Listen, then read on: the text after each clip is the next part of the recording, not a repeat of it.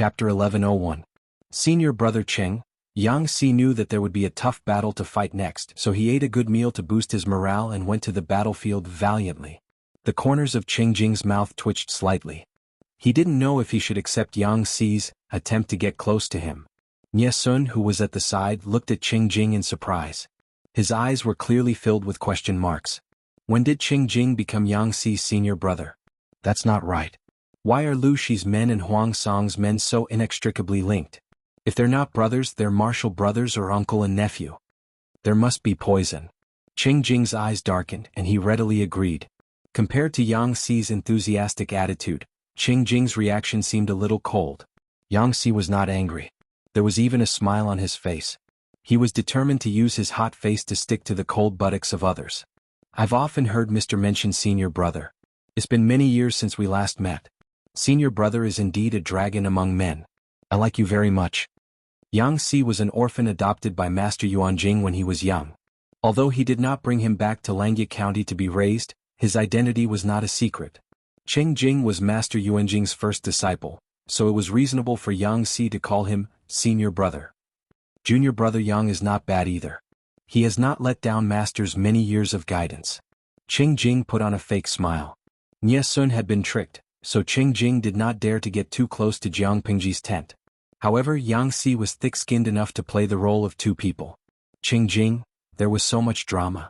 Although they were from the same sect, neither of them showed any mercy when it came to the conflict of interests.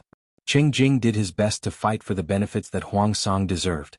Not only did he want the entire territory of Qinzhou, but he also wanted a large number of landowning households, the families of court officials, the captured generals and soldiers, the granaries and arsenals at the various passes. He had considered almost every loophole that could be exploited. Yang Si's side was almost the same. Not only did he have to extract benefits from Huang Song's side, but he also had to ensure the benefits that he had already eaten. The royal family of Dongqing moved the capital to Qinzhou and took away a large number of aristocrats and nobles of Dongqing. Although Prince Changshu had snatched away a portion of them, the gentry talents left behind were still considerable, almost enough to support half of the imperial court. These were all priceless treasures, far more valuable than land. If it wasn't for the fact that Jiang Pingji was taking a different route, she wouldn't have given up this part of the profits. Landowning households, officials, their families, captured soldiers. These could all be cut off at the discretion of the situation, but the stored food and weapons were a little more sensitive. Yang Si wanted to falsify the numbers and secretly swallow a part of it. However, Qinzhou was occupied by Huang Song first, and he had detailed records of the accounts. As long as he checked the accounts, Cheng Jing would know how much Yang Si had falsely reported at a glance. Even if Yang Si wanted to go back on his word, Cheng Jing would still be able to protect most of the profits. On the contrary, Jiang Pingji had never interfered with Song and Zhou counties, so she did not understand the situation within the two counties. Even though Meng Heng was now under her banner, Meng Heng didn't know the situation in Sangzhou, so he couldn't be of much help. Therefore it was very difficult for Yang Si to determine how much Cheng Jing had concealed or misreported. Under such circumstances, Yang Si could only rely on his own ability and intuition to determine the bottom line. After a round of negotiations, Yang Si seemed to be in high spirits, but in fact he was so hungry that his chest was sticking to his back, and his mind was muddled. Huang Baigao is really cunning. He could have just sent Cheng Jing, but he added Nie Sun. He was already at a disadvantage, but Yang Si still fought against two people alone. If Yang Si was not an experienced and astute veteran, he would have been gnawed to pieces by Cheng Jing and Nie Sun. It's been hard on you. Wei Xi smiled as he picked food for Yang Si. The table was full of his favorite food. As long as there was delicious food, Yang Si's bad mood would improve. After he was somewhat full, Yang Si had the energy to care about other things. What does my lord mean by this? You actually want to abandon the gentry people? Yang Si looked around. Seeing that there was no one else around, he felt at ease and whispered into Wei Xi's ear. The two had a very good relationship and spoke freely. Even if they talked about some treasonous things, Yang Si could drag Wei Xi out to take the blame. The lord had coveted Wei Xi for a long time. He was a death exemption medallion. Jiang Pingji secretly instructed Yang Si that if Huang Song wanted to take away the local gentry people from Sangzhou and Zhou counties, he would take them away if he could. Of course, if Huang Song wanted to take away these talents, he would have to exchange them with equivalent benefits. Wei Xi removed the bones from the braised fish and said, "My lord has the golden scale pavilion." She can pick out useful talents almost every 1 or 2 months. Although it's not the best, it's practical and trustworthy. Moreover, the students of the Golden Scale Academy are not bad. There's no need to cling to the gentry people and not let go. Before Wei Ci could eat, Yang Si had already shamelessly snatched the plate away, looking like he was protecting his food. In that case, my lord's ambitions are not small. Yang Si smiled. He was also born into a poor family. His background was very low. Naturally, he did not want a group of gentry people who were high and mighty but did not do anything to criticize him. His lord's actions were deeply in line with his intentions. It's better to say this in private. Don't say it out loud, Wei Ci reminded him. It was a fact that his lord rarely used the gentry people. However, he could not let the outside world know clearly that she rejected the gentry people in order to avoid provoking resistance. Yang Si smiled and said, I'm not a 3-year-old child. How can I not know the severity of the matter? Wei Ci sighed softly to himself. Giving up on roping in the gentry people and cutting off the support of this part of the forces would definitely be difficult on the road to attaining the throne. Who asked the gentry people to occupy nearly 60% of the world's wealth? The remaining 30% belonged to the royal family. Only 10% belonged to the people. Because Qing Jing and Ye Sun retained half of the interests, Huang Song's complexion was much better. Next, as long as the two forces smoothly handed over their power, the Battle of Zhangzhou would come to a successful end. Yang Si brought the account book to see Jiang Pingji. She was making a sand table. Not only were there undulating mountains, hills and cities on the sand table, but there were also obvious rivers and borderlines. Yang Si saw a mini flag that represented the northern borderline, Chongzhou, Wanzhou, Zhangzhou, Hu County and other places. A strange animal's head was drawn on the flag. It had 2 black ears and 2 black eye sockets. It looked like it had been suffocated twice. Its big face was completely white. Looking at it, it looked like an iron-eating beast that Wei Ci hugged and stroked all day long. Jing Rong is here? Jiang Pingji raised her head and put down the tools in her hands. She patted the sand in her palms and asked, How did it go? Fortunately, I didn't disappoint you. Although she said so, she felt a little guilty. Yang Si did not have a concrete idea of the wealth of Zhangzhou and Zhangzhou. He could only make a rough judgment based on the taxes collected in previous years. Although he did not know how much profit he had fought for, it was definitely enough for 40%. Jiang Pingji flipped through the account book. The figures in it were all above her bottom line. You've worked hard. Jiang Pingji revealed a satisfied smile. Since he had done a good job, he naturally had to be rewarded.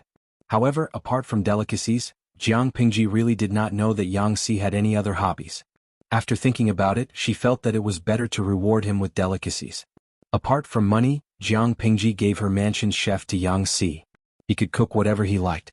If the ingredients were insufficient, he could ask her for reimbursement. Chapter 1102. Your Highness, this is? I made the sand table. Jiang Pingji sounded like she was showing off, as if she was waiting for a compliment. How is it? Yang Si said, My lord is clever and skillful. She did it vividly. It's as if she had shrunk the entire mountains and rivers and moved them here. Currently, the sand table was the simplest and crudest, but the one Jiang Pingji made was very exquisite and three-dimensional. The topography of the mountains could be seen clearly at a glance. Jiang Pingji accepted his compliment, and the smile on her lips deepened. But what's this little flag? Yang Si picked up the small flag that had fallen to the side. There was a big head of a black and white iron-eating beast drawn on it. After looking at it for a long time, he still felt that it looked very demonic. I plan to use it as a battle flag or clan emblem in the future. Jiang Pingji seemed to have slipped her tongue. She coughed awkwardly and abruptly changed the topic. Don't you think this flag is very recognizable? There are so many people with the surname Liu in the world. If one day a feudal lord with the same surname pops out and the two families face each other in battle, with the word Liu written on their banners, whoever has the ugliest handwriting will be embarrassed. Yang Si narrowed his eyes slightly. He did not care about what Jiang Pingji said in the second half of her sentence. He only cared about the first half. There was nothing wrong with using it as a war flag. My lord could use whatever pattern she liked, but this clan emblem. Changing the clan emblem was a huge matter for the clan. Even the clan leader did not have full authority to make the decision. Although the lord was born in the Liu family, she had almost no connection with the Liu family. Over the years, she had not been on good terms with the Liu family in Hejian. Therefore, if she wanted to change the emblem, there was only one possibility. Set up their own clan. For example, the Wei family of Langyao was a branch of the Wei family of Zhongzhao's Bianzhou. Although the two had the same ancestor, they were two different families. If the Lord also intends to become independent from the Lu family and cut off all ties with the Lu family in Hejin County, Yang Si felt a chill in his heart. Recalling the conversation he had with Wei Ci not long ago, he sighed slightly. Is my lord planning to completely cut ties with the landowning households and cut off the possibility of her relatives interfering? Jiang Pingji had just drawn 2 small flags, but Yang Si had already filled in a bunch of truths. No, Yang Si came to his senses, and the corners of his eyes twitched uncontrollably. Master, do you really intend to use this thing as... Yang Si swallowed the rest of his words. Isn't it good? Jiang Pingji smiled and said, I drew it according to the iron-eating beast beside Zixiao. Do you think it's similar? Qiyu used the iron-eating beast army to fight against the emperor, and the ancient trump card army used it as a war banner. Isn't it too much for me to imitate the wise men of the past? Jiang Pingji drew a cartoonish version of an iron-eating beast. It had a big face and baby fat on its cheeks. If it weren't for the obvious black and white color scheme, no one would be able to recognize the creature on the flag that had been punched twice. In ancient times, people paid particular attention to freehand brushwork and cartoonish style. I can't accept this Amway. Yang Si resisted the urge to complain and said, Zixiao is good at calligraphy and painting. Why don't you let him help to polish the design of the flag? She believed that with Wei Ci's skillful hands, he would definitely be able to salvage the situation. Jiang Pingji replied without raising her head, what you said makes sense. Zixiao's painting skills are indeed not bad. She took out a blank flag, wrote the word Huang on it, and stuck it in Qinzhou on the sand table.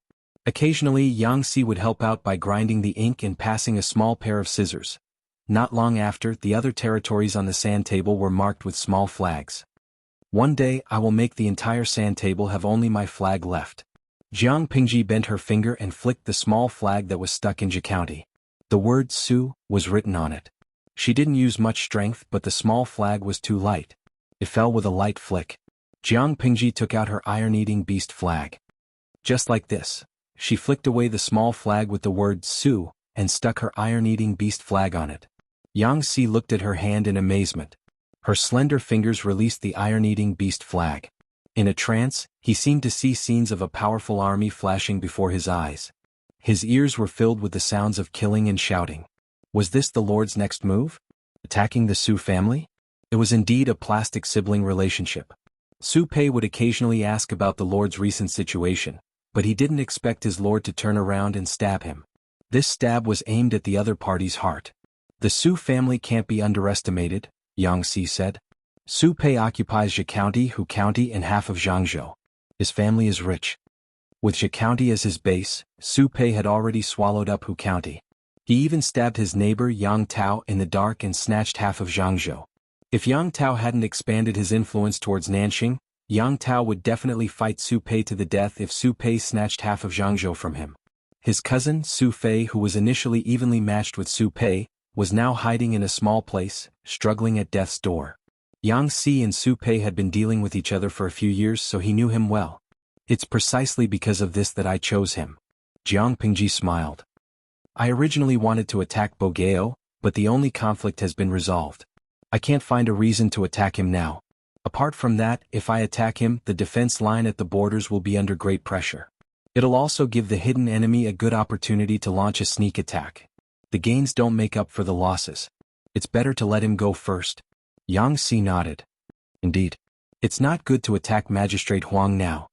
Jiang Pingji said, Bogeo can't, but Su Pei can. Yang Si asked, but, what's the reason? What did it mean to attack with a good reason? There must be a legitimate reason to attack. In Jiang Pingji's case, the word legitimate could be removed as long as there was a reason. In times of emergency, it was fine even if there wasn't a reason. Tell me, if Su Fei asks us for help, should we send troops? The smile on Jiang Pingji's lips deepened. The words that came out of her mouth made Yang Si shudder. Su Fei and I have an old friendship since we participated in the Huangshui conference together. I can't just leave him in the lurch. Yang Si was speechless. Su Pei and my lord also have an old friendship since they participated in the alliance. You've even been allies for quite a while. Using such a reason to fall out with Su Pei, Yang Si could already imagine the scene of Su Pei vomiting blood, tossing her aside after using her.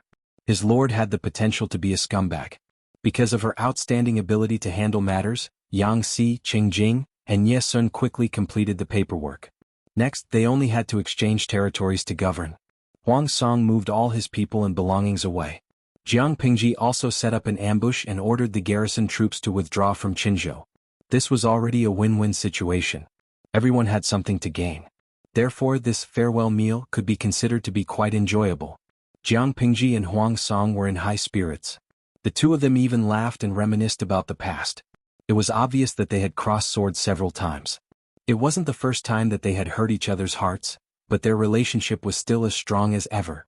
The viewers in the live stream room had the deepest feelings. From Jiang Pingji's perspective, they had seen her scheme against Huang Song more than once. Of course, Huang Song had also schemed against Jiang Pingji many times. The two of them had already shed all pretense of cordiality. Now they could still pretend that nothing had happened and restore their strong relationship as sworn brothers. Their expressions changed as quickly as a tornado. Chapter 1103. Ziyi's Crystal. After seeing the fake friendship between the host and Huang Song, I no longer believe in friendship. Liang, if a real-life friend stabbed me in the back, I would definitely break off the friendship. I really don't understand how the streamer and Huang Song can continue to be friends without any ill feelings. Perhaps this was why the host could handle the ancient times with ease, while the baby could only transmigrate once. Fantasy Purple Star Fall. Of course it's for benefits. Wuxia Nongying. Of course it's to maintain the connection so that I can stab you back next time. #funny. Overbearing President Li Guangzai. Two nests of drama queens having a meeting. I feel like the whole world is hostile towards me after watching too much of it. Through the live stream, the audience saw the various expressions of the people in the tent and felt complicated. These people had ulterior motives and concealed daggers in their smiles. Other than themselves, no one could guess what their black hearts were plotting. Pure Angel Zhou Qilua. Sigh, I feel that the host's dark side is getting higher and higher. Tudu Feiqiu. I'm the first person to follow the live stream. I can say with confidence that the host's character has never been in vain. Jiang Pingji glanced at the bullet screen with the corner of her eye, and her eyes were filled with a faint smile. From an outsider's point of view, she glanced at the people under the tent and nodded and smiled in Ye Sun's direction, like a warm spring flower blooming. In the past, Huang Song wouldn't have thought much of this, but it was different now. Lanting admires Qingyun very much. Huang Song sighed with emotion in a low voice. It was rather noisy in the tent.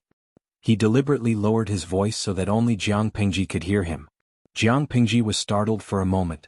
She seemed to be awakened by Huang Song's voice, and she forced herself to come back to her senses. Are you sincere? No matter what, he's still she's cousin, so it's hard not to feel closer to him. Bogeo, don't think too much. Huang Song said, I'm not thinking too much, but he felt a little suffocated.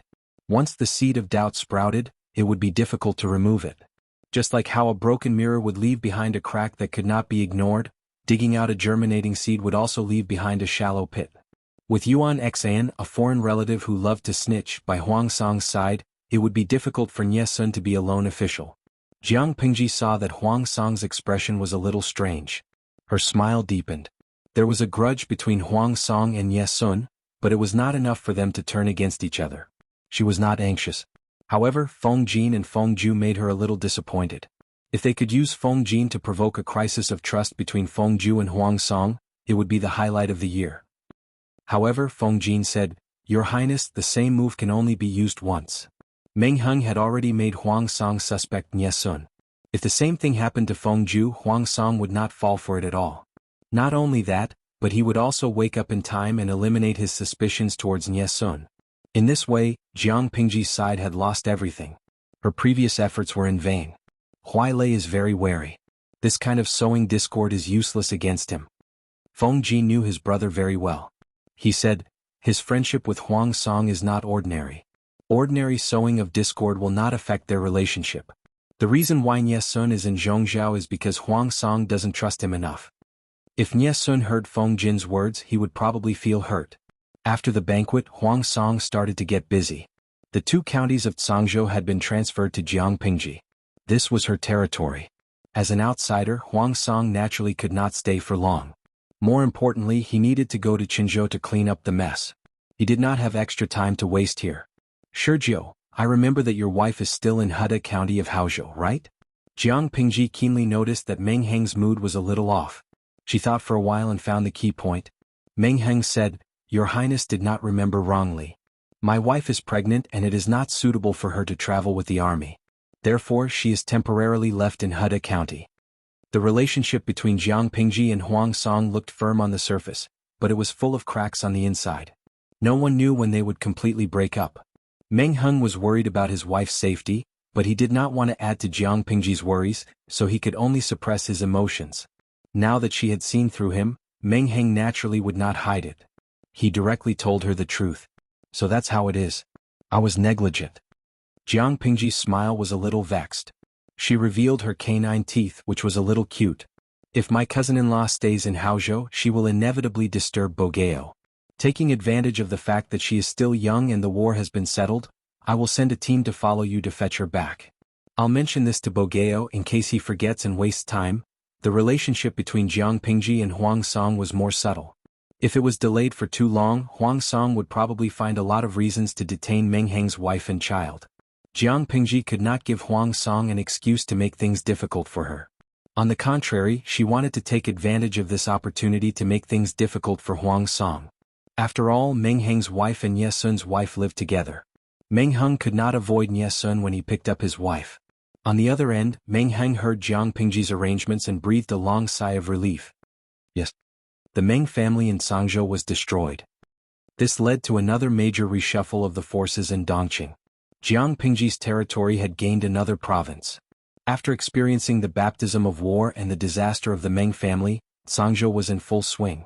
Jiang Pingji still had enough manpower on hand, so she did not borrow people from Wanzhou for the time being. Yang Si saw that the situation was not good, so he escaped. He still had a heavy responsibility to manage the evacuation of the garrison troops in Qinzhou. He was very busy. Before escaping, Yang Si also took Dian Yen with him in the spirit of brotherhood. The honest Dian Yen shed tears of gratitude. Ever since he learned to be cultured, he was used by his lord as a half-cultured person. Only God knew that he was only interested in military books and strategies. The two of them could find an excuse to slip away, but the others were not so lucky. It had become a habit to work overtime after every war. Before Huang Song left, he took with him almost all the aristocratic families in Sangzhou and Sangzhou counties. When the wealthy aristocratic families left, they naturally took with them most of the money, grain, and officials of all sizes. Sangzhou was now poor. There were only countless starving people waiting for Jiang Pingji to feed them.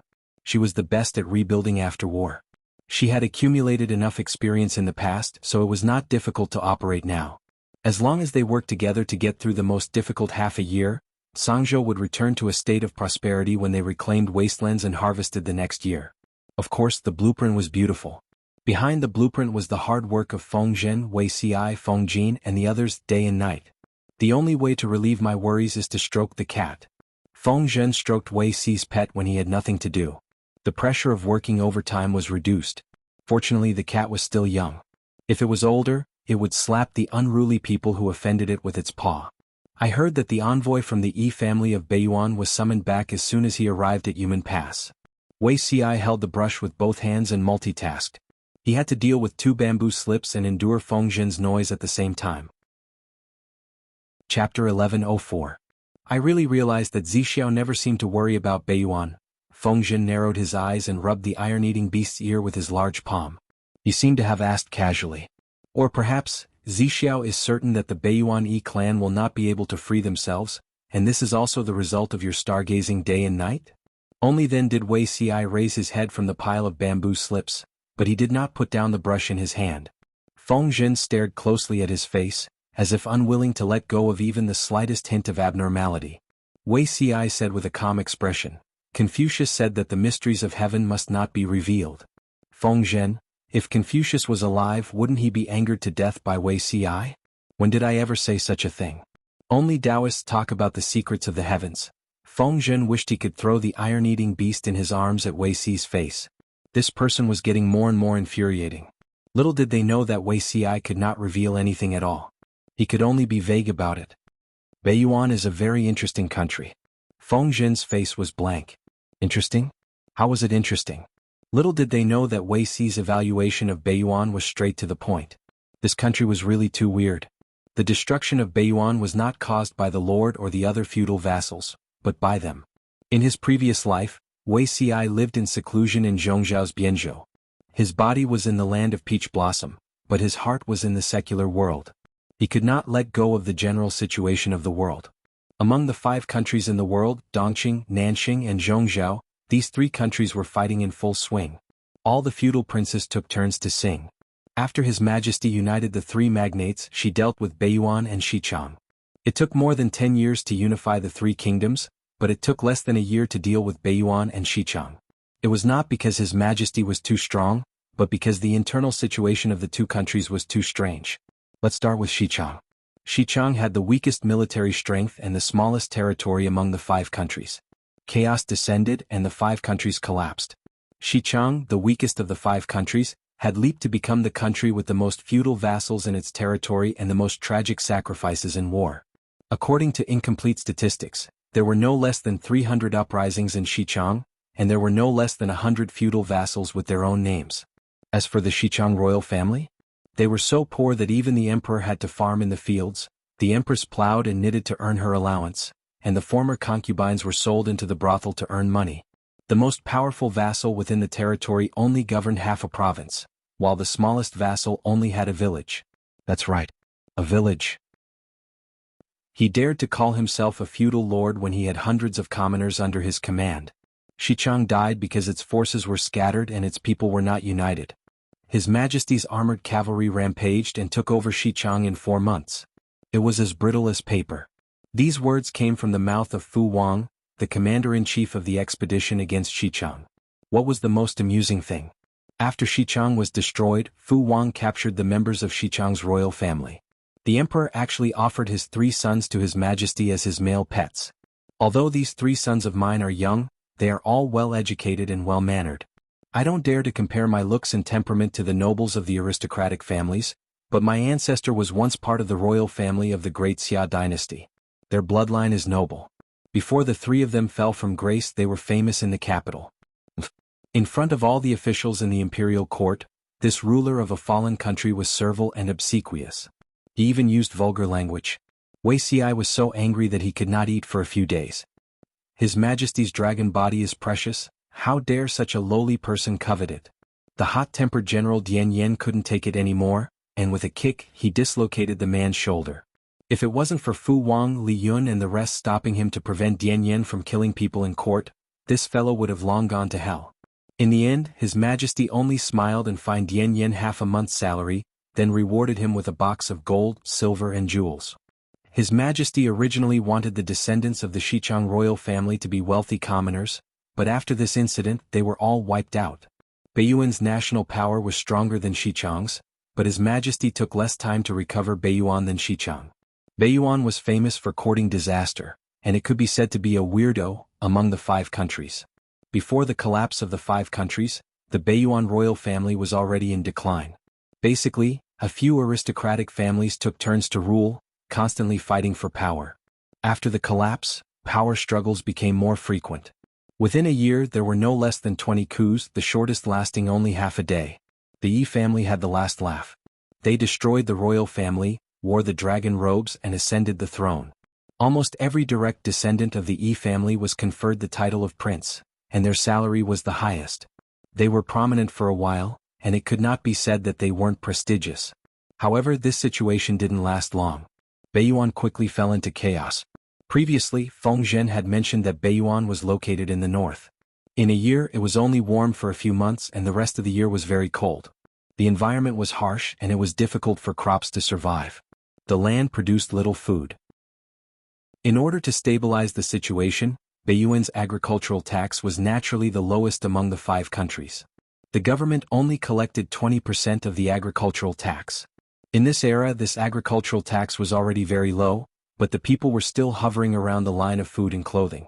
Turning to the Yi family, after the emperor ascended the throne, he conferred dozens of princes and dukes, and the salary expenditure was extremely terrifying. The national treasury couldn't support it anymore, and began to default on the salary. All the princes and dukes were in a mess. In order to appease the people, They had to increase the agricultural tax and set up miscellaneous tax collection programs to increase the national treasury's income and distribute the prince's salaries.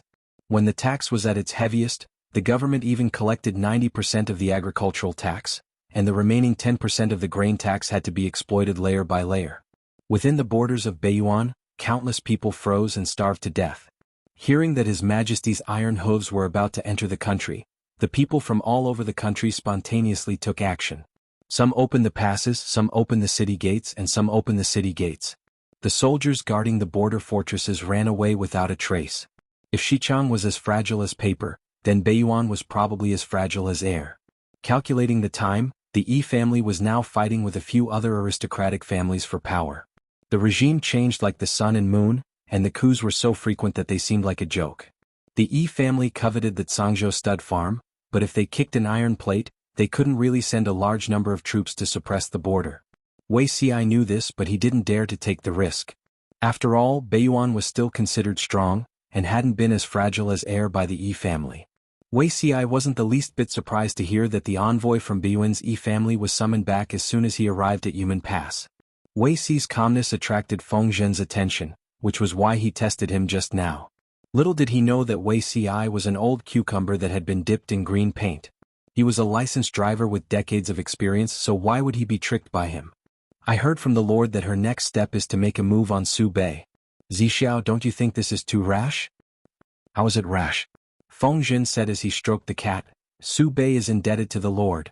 If she doesn't handle this well, I'm afraid she'll be criticized by others. If Jiang Pingji really accepted Su Fei's request for help and used this reason to confront the Su and Pei armies, wouldn't she be criticized? During the alliance meeting at Huangshui, Su Bei had supported Jiang Pingji. This bond was much deeper than Su Fei's. Wei Ci's eyes contained a smile. If Su Bei can't restrain himself first, then he can't blame the Lord for not remembering our past relationship. Feng Zhen's expression froze. How could he have forgotten? What was his Lord best at? Creating trouble. Chapter 1105. According to Meng Zhan's calculations before his death, Jiang Pingji should be controlled by the Yi family of Baiyuan and the Nye family of Zhongzhou. But man proposes, God disposes. Nye Liang was plotted against and returned to Zhongzhou without achieving his goal. The enemies of the Yi family of Baiyuan got wind of it and seized the opportunity to seize power. In order to keep their power, the Yi family had to temporarily put aside their desire for Cangzhou and focus on the internal conflict. The two biggest threats from the outside world disappeared. The danger of being besieged on all sides was reduced by half. The situation seemed good, but it did not mean that Jiang Pingji was safe. At the border of Zhongzhou's Bianzhou, Wei Yong rode a tall horse and followed the carriage. Other than the footsteps of the guards, the clashing of weapons, and the rolling of the carriage wheels, he could only hear intermittent coughing from the other end of the carriage. It was as if he was coughing out his heart, liver, spleen, lungs, and kidneys. After a long while, the coughing finally subsided. Zixuan, when can we enter Bianzhou? Lifting the curtain made of green bamboo, the lower half of Nye Liang's face was revealed. His thin lips were pale, and his cheeks were so thin that they were slightly sunken in. Although it was discovered in time, Nye Liang's body was injured. Half a month ago he had a headache, fever, and coughing. His mind had become hazy. He had improved in the past few days, but he still looked ill. If not for Wei Ci's careful instructions before he left, Wei Yong would have thought that someone had poisoned Nye Liang again. Looking at the speed, we are 2 hours away from the nearest relay station in Bianzhou. Nye Liang was blown by the wind and the carriage jolted twice. It irritated his throat and made him cough violently while holding onto the window frame. Wei Yong said, Guangshan, don't talk. Calm your mind and rest. When we reach Bianzhou there will be another tough battle. The mission given to Nye Liang by the Nye family was to fight for Cangzhou, even if it was only Meng County. If Nye Liang returned empty-handed, he would definitely be reprimanded by the clan elders. The power within the Nye family was complicated, and each branch fought with each other. As the most promising heir of the fifth branch of the Nye family, Nye Liang's existence was the most important bargaining chip of the fifth branch. Now that Nye Liang had returned in failure, the Nye clan elders would also doubt his ability. Wei Yong could not help but feel sorry for him. We should stay in Cangzhou for a little longer. Regardless of the size of the territory, as long as they could fight for a piece of land, it would be easier to explain to the Nye clan. However, Nye Liang insisted on returning empty-handed. Wasn't that putting himself in a dead end? Wei Yong thought of Niel Yang's current situation and felt powerless. It's useless to stay here any longer, Niel Yang said in a weak voice. Huang Song and Lu Shi would rather maintain a fake alliance than fall out with each other. It's obvious that they know very well that the Nie family will benefit from their internal strife. Both of them were smart people. Even if they couldn't help it, the people around them would tell them all kinds of benefits. The Meng family only sent envoys but did not station any troops in Zhanjiang Pass. Their deterrent power was far from enough. They can afford to delay, but Liang's body can't. The Nie family of Zhongzhou had a strong military force, but there was a difference between sending envoys to threaten them verbally and sending troops to the border to threaten them. Sending an emissary was just a verbal warning, while stationing troops to threaten the other party was to place a steel knife on the other party's neck, threatening the other party with their lives. Huang Song and Jiang Pingji were like dead pigs that were not afraid of boiling water. The former tried to smooth things over and feigned ignorance, while the latter was shrewd, cunning, and full of evil tricks. Moreover, Lu Shi would rather start a war than give up his territory. This diplomatic mission is destined to be fruitless. Compared to this, Niel Yang was more worried about the Nie family. The internal strife within the family was destined to not prosper for long. This time they poisoned him. Would they send killers to assassinate other competitors next time? In troubled times, only by being of one mind and united as a rope could they have a foothold. If the vermin of the Nie family were not dealt with, the Nie family would not perish at the hands of the enemy, but they would die by themselves. To resist external aggression we must first pacify the internal. Niel Yang said, "If those vermin are stubborn," his tone became cold. His thin face was hidden in the shadows, giving people an inexplicably cold and terrifying feeling. Wei Yong sighed. "Even so, I'm afraid I'll regret it in the future if I miss this opportunity." Niel Yang asked, "What do you mean?" Wei Yong said, "Zixiao has always been stubborn and opinionated. He has been different from ordinary people since he was young. I've heard of his ambition, to unify the world and bring peace to the four seas. If he didn't see this potential in Lu Shi, he wouldn't have truly become an official to assist him." Looking at Jiang Pingji's experience, she had been through endless trials and tribulations, but she was able to overcome them and never stopped.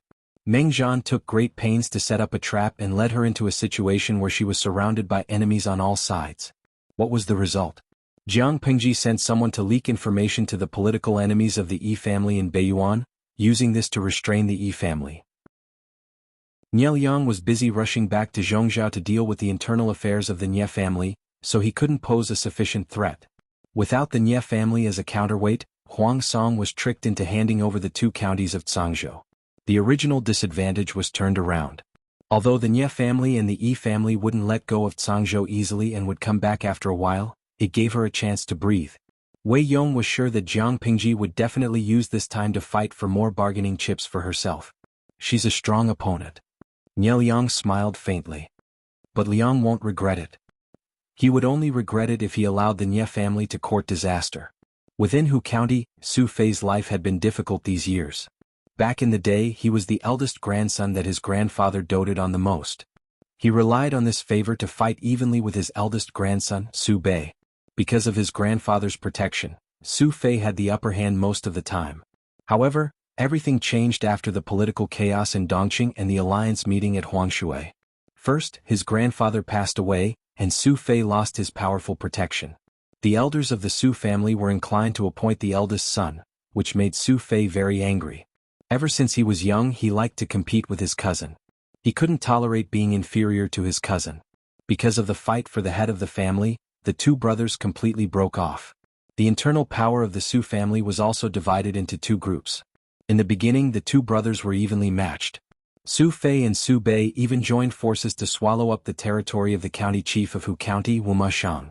However, this balance was broken after Jiang Pingji went on a northern expedition to the northern borderline and Yang Si represented her in forming an alliance with Su Bei. The balance gradually tilted.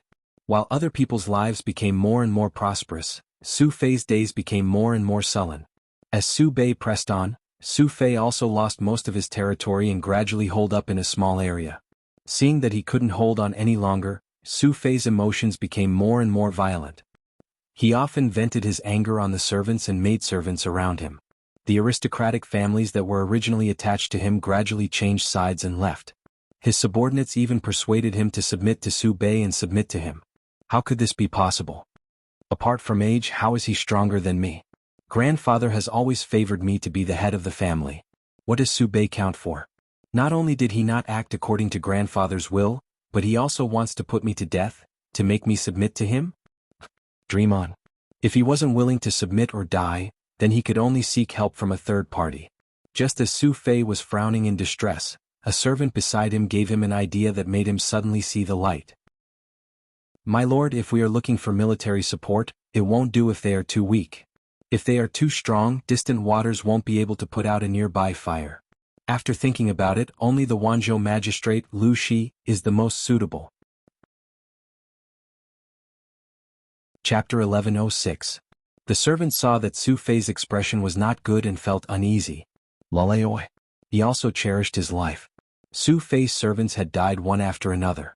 Seeing that it was his turn soon, he had no choice but to find a way out. If he did not do this, he would not be able to escape death. Just as he was at his wit's end, he had heard of this brilliant idea from someone nearby and hurriedly presented it to Su Fei. Su Fei said gloomily, Lu Shi is indeed suitable, but I have no friendship with him. The servant was delighted when he heard this. He had his own selfish motives and his little plan was brilliant. It would be best if Su Fei could successfully escape danger. That way he would be a meritorious contributor. If he could not escape danger, at least he could delay for a while. He could secretly find someone to open up a channel and transfer him away from Su Fei's side. How could Laoi not be friends with Lu Prefecture's magistrate? The servant carefully served. Thinking back to the Huang River Conference, Laoi and Lu Prefecture's magistrate fought side by side. We could be considered comrades. Not to mention anything else, just because of this old friendship, she can't just watch him die, right?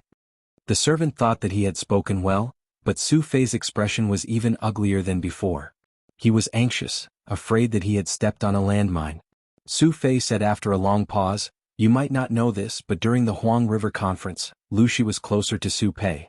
Although the two were scheming for their own interests, Su Bei had supported Lu Shi during the Huang River Conference. This was an indisputable fact. In terms of friendship, it was not Su Fei's turn. The servant was dumbfounded. Had he come up with a rotten idea? Su Fei said in a gloomy tone, But you also reminded me that Lu Shi is a good candidate. Although the chances are not high, it's better than squatting here and waiting to be captured. No matter what, I will not admit defeat to Su Bei even if I have to give it my all. Seeing this, the servant shivered involuntarily. He did not understand. Su Fei and Su Bei were cousins from the same sect. They should have a good relationship. How did things end up like this? Little did he know that because of his grandfather's favoritism and protection, defeating Su Bei had become Su Fei's obsession. Su Fei could lose to anyone but not Su Bei. They were born to fight. Only when one of them fell would it truly end. Go, call Qin Gong over. As soon as Su Fei finished speaking, she immediately changed her words. Wait, go and prepare a cinnabar brush and ink for me first, then go and call Qin Gong. Do this secretly and don't let the news leak out. Otherwise, I won't let you off. The servant was so scared that he was sweating profusely, and his back was covered in cold sweat. Yes, I'll do it right away. The servant tiptoed to the study to find a cinnabar brush and ink, wondering why Su Fei wanted cinnabar. Su Fei spread out a roll of bamboo slips and placed it on the table. Then he pulled out a dagger and cut his palm. Hot blood dripped onto the inkstone. After bleeding enough, Su Fei's expression didn't change as he fetched some cinnabar and mixed it with the blood. He then used his uninjured hand to grind the ink. Was he going to write a blood letter? The servant's eyelids twitched and he retreated while trembling. Su Fei dipped his brush into the ink and wrote a letter to Jiang Pingji with a gloomy face. He was well liked by old Master Su. Other than fighting cute ghosts, his talent was also a plus. His grandfather had taught him how to write, and his initiation was also done by him. In comparison, Su Bei, whose literary talent wasn't much, seemed mediocre. Su Fei had never thought that the words and books he had painstakingly learned for so many years would one day be used to write a blood letter and gain the sympathy of others. In another place, the servant took Su Fei's warrant to look for Qin Gong. Young General Qin, old master is looking for you. Qin Gong had just returned from training at the military field. His youthful face was tense as if his entire body was on guard. Seeing this, the servant felt pity in his heart. Qin Gong was the youngest son of Qin Gu, the first general under Su Fei's command. In order to show his loyalty to Su Fei, Qin Gu led his troops and fought for time to retreat. However, he was pierced through the heart by thousands of arrows and died without a complete corpse. Qin Ji's eldest and second sons also died in the following battles. The Qin family was full of loyal warriors, and now only Qin Gong was left. The servant remembered that Qin Gong used to be a young man with some baby fat and loved to smile. Ever since he took over the heavy responsibility from his father and brother, he had become increasingly cold and stern. Following the wishes of his father and brother, he was also loyal and devoted to Su Fei. He trained the troops day and night, never slacking off. Suddenly, the servant had a bad premonition. He had a feeling that Su Fei calling for Qin Gong was probably not a good thing. When Qin Gong saw Su Fei's warrant, it was as if Su Fei was right in front of him. He said respectfully, "Yes, this general will go over now." When Qin Gong went over, he acutely smelled a faint smell of blood in the air. Very quickly, his gaze sharpened as he discovered the source of the smell. "My lord," Su Fei comforted him. "It's nothing. Sit down first. I have something to tell you." When Qin Gong heard that there was something important to tell him, he didn't dare to sit down. He immediately said, "This general obeys your order." Su Fei wasn't surprised. Qin Gong's temperament was like his father's. When he was young, he was naive and straightforward.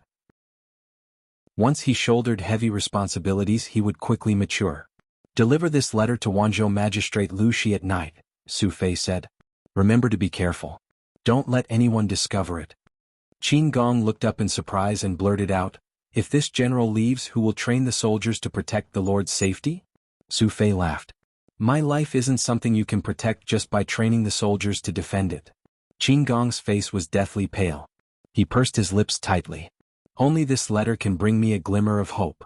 Su Fei tied the 2 rolls of bamboo slips and put them into a tube bag. He personally handed them to Qin Gong. "I've let your father and your 2 brothers down. Now, Sai, you must personally deliver this letter to Lu Shi. The sooner the better. This general obeys your order. I vow to complete the Lord's entrustment with my life." Su Fei smiled faintly. "Go. I'll wait for your good news." Qin Gong lowered his gaze and saw a white cloth wrapped around Su Fei's left palm. There were faint traces of blood on it. His heart sank. "Yes." Qin Gong put the tube bag containing the 2 secret letters into his lapel. Under the cover of his armor, he left Su Fei's mansion with a normal expression. When he returned to the mansion, he secretly ordered people to prepare a few days' worth of dry rations and a bag of silver fragments. He also found a few sets of ordinary, clean clothes and packed them into a bag. In the middle of the night, a vigorous figure sneaked out of the city. In order not to attract the attention of the enemy soldiers, Qin Gong traversed mountains and ridges, choosing remote and uninhabited roads. When Qin Gong finally arrived in Wanzhou, more than a month had passed. It was midsummer. Qin Gong squatted outside a tea house.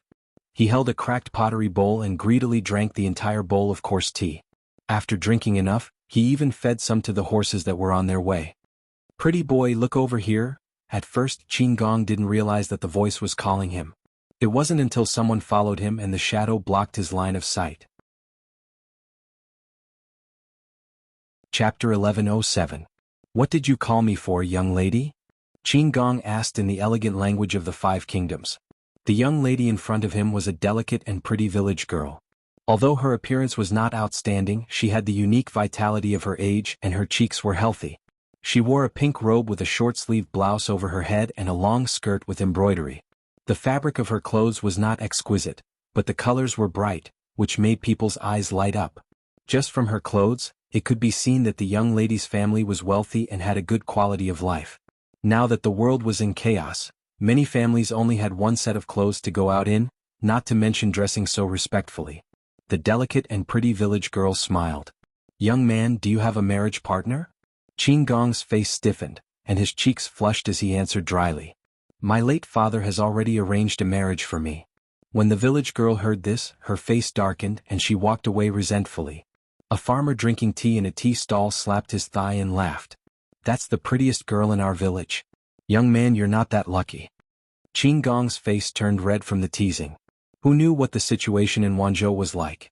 Qin Gong was asked about his marriage by all kinds of girls and women, and all of them wanted to marry him. At first, Qin Gong was embarrassed and answered honestly that he was not married. Later, he learned his lesson and said that his late father had arranged a marriage for him. When the village girl asked him if he had a marriage partner, Qin Gong guessed what would happen next. With his sharp eyes, he noticed that the village girl had returned to the crowd and was laughing and pointing at him with her friends. He was suddenly embarrassed. It really doesn't look like chaotic times, Qin Gong muttered. The clothes of the people on the street were bright, and even if they were patched, they were still clean. The adults looked healthy, and the children playing by the side of the road were fair and cute. It was a scene of prosperity and peace. For a moment he felt that time and space were in disorder. But he did not forget his mission.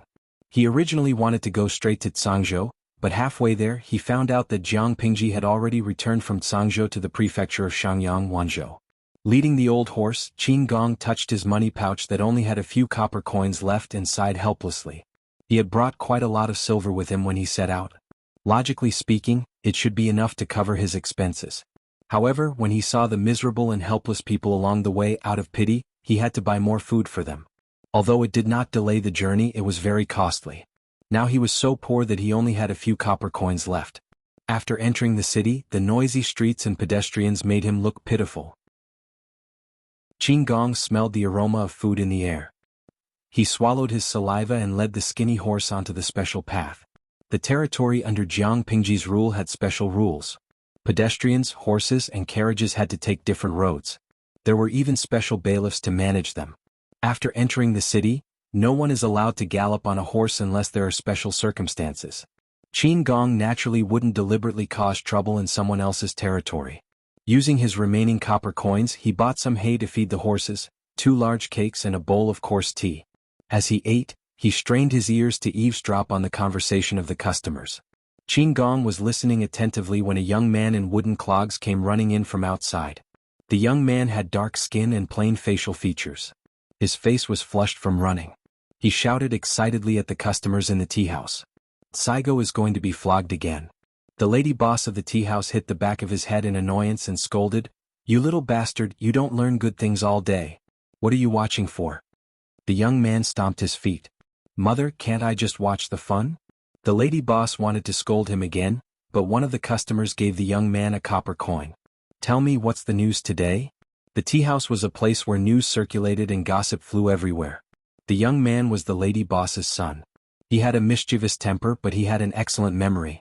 He could always tell the customers all kinds of news he had heard. Many customers liked to come here to drink tea and listen to gossip. Qin Gong was also attracted by the young man's lively words and listened attentively. "Everyone, do you know about the nursery hall?"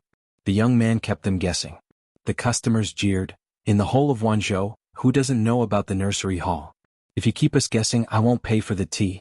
Jiang Pingji set up the nursery hall as soon as she entered Xiangyang district to take in orphans who lost their parents during the war. After that, the nursery hall became a shelter for many irresponsible parents who abandoned their children. To be precise, it was a shelter for abandoned girls. If they were war orphans, it was relatively easy to enter the nursery hall. If the parents abandoned and sold baby girls, they had to sign a strict contract. Now that 4 or 5 years had passed, the youngest of that batch of children was enlightened, and the older ones could work and support their families. The young man said, "Someone went to the nursery hall to steal a child." As soon as he finished speaking, many customers spat out their tea. Went to the nursery hall to steal a child? Provoke the king of hell? Which blind bastard did that? The customers discussed animatedly. The young man sat in the middle of the tea house and whetted everyone's appetite like a storyteller. "You don't know, right? The child who was stolen is a girl from class A and D of the nursery hall. Guess who stole the child?" The young man laughed. "It's actually this girl's biological parents. Today they were also the ones who were pushed to the table and spanked. 50 strokes each." The young man gestured with 5 fingers, gloating over the misfortune of others. The customers who didn't know asked, "Isn't it normal for biological parents to steal a child? Why do they have to punish them 50 strokes each?" Qin Gong, who was outside, also had this doubt. "You don't know. The children who entered the nursery hall are either orphans of martyrs, orphans whose parents died and relatives refused to take them in, or baby girls who were abandoned by their parents and elders."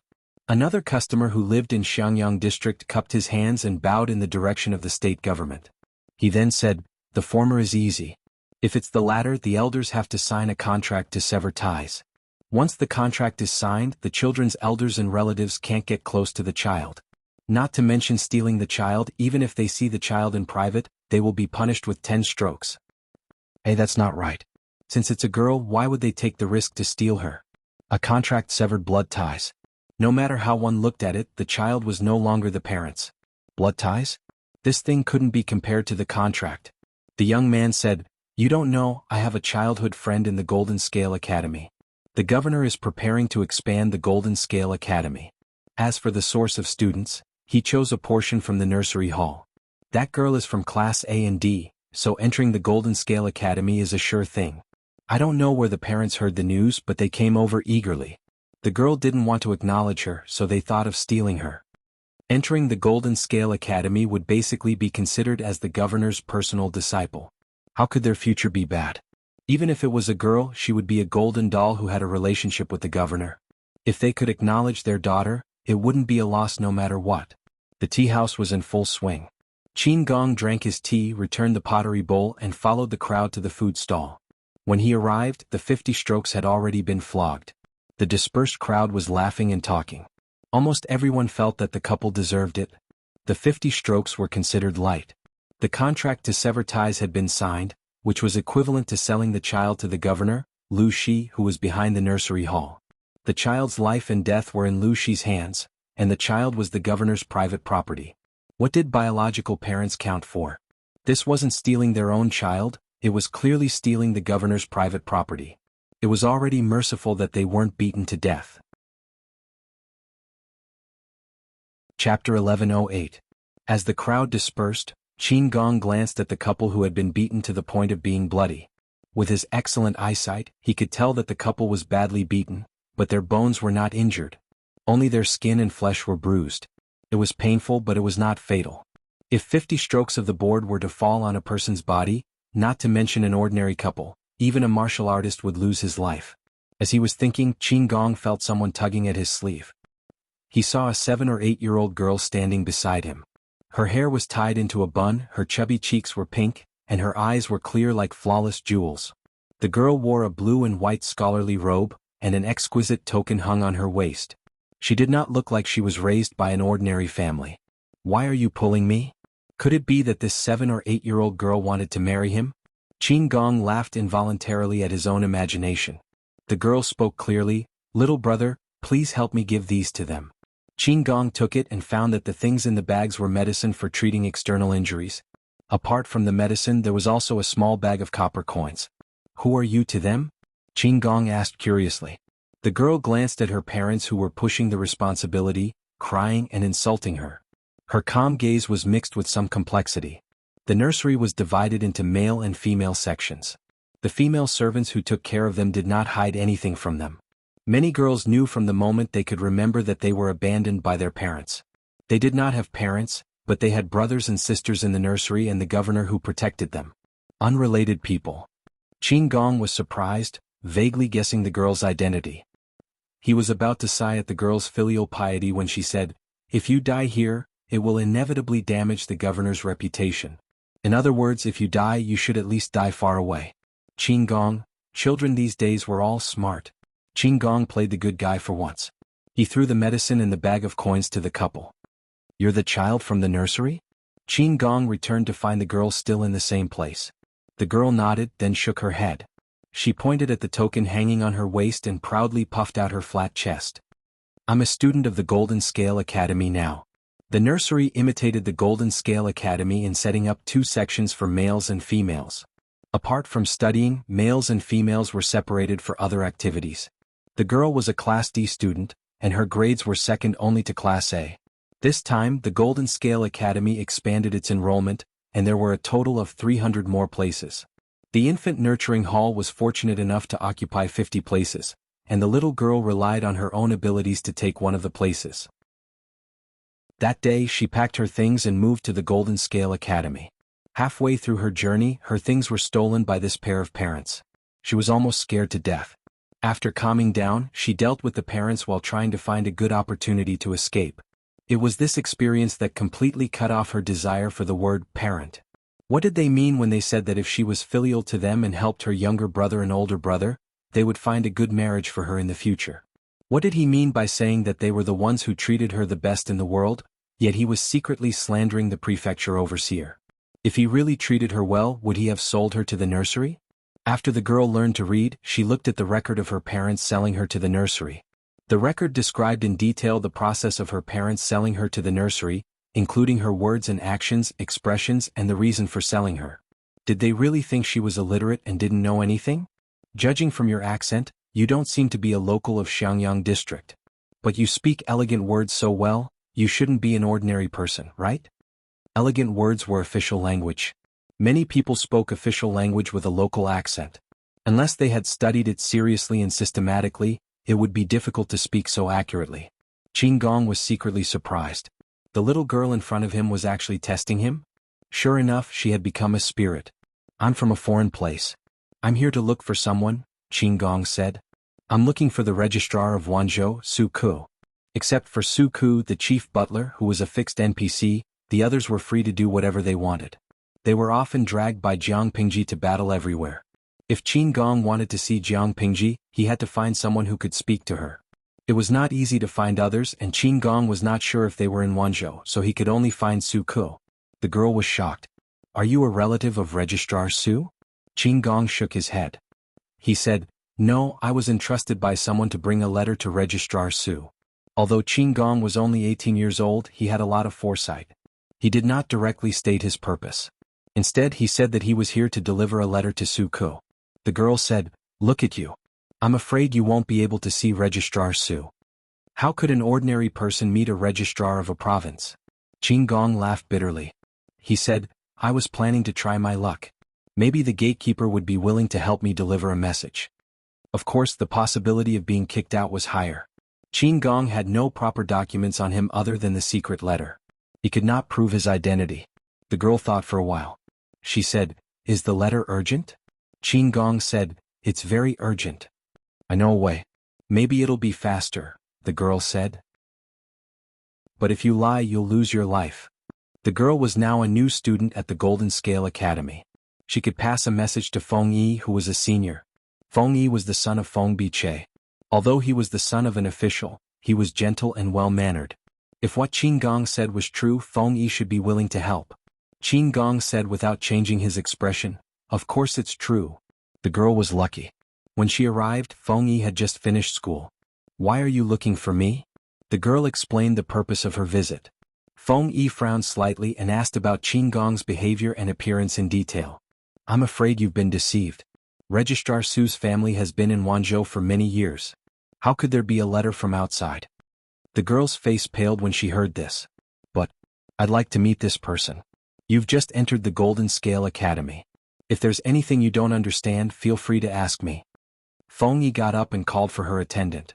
Ever since the incident of the girl being stolen, the Golden Scale Academy and the nursery had increased their security.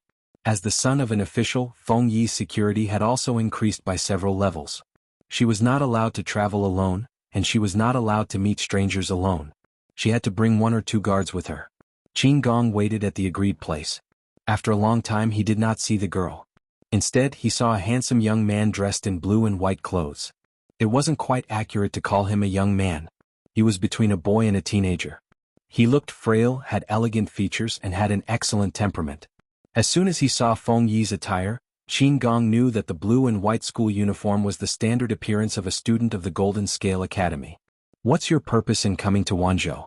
If you can't give me a reason, I'm afraid I'll have to ask you to go to prison. Feng Yi sat down and looked straight at Qin Gong. Don't you know that there's no one in Registrar Su's hometown? It's even more impossible for there to be any letter from home, Qin Gong asked. And who are you? Feng Zhen is my father. Qin Gong's expression froze. He seemed to be doubting Feng Yi's identity. I want to meet Registrar Su. As soon as she finished speaking, Feng Yi's gaze became a bit more fierce. Still not willing to tell the truth? Qin Gong grinned inwardly. Oh my, could it be that this teenager in front of him had also become a demon? Chapter 1109. Meet the Lu Prefecture Overseer? Who is your master? Feng Yi's eyes were slightly closed and her tone was calm. At such a young age, she already had a calm demeanor, as if she would remain unfazed even if Mount Tai collapsed in front of her. I have to see Governor Lu first, or at least Registrar Su. Naturally, confidential matters couldn't be casually spoken of. Why should I tell a kid who's still wet behind his ears? Qin Gong was annoyed that he had been fooled by a teenager. Feng Yi was calm and collected. She looked at Qin Gong with ripples in her eyes. You entered the city alone, so the secret letter must be on you. If you insist on not telling me, I'll throw you into prison later, and I'll naturally be able to search your body for it. Whether you say it or not is not up to you. Qin Gong almost choked on his own saliva. The child in front of him was not only a demon, but also a 1,000-year-old demon. Before Qin Gong could speak, Feng Yi continued, Of course, if you can produce something that can prove your identity, then I'll believe you for now. First, she provoked and angered him, then she comforted him gently. Feng Yi was especially good at using this method of giving a sweet date after a slap. He was not purposely making things difficult for Qin Gong. It was just that Qin Gong was acting suspiciously and his intentions were unclear. If he didn't ask clearly and Feng Yi recklessly introduced him to Su Ku and the others, what if something happened? If what Qin Gong said was true, why did he have to stammer on such a question? Logically or emotionally, Feng Yi had to understand the situation before making the next judgment. Qin Gong replied, I don't have anything on me that can prove my identity. He was afraid that he would fall into the enemy's hands and expose his identity, so other than the secret letter from Su Fei, he did not bring anything else. As soon as Qin Gong finished speaking, he saw Feng Yi staring at him with a faint smile. I won't say anything about this, I won't say anything about that. You say you're not a suspect, but ask yourself, do you believe it? Qin Gong's face turned red and he gritted his teeth. At this time, Feng Yi stood up from her seat and made to leave. Wait, you can't go. Feng Yi turned her head and said, I won't search your secret letters. Qin Gong, I'll tell Registrar Su about your matter. Just stay in prison and wait for news. Qin Gong. He felt that he could still save them. Why was this brat in front of him so hard to deal with? How hard was it to help him bring a message? Moreover, if Feng Yi didn't bring Su Ku a message, would he have to stay in prison forever? What if we delay the Lord's important matters? Before Qin Gong could say anything, Feng Yi seemed to have seen through his doubts. I'll tell Registrar Su about this. If you really are a messenger from one of the feudal vassals, wouldn't I be held responsible for not delivering the message? Qin Gong's face turned red. Then I'll wait for your news in prison. Feng Yi smiled and nodded. Okay. Qin Gong obediently went to the cell and squatted there. Separated by the bars, he anxiously watched Feng Yi leave. Feng Yi left the prison and saw a familiar figure squatting not far away. She was shaking her head and muttering something. Listening carefully, it turned out to be the lesson that the teacher was teaching today. He laughed involuntarily and called out from afar. Changxing, are you playing truant again? The girl in the Golden Scale Academy's female uniform heard the noise and suddenly turned her head. She ran in front of Feng Yi with small steps. I heard that you're in prison, so I came to take you out. If Uncle Feng knows that you've committed a crime and are in prison, he won't let you off easily. I'm obviously here to save the day, but you say that I'm playing truant. Changxing added, I've asked for leave from the teacher. Feng Yi's curled lips froze for a moment. She grumpily produced a stir-fried chestnut. Do you know what false rumors mean? I only sent someone to prison. How did it become me being locked up in prison? Changxing muttered. What did that person do wrong? A person who was personally sent to prison by Feng Yi was definitely not an ordinary person. Feng Yi briefly explained. Changxing tilted her head and thought for a while. She blinked in confusion. Is this person's brain made of elm? You have to inform Registrar Su, but he doesn't have to stay in prison. He can stay outside and wait for news. Feng Yi could not help but laugh. His brain is indeed a bit elm, but it's also cute. From his appearance and words, I can tell that he's a martial artist. There's a faint bloody aura around him. I've only seen this kind of temperament on a few military uncles. People like that are always hot-tempered and easily angered. But facing my coaxing, not only did he not get angry, but he also obediently fell into my trap. He's unexpectedly likable. Changxing uttered a disdainful, young brother Feng likes to bully people more and more. He even bullies honest people. Bullying was fine, but he even coaxed people to go to prison. How much hatred was there? I've never bullied you. Feng Yi pinched Changxing's nose. I can't even wait to coax you. It was fine for others to criticize others, but if they criticized the person in front of her, golden beans would fall. Feng Yi went to find Su Ku and sent Changxing back to the mansion. Go back and do your homework. When I come back I'll check. If you're wrong, you'll be punished to do the martial arts squat and copy the wrong words. Changxing pouted and muttered, This is what you said when you said you've never bullied me? It was obvious that she was the one who was bullied the most. He was stricter in her studies than her father. If she didn't do well, she would be punished to do martial arts squats and practice writing. When Su Ke heard that Feng Yi had something to see him about, he found it funny. I don't know what it is. Let him in. Registrar Su, I found a person with strange movements today. He claimed to be a messenger sent by another feudal lord. However, when I asked him who the lord behind him was, he didn't give me any details. Feng Yi told him everything about Qin Gong in a low voice without hiding anything. A trace of a smile appeared on Su Ming's solemn face. You mischievous boy, it's his bad luck to meet you. Feng Yi said disapprovingly, that person's martial arts skills are not low. If I don't coax him to go to prison, I'm afraid it won't be safe. I'm afraid that someone who's willing to be coaxed to go to prison is not an evil person. After all, he couldn't do anything bad with that little bit of intelligence. Su Ke ordered someone to bring Qin Gong out of prison. Qin Gong stayed in prison for more than an hour. When he came out, he felt that his body was stained with an unpleasant smell. Thank you. Seeing Su Ke, Qin Gong shed tears of gratitude and immediately dispelled his suspicions. He only felt that Feng Yi was stubborn but kind inside. She was quite likable. Feng Yi nodded from afar. The conversation that followed was confidential. It was not suitable for him to listen in. Su Ke asked Qin Gong, who is your lord? Facing Su Ke, Qin Gong did not hide anything. My lord, Su Fei, specially sent Qin Gong to deliver a secret letter to the magistrate of Liuzhou. It was actually Su Fei's man? Su Ke was in a trance for a moment. He suddenly remembered what Jiang Pingji had said a while ago. Su Fei's messenger would arrive in Wanzhou in a few days, and he was told to be careful. Presumably, the messenger that the Lord mentioned was this person in front of him? Where is the secret letter? Chapter 11:10. Qin Gong was a stubborn man. Su Fei instructed him to hand it over to Jiang Pingji personally, so he refused to hand it over to anyone else. Su Ke looked at Qin Gong with a smile. He vaguely understood why Feng Yi was teasing Qin Gong. The people under the Lord's tent, from the civil officials to the military generals, were basically white and black. Now that there was someone who was the purest and most pure, wasn't that something new? In that case, Ku will write a letter to inform the Lord of this matter. Qin Gong shook his head and declined. This matter is of utmost importance and cannot be delayed. Registrar Su, why don't you arrange some people so that I can personally deliver the letter? With that, Qin Gong's eyes revealed a pleading look. It would be a waste of time for Su Ke to write to Jiang Pingji. Qin Gong recalled the smell of blood that day and the white cloth wrapped around Su Fei's hand. He vaguely guessed that the secret letter in his bosom was most likely a letter written in blood. If it wasn't an important matter, who would mutilate themselves and bleed to write a letter of blood? Su Ke thought about it and agreed to Qin Gong's suggestion. If that's the case, I'll send someone to escort the messenger. Qin Gong was flattered that Su Ke was so easy to talk to. He thought that he would be rejected by Su Ke before he could see Jiang Pingji. He said gratefully, "Thank you, Registrar Su." As an omnipotent butler, Su Ke was naturally capable. In the time it took Qin Gong to drink half a pot of tea, he had already prepared everything. Attendants, horses, carriages, food, and even a set of formal attire for meeting Jiang Pingji had been prepared. Qin Gong expressed his gratitude again, but he did not notice that Su Ke was looking at him with pity and sympathy. What a pity, he's an abandoned pawn. Su Ke looked in the direction where the carriages had left and let out a sigh that was carried away by the wind. Abandoned? How did that person become an abandoned pawn? Feng Yi was waiting outside when he heard that Qin Gong had left.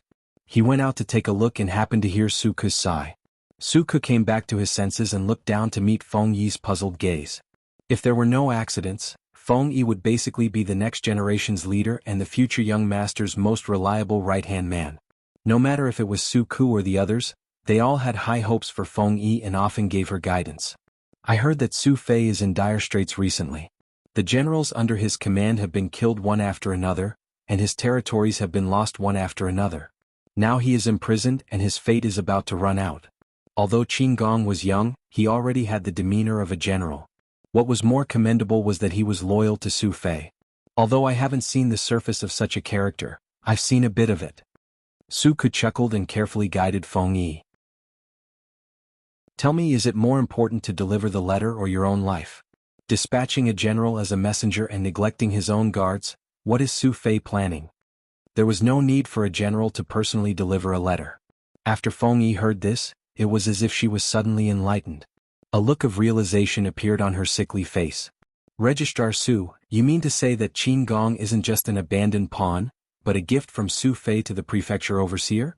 Su Ke sneered. Rather than a gift, it's more like a bargaining chip. Feng Yi's heart turned cold and she was momentarily speechless. Putting himself in her shoes, if he was used as a bargaining chip by the person he was loyal to and sent to the opponent's side, how disappointed would he be? Suku saw Feng Yi deep in thought and smiled. This is just a speculation. Only the Lord knows the truth. Feng Yi shook her head. What Registrar Su said makes sense. It's mostly true. Although Suku stayed in the rear all year round and hardly fought with the army, no one dared to look down on him because of this. Whether it was the small Xiangyang district in the past or the huge territory now, Suku could manage them in an orderly manner. Without him to stabilize the rear, Jiang Pingji couldn't have led the army to attack the northern borderline and Sangzhou. Wars were fought fiercely, but it was still peaceful under her rule, as if it was a prosperous and peaceful era. Take a chestnut. Her father, who was such an unrestrained person, wouldn't take the initiative to provoke Su Ke. It was evident from this. Of course Su Fei isn't a fool. He won't directly say that he's giving it to you. If he says that Qin Gong won't truly pledge allegiance to the Lord will also alienate Qin Gong. That won't be good. Su Ke smiled. There are still many ways to learn. Watch more, learn more, and think more. Feng Yi bowed and thanked him. Thank you, Uncle Su, for your guidance. Su Ke was speechless. You're so reserved and polite. You don't seem to be from Feng Zishi's family. You seem to be from Feng Huayu's family. Feng Yi smiled shyly. At that moment she finally looked like someone of her age. In the orange afterglow, Feng Yi didn't go home. Instead, she went to Feng Jin's house to check on Changxing's homework. 1/3 of Changxing's enlightenment was taught by Feng Jin, 1/3 by the Golden Scale Academy, and the remaining 1/3 by Feng Yi. However, the person Changxing was most afraid of was Feng Yi.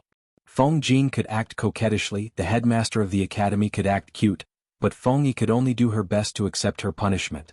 She nervously sat upright, her two plump hands clutching the fabric on her knees. Her round eyes stared at Feng Yi's eyes. If he raised his eyebrows, she would show a fearful expression. Her little heart was in her throat. Do you want a copy until the end of the year? After a while, Feng Yi put down the notebook. Changxing's little heart was in her throat. You have to copy all the circled wrong words. One word 100 times. Feng Yi added, copy with the martial arts squat. Changxing let out a howl. 18 wrong words in one essay. One word 100 times. She couldn't even eat dinner at the end of the month, let alone tonight's dinner. I'll copy with you. Is that okay? Feng Yi said, I'll copy as much as you copy. Changxing saw that there was no room for negotiation. She could only accept her punishment. Careless and overconfident are conceited. Now that you feel that you're being punished to copy too much, why don't you check it again? Changxing pouted her mouth and opened her watery eyes, not daring to refute. Seeing this, Feng Yi frowned slightly. This wasn't like the Changxing he knew. As the previous generation started their own families, Feng Yi's generation slowly increased. However, he was the one who played with Changxing the most and understood her the best. Did the servants in the mansion neglect you? No. If there is, just tell me. I'll help you get rid of them. If it doesn't work, find an excuse to stay at my house for a few days. Feng Yi's expression was calm. He steadily took a horse stance. His wrist was extremely steady. He lifted the brush and dropped it. His handwriting was as clear as his own. It already had a certain natural charm. You're the elder sister now. You should show the bearing and skill of an elder sister. People change. You can't stay the same all the time. They won't continue to indulge you just because you're young, because your second brother is younger than you. Before Feng Jin was dragged to Sangzhou by Jiang Pingji, Wei Jingxian successfully had a second child. After Sangzhou ended, the second child was born. Feng Jin and Wei Jingxian were not people who valued sons over daughters. However, their youngest son was young, so they had to spend more energy to take care of him. With Changxing's sensitive personality, it was impossible for her not to notice the difference. I didn't. Changxing pouted. She was just annoyed by the servant's private chatter. Since you didn't, then you should learn well. Out of the corner of his eye, Feng Yi saw that she had written another wrong word. His eyebrows twitched and he said seriously, Your father and mother are busy. The situation outside is not peaceful. They probably won't be able to take care of your second brother's enlightenment in the future. In the end, won't they still have to rely on you? But with your ability to enlighten others, it's good enough that you haven't led them astray. Young brother Feng, then in the future, when you have a younger brother, you teach him well and raise him into a talent. Don't let father harm him. Changxing was speechless. Chapter 11:11. Young brother Feng is indeed a good brother. After Feng Yi's explanation, Changxing's gloomy mood eased a lot. Sure enough, those talkative maidservants still needed to be taught a lesson. Don't always talk about trivial things. As she thought of this, she suddenly remembered a servant girl's idle chatter. That servant girl had been bought into the manor for half a year and was now 13 years old. Some maidservants thought that Changxing was young, so they would take advantage of her nap and talk about some private topics. At first they only talked about young talents. After 2 years they would occasionally mention Feng Yi, who often visited. If I can get young Lang Junfeng's favor, I might be able to get a title in the future. Come on, title. You can't even be a Tongfeng. Why can't I be? Young Lang Junfeng doesn't have a legal mother to teach him, so he doesn't know anything. If I can get first place.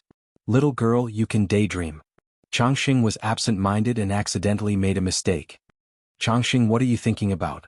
Changxing came back to her senses and said with a smile, I'm thinking about young brother Feng's Tongfeng. Feng Yi's hand tightened, and the tip of the pen dropped a lot of ink on the paper. His expression became very serious. What Tongfeng? Where did you learn this from? Changxing didn't know why, nor did she know why Feng Yi was angry. Feng Jin's backyard was very clean. He didn't even have a Tongfeng or a personal maidservant, let alone a Tongfeng.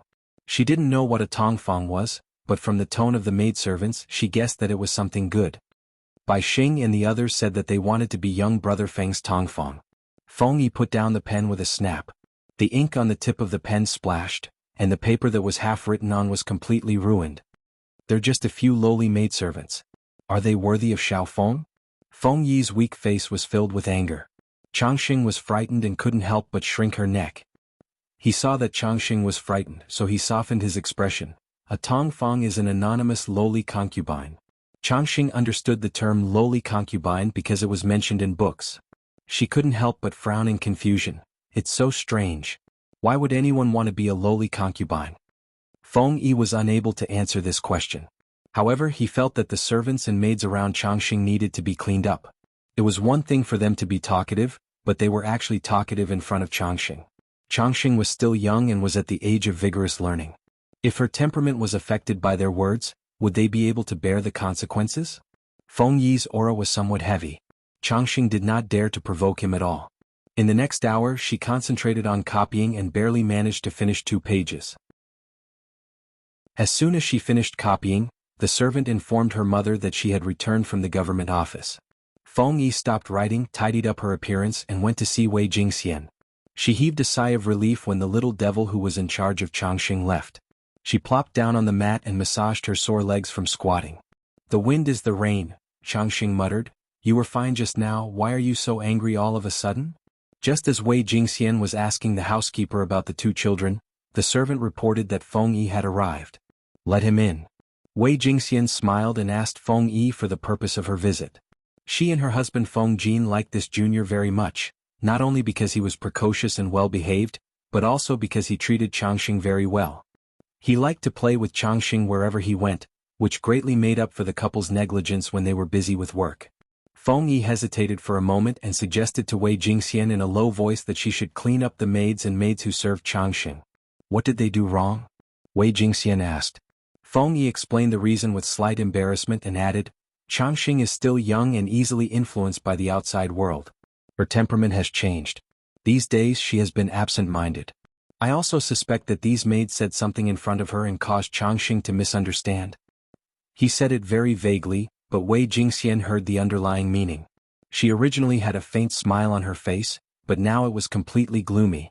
Her right hand grabbed the armrest of the table and unconsciously tightened its grip.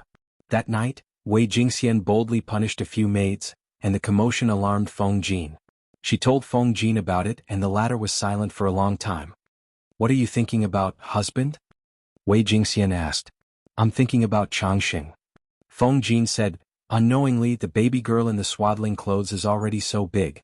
The thought of her getting engaged and married after she reaches the marriageable age makes me feel uncomfortable. I'm afraid that she will marry the wrong person, but I'm also afraid that she will not have a good life after she gets married and her husband's family will bully her. The corner of Wei Jingxian's mouth twitched, and she could not help but remind Feng Jin. How old is Changxing? She is still far from the marriageable age. It's not early. Feng Jin's face was gloomy. He had been avoiding thinking about this problem, but wasn't that deceiving himself and others? Instead of thinking about it after Changxing reached the marriageable age, it was better to start picking now. Firstly, there was plenty of time, and secondly, he could be strict. If it was too late, the good seedlings would have been picked, and who would care about the rest of the ugly ones?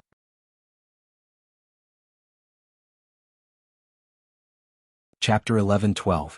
When he heard Feng Jin's hint, Feng Jin's first reaction was to look at the sun outside. Did the sun rise from the west today? Feng Jin actually wanted to be in-laws with him? Didn't this person hate his style the most? Feng Jin's heart was in turmoil, but he pretended to be flattered.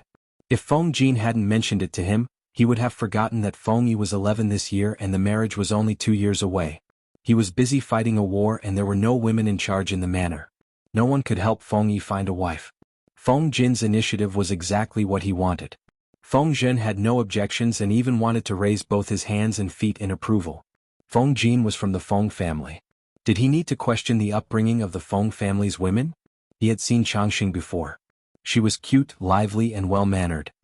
He had wanted to steal her home and raise her as his daughter several times. No one knew a child better than a father. He knew that not every child could play well with Feng Yi, let alone raise her as a sister or daughter for a long time. Now that they had such a good relationship, they could treat each other respectfully when they grew up. It was better than a blind marriage. Feng Jin's quick answer made Feng Jin hesitant. A gentleman's word could not be taken back. He couldn't take back what he had said.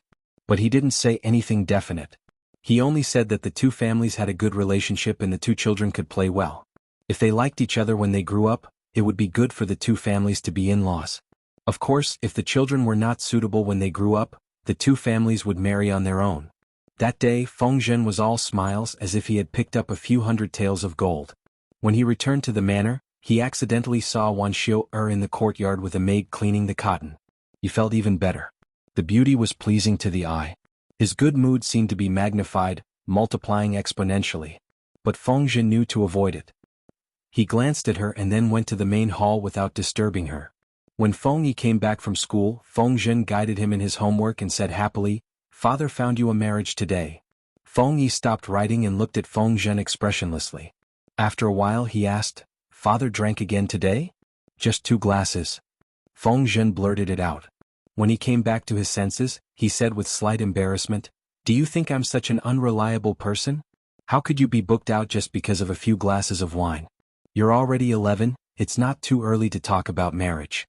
The marriage I've arranged for you today will definitely be the best.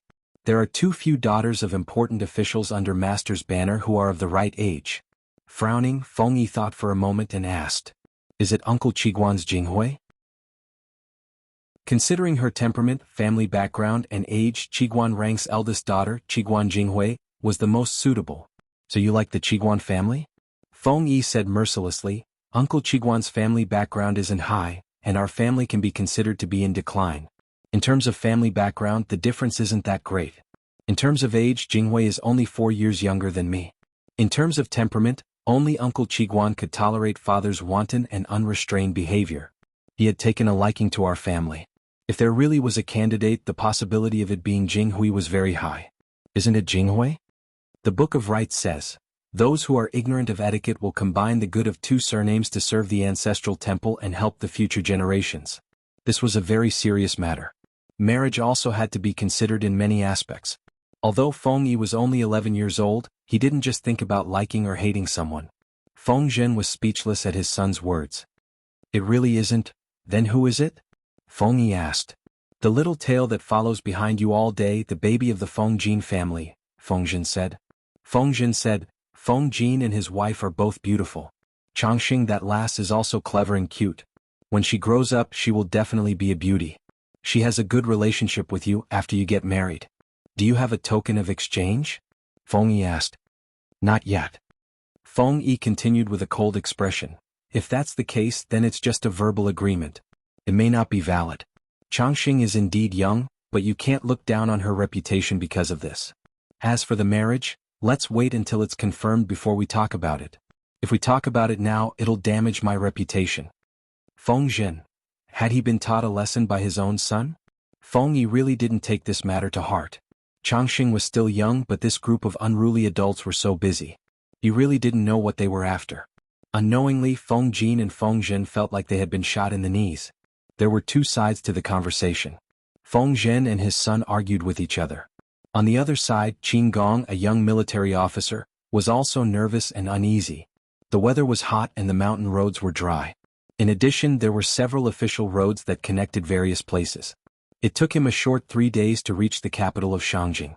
After a round of reporting, he finally received an invitation from Jiang Pingji to meet the rumored only female feudal lord, Lu Shi.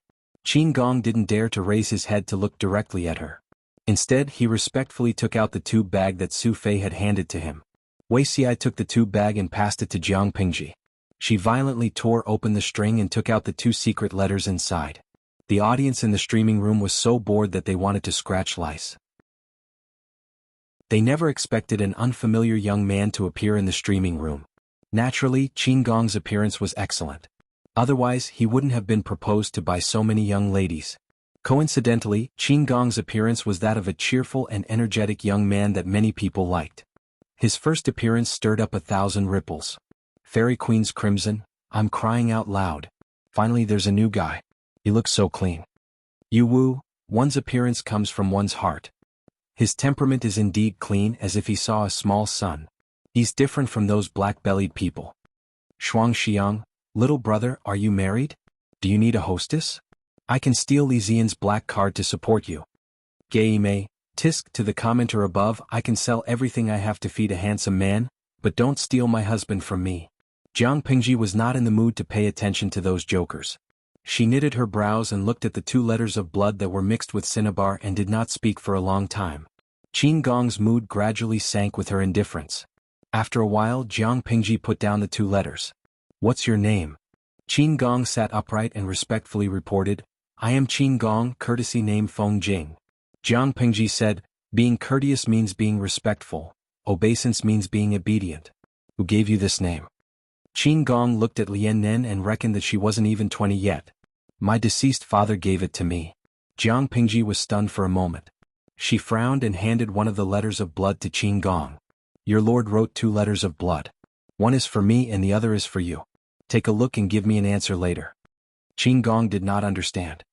His pure eyes were filled with confusion and doubt. Why did his lord give him letters of blood for no reason? Why didn't she give it to him in person? Instead, she asked him to send it to the magistrate of Liuzhou. Qin Gong picked up the letter of blood with doubts in his heart and slowly rolled up the bamboo slip. He read it word by word. His face, which had some color just now, immediately turned as white as a sheet. This. Chapter 11:13. The blood letter on the bamboo slip in his hand seemed to weigh 1,000 pounds. It fell to the ground with a thud, making a dull sound.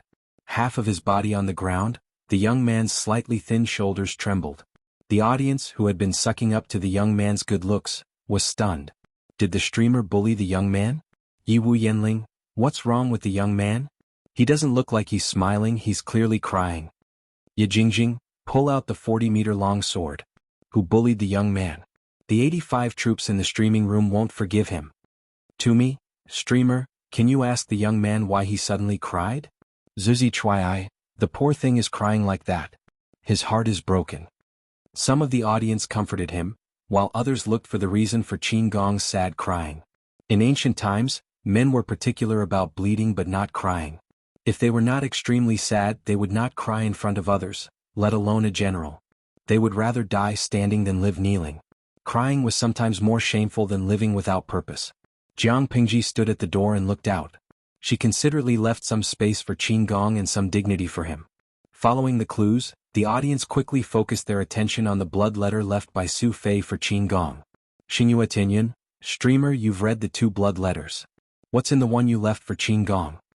Qin Gong was so sad after reading the blood letter that he could not control himself. Who would believe that it was not the blood letter? Jiang Pingji crossed her arms in front of her chest and stood outside the elegant main hall of the provincial government. Wei Xi followed a step behind her. Neither of them spoke. The audience was helpless. They could only work together to find the truth. For a moment, Sherlock Holmes, Idagawa Conan, Robin, and other detectives appeared one after another. The entire streaming room was filled with inferences that made people not know whether to laugh or cry. Some of the audience's inferences were very close to the truth, while others had wild imaginations. They were as funny as they could be. After a while, the young man's hoarse and suppressed voice came from the main hall. Magistrate of Liuzhou, Jiang Pingji returned and sat on the seat of honor. I was overwhelmed with emotions and couldn't control myself. I've embarrassed myself in front of Magistrate Liuzhou and Mr. Wei. Qin Gong had already wiped away the tears on his face, but there were still traces of tears on his cheeks. The tip of his nose and cheeks were dyed with an abnormal redness. His eyes were bloodshot and his temperament was pitiful. It made people's maternal instincts explode. They wanted to rush out of the screen and hug him in their arms to comfort him. Jiang Pingji was still expressionless. If she showed any sympathy or pity, it would be a heavy blow and humiliation to Qin Gong. Have you read your lord's letter? Qin Gong's body stiffened for a moment, and he could only squeeze out 3 words after a long while. Yes, I have. Jiang Pingji lowered her eyes and sighed. Do you know that he has no other choice? The enemy was strong while he was weak, and there was nothing he could do to save himself. Thinking about the past, he felt that he had let down his father and brother.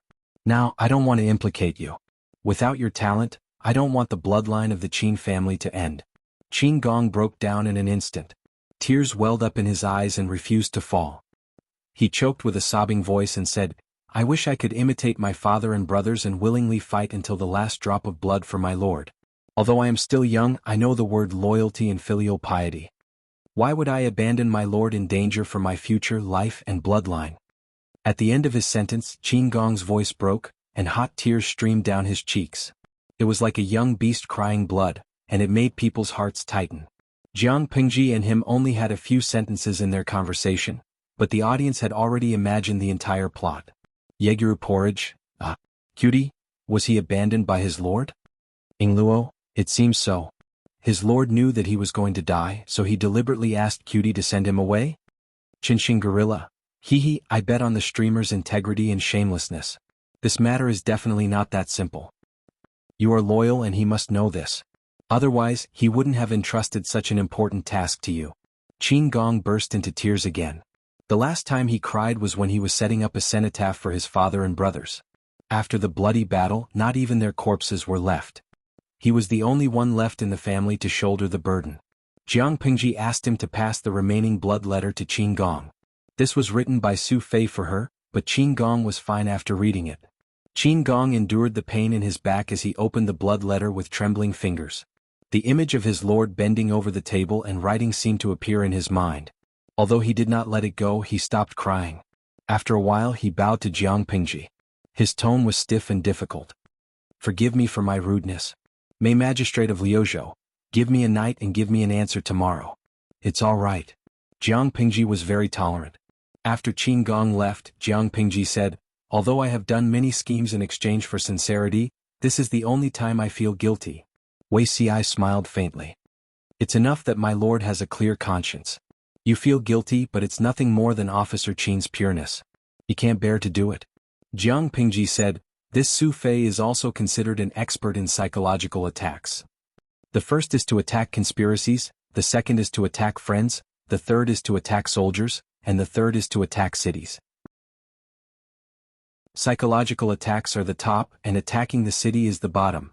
Psychological battles are the top and military battles are the bottom, Wei Ci replied. It's really embarrassing to say such things too clearly. Su Fei wants to be strong for a lifetime, so he has to leave some leeway and face for himself. If he doesn't do this, Qin Gong won't completely pledge allegiance to my lord, and Su Fei won't be able to get any benefits. In the blood letter that Su Fei left for Qin Gong, there was no mention of him selling Qin Gong to Jiang Pingji as a bargaining chip. Instead, every word was written with Qin Gong in mind. He recalled the friendship between him and Qin Gong's father several times, and then thought of Qin Gong's eldest and second brothers dying in battle for him. He could not bear to see the bloodline of the Qin family being destroyed. He saw that Qin Gong was extremely talented and had a promising future, so he thought of ways to find a way out for Qin Gong. The blood letter he wrote to Jiang Pingji was the same.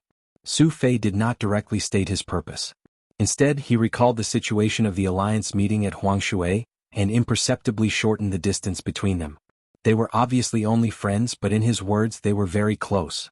After recalling, he did not tearfully complain about how badly he was bullied by Su Bei. Instead, he talked about how good Qin Gong was. He hoped that Jiang Pingji would let bygones be bygones and put Qin Gong in an important position. He was a good seedling with good roots. If he was put in an important position, he would definitely make great contributions to Jiang Pingji. He was so certain that he thought highly of Qin Gong. He wrote it with such sincerity that Qin Gong naturally felt sad and touched. His lord always planned for him and considered for him, but he could not stay by his lord's side and shed his blood for her. How could he not cry? Only then did the audience realize what had happened. Their hearts felt heavy. When Mia Zhangxi, I originally wanted to be loyal to the ruler, but the ruler sent me away. Little brother, I feel wronged for you. Wei Xi saw that Jiang Pingji was deep in thought. He asked softly, Is my lord thinking about Field Officer Qin? No, I'm thinking about you. Jiang Pingji said, If I end up in the same situation as Su Fei one day, I will kill you with my own hands. Chapter 11:14. In the ancient times, some people were so old-fashioned that they were detestable, some were so innocent that people pitied them, and some were so stubborn that it made people sigh. After Jiang Pingji changed her attitude, she enjoyed everything more. Should you send someone to keep an eye on Qin Gong? Are you worried that he will take the opportunity to commit suicide? Jiang Pingji asked. Wei Xi nodded in affirmation and said, Don't worry, this fellow is not that weak. The most valuable quality he has is the word loyalty. After reading Su Fei's letter, he won't seek death. Wei Xi thought about it and suddenly felt that his suggestion was a little funny. Indeed, his suggestion just now was belittling Qin Gong. My lord is right, I was wrong. In the previous life, when Su Fei killed Su Bei, Wei Xi had yet to enter Jiang Pingji's camp. He was sacrificing his life for Enshui and Nanxing. However, he knew a little about Su Fei's situation. In the previous life, after Su Fei was killed by his cousin Su Bei, his general Qin Gong's whereabouts were unknown. His corpse was hard to find. Everyone thought he had died in the battle to break into the city. The truth was that Qin Gong had been shot by more than 20 arrows and had almost lost an arm. He climbed out of the pile of corpses with difficulty. He went to search for Su Fei's bloodline. Heaven rewarded those who persevered. He finally found Su Fei's eldest daughter in an abandoned well. Su Fei had 3 sons and 3 daughters. Apart from the eldest daughter, the others were born of a concubine. After the city was breached, the enemy troops rushed into the city like locusts. Su Fei's 3 sons and 3 daughters, as well as his wives and concubines, fled under the protection of the guards. Unfortunately, they encountered the ruffians and died after being humiliated. Only the eldest daughter took the opportunity to escape. She leaped into the dry well and luckily did not die. She endured for 2 days and 2 nights without food and water. Finally, Qin Gong arrived. Although the eldest daughter was alive, she had lost a leg and half of her face was ruined. Half of her face was as beautiful as a peach blossom, while the other half was as ugly as a ghost. Qin Gong rescued the bloodline of his former master and brought her to live in seclusion in a remote village to find a good opportunity for revenge. About half a year later, Su Bei was killed by the emperor. Qin Gong paid the price by swearing loyalty to Jiang Pingji in exchange for his former master's remains. He buried Su Fei's remains in the Su clan's territory. It was worth mentioning that Qin Gong married Su Fei's eldest daughter in the end. Although the woman was injured and could not bear children, Qin Gong did not take a concubine or take another wife. Instead, he adopted a son and changed his surname to Su. His loyalty to Su Fei was not the least bit fake. Because of this, Su Fei's actions in this lifetime made Wei Xi sigh even more. How pitiful was it to be wrongly entrusted with loyalty. Jiang Pingji's gaze fell on him. Then what is Zixiao thinking about? I'm thinking about my lord, Wei Xi said. A scholar will die for his bosom friend without regrets even if he dies 9 times. To be able to have such a master, Cici is very fortunate. My only wish, all the regrets in his previous life had finally been fulfilled in this life. For no reason at all, the originally hungry audience let out a loud burp. The 2 of them were facing each other. Couldn't they just say whatever they wanted to say? Why were they thinking about each other? Xiao Pan, mercilessly kick over this bowl of sweet dog food. How dare you force it into the baby's mouth? Yilu Ling, the streamer and Beauty Ci have both changed. In the past, Beauty Ci was so cold and aloof. Now he is showing off to the dogs with the streamer. Wu Jiang, the entire street exudes the sour stench of love. Only the baby exudes the fragrance of a single dog. The bullet screen was full of ghostly wails and howls. Jokes of ridicule and blessings covered the huge screen tightly. Yusue Jueo, if the streamer and Beauty C's marriage doesn't be broadcasted live, everyone will climb the internet cable and hack them. Shinue, wait for the streamer to cook Beauty Ci this bronze and iron frog? Are you kidding? Shinjia, wait for my grandson to tell me that the streamer I've been following for decades is finally going to hold a wedding? Indifferent face JPG. Jiang Pingji and Wei Ci teamed up to bully the single dog. On the other side, Qin Gong tossed and turned, unable to sleep. He was experiencing a war in his heart. On one hand, it was his loyalty to his lord. On the other hand, it was his lord's entrustment and ardent expectations for him. For a moment, the two thoughts were entangled and could not be separated. Under the torment, time passed like a year.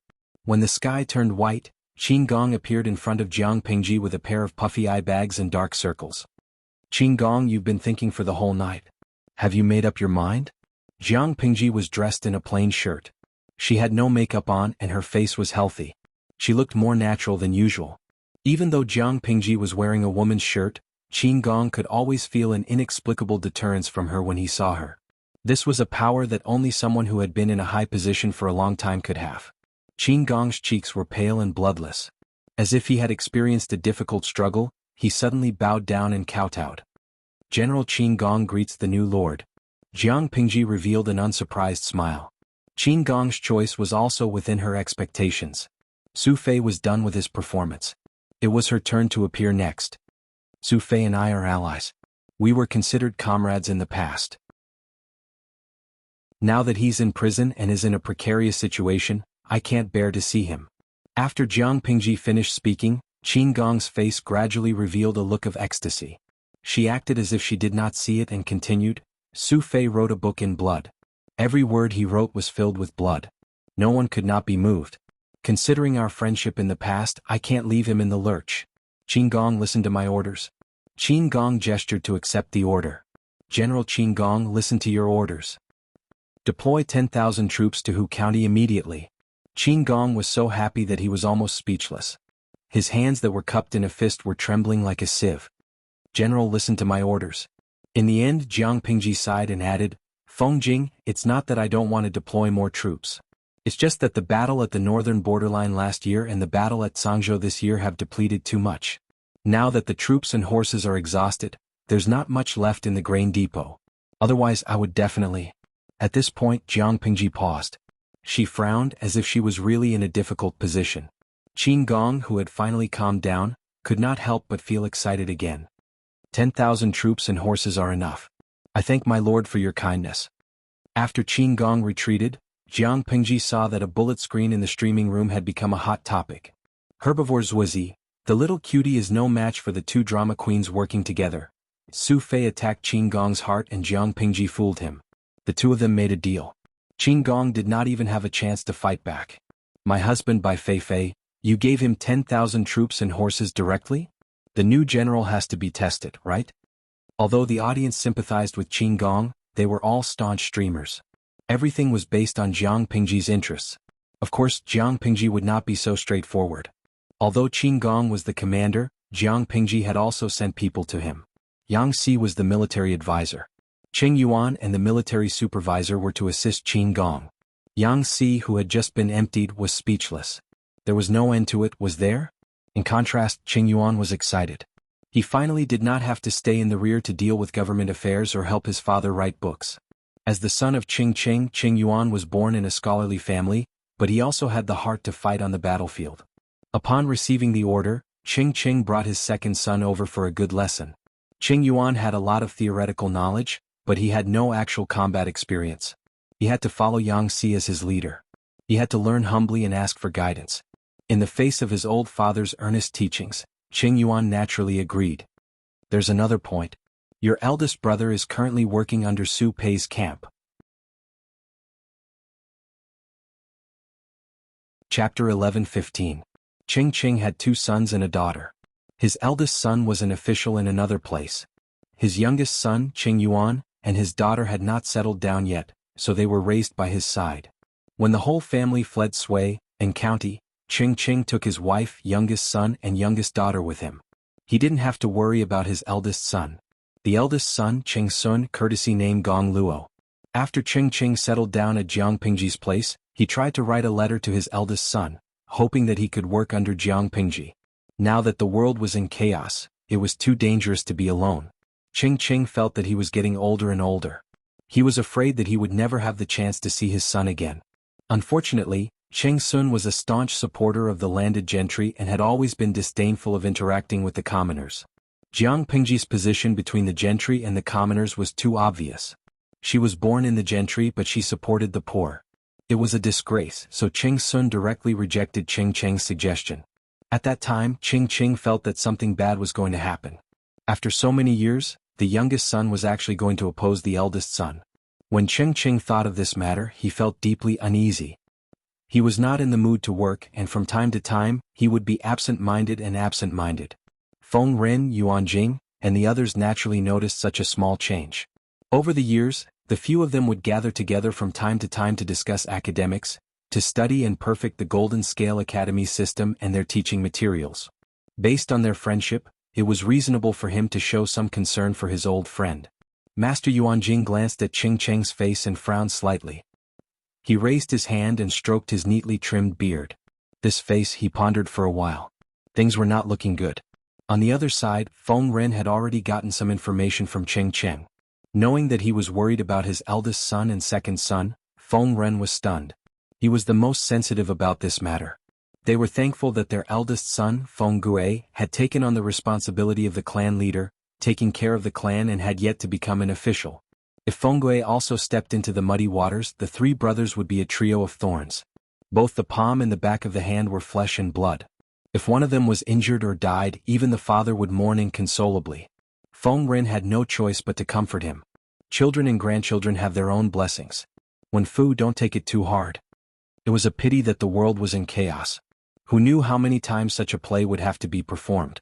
The children had all grown up and had their own choices and aspirations. The path of life was chosen by them. Whether it was the road to hell or the broad road, as parents they had no right to interfere. Cheng looked haggard as he said, "I also want to get over it, but I had a dream last night. My heart still palpitates and feels uncomfortable." Feng Ren asked him, "What dream?" Ching sighed and recalled carefully. Then he said heavily, "I dreamed that I had returned to the old house in Swayan County. The house had been in disrepair for many years and only the walls were left. Inside, it was densely covered with spider webs and snakes and insects. Somehow Ching walked straight to his eldest son's old residence. Through the courtyard door, he saw two long worms coiled around a fishnet table in the courtyard. They were both dying. Ching was not afraid at all.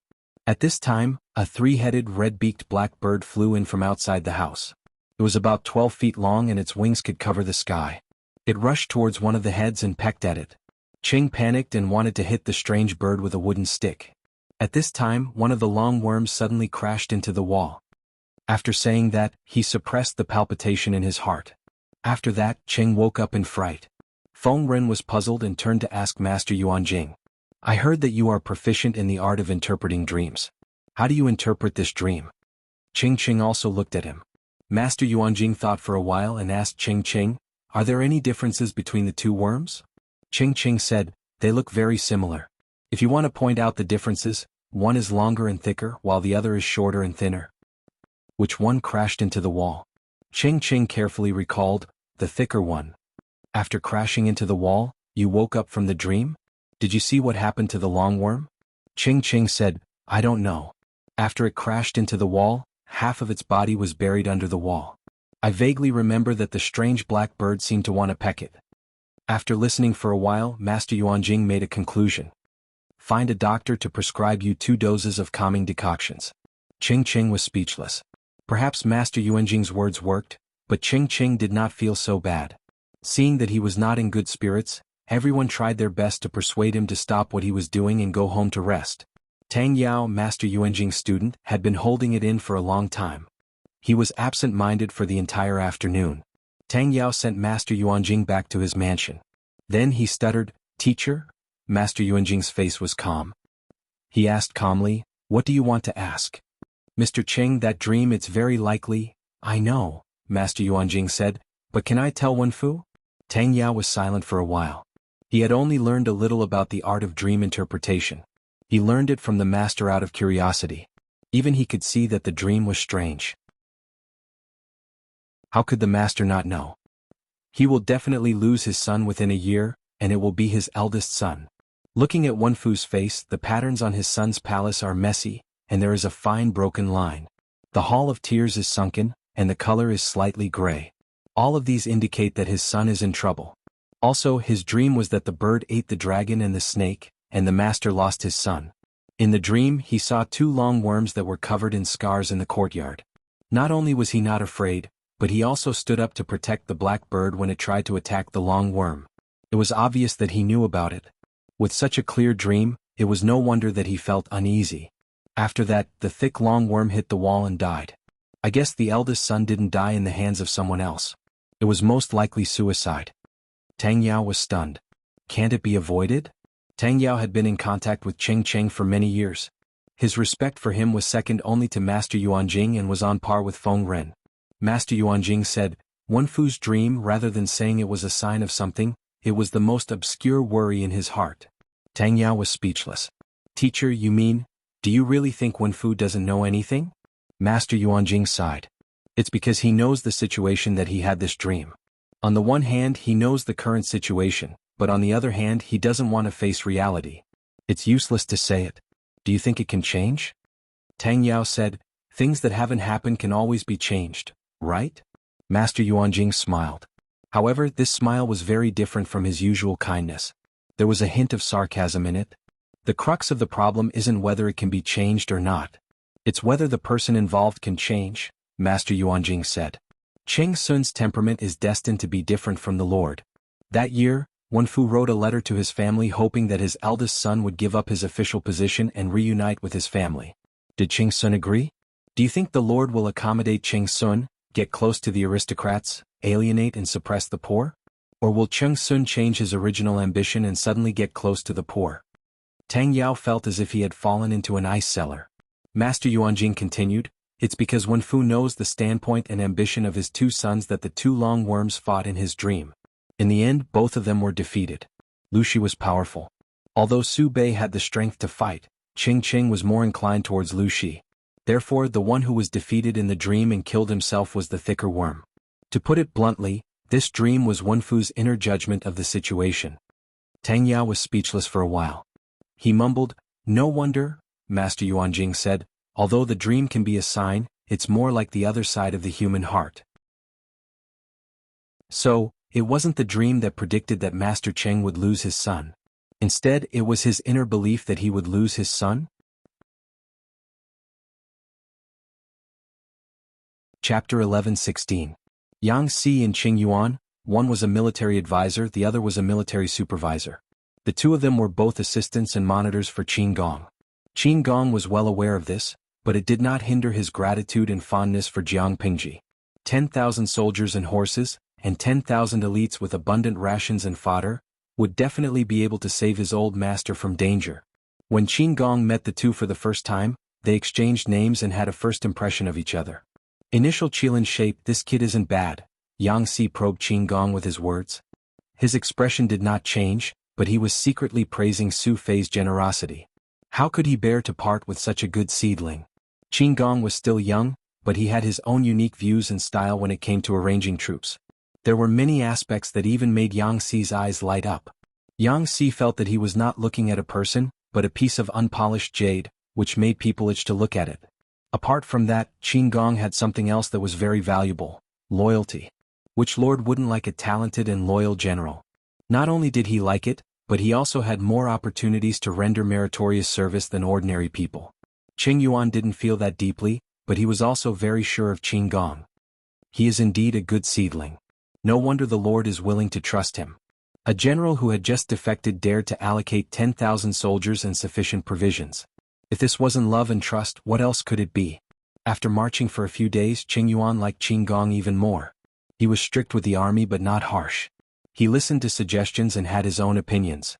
Most importantly, Qin Gong was neither conceited nor arrogant. He would not act smart either. Which army supervisor would not like such a commander? Yang Si was also very worry-free. He had worked together with Dian Yen, this honest and straightforward man, for many years. His patience had been honed and he was no longer the same as before. Now that it was Qin Gong, he couldn't be happier.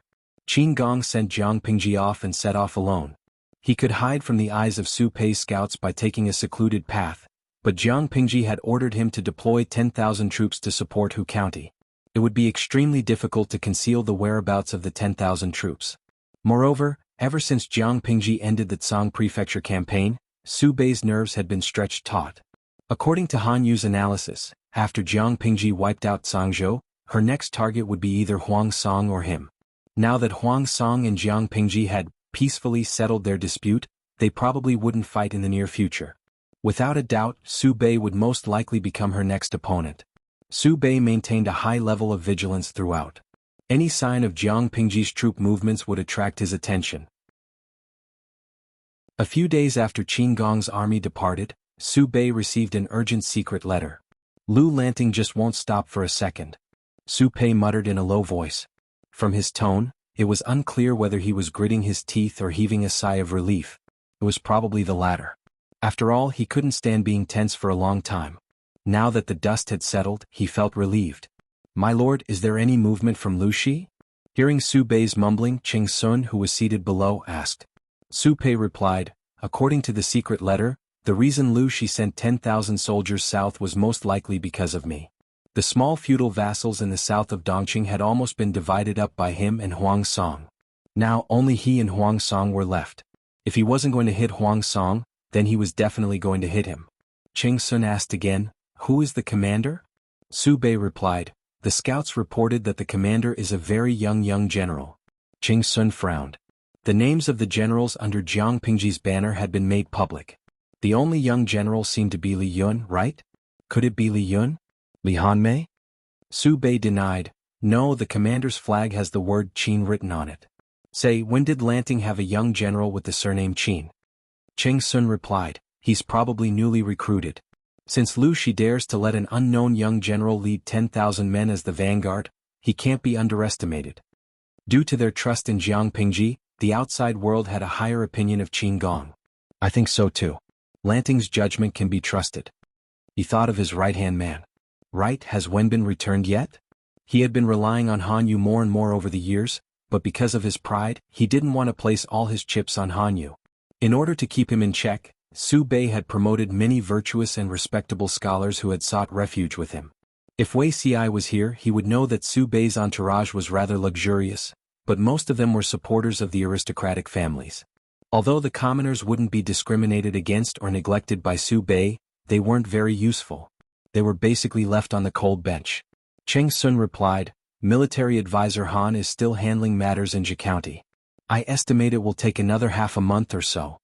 Su Bei frowned after hearing this. He was too reliant on Han Yu. No matter what happened, as long as Han Yu analyzed it carefully, he would be able to clearly understand the inner workings of the situation. It was as if he had taken a tranquilizer. Now that Han Yu wasn't by his side, it would be difficult to find someone to discuss with. Fortunately, these 10,000 men were only the vanguard. Most of them were mainly probing. If they were to fight, it would be a feint.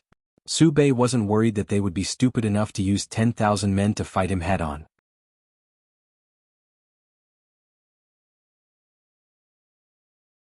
Chapter 11:17. Everyone knew that the Qin family held a special position in the Su family. The Qin family was loyal to a descendant who would be the next head of the family. The current head of the family was Su Bei, but the Qin family had always been loyal to Su Fei.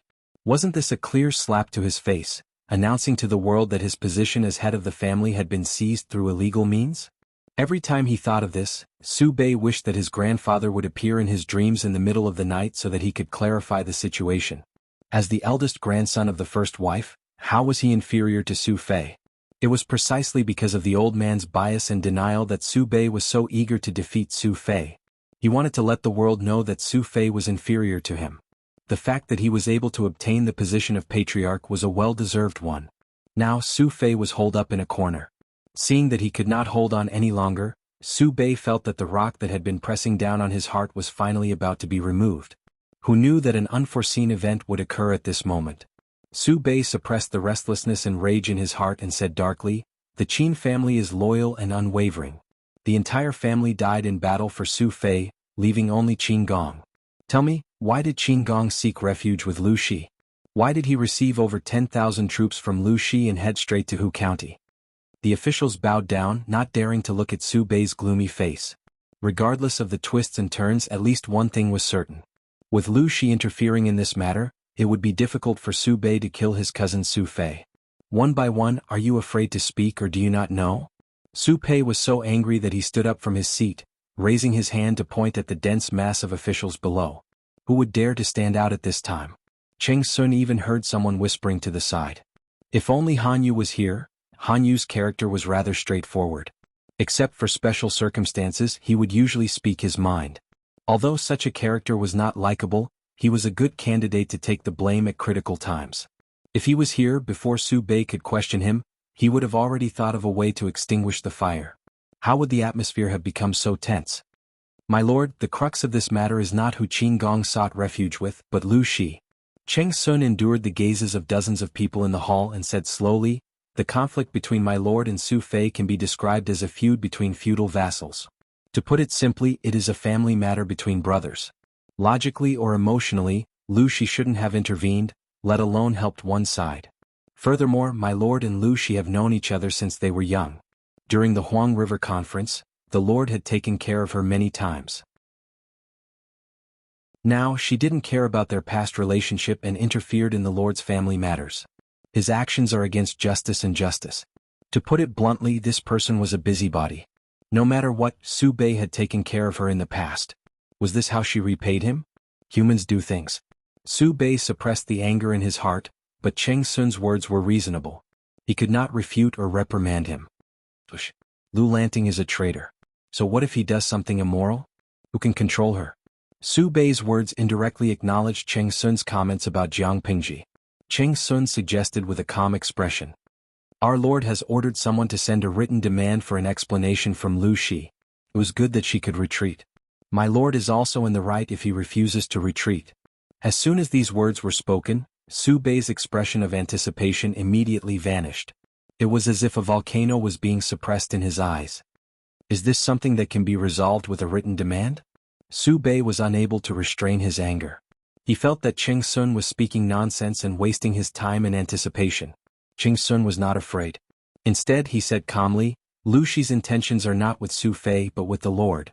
It's just that she has no justifiable reason to attack. If she rashly attacks the Lord, she will bear the stigma of ungrateful. If the Lord loses her cool first, she will have an excuse to attack. Now, she is only interfering in the Lord's family matters and pulling Su Fei along. At the end of the day, she hasn't really. Say no more. Let me think about this matter. Su Bei interrupted Cheng Sun unhappily. Cheng Sun could only swallow the words that were stuck in his tongue and silently return to his seat. Given the current situation, a war was inevitable. The only difference was who had the initiative and who had more justifiable reason to attack. Cheng Sun was afraid that the Lord would act rashly and give Lu Shi a chance to pick a fight. Su Bei did not want to hear this. He wanted to avoid a war as much as possible. Not long after Qing Yuan sat down, his colleague beside him stepped forward. Replying to the Lord, I think one thing that Gong Luo just said is very reasonable.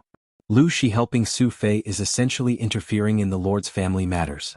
If the Lord takes care of this family matter before her vanguard arrives, she will naturally have no other reason to attack again. Hearing this, Cheng Sun suddenly clenched his fists and looked at his colleague beside him in disbelief. Lu Shi was determined to fight. How could he stop just because Su Fei was the first to die? If things went awry, he would be attacked from both sides. If the Lord dealt with Su Fei, it might even help Jiang Pingji solve a problem. From Cheng Sun's point of view, since a war was going to break out sooner or later, why not take the initiative and make sufficient preparations?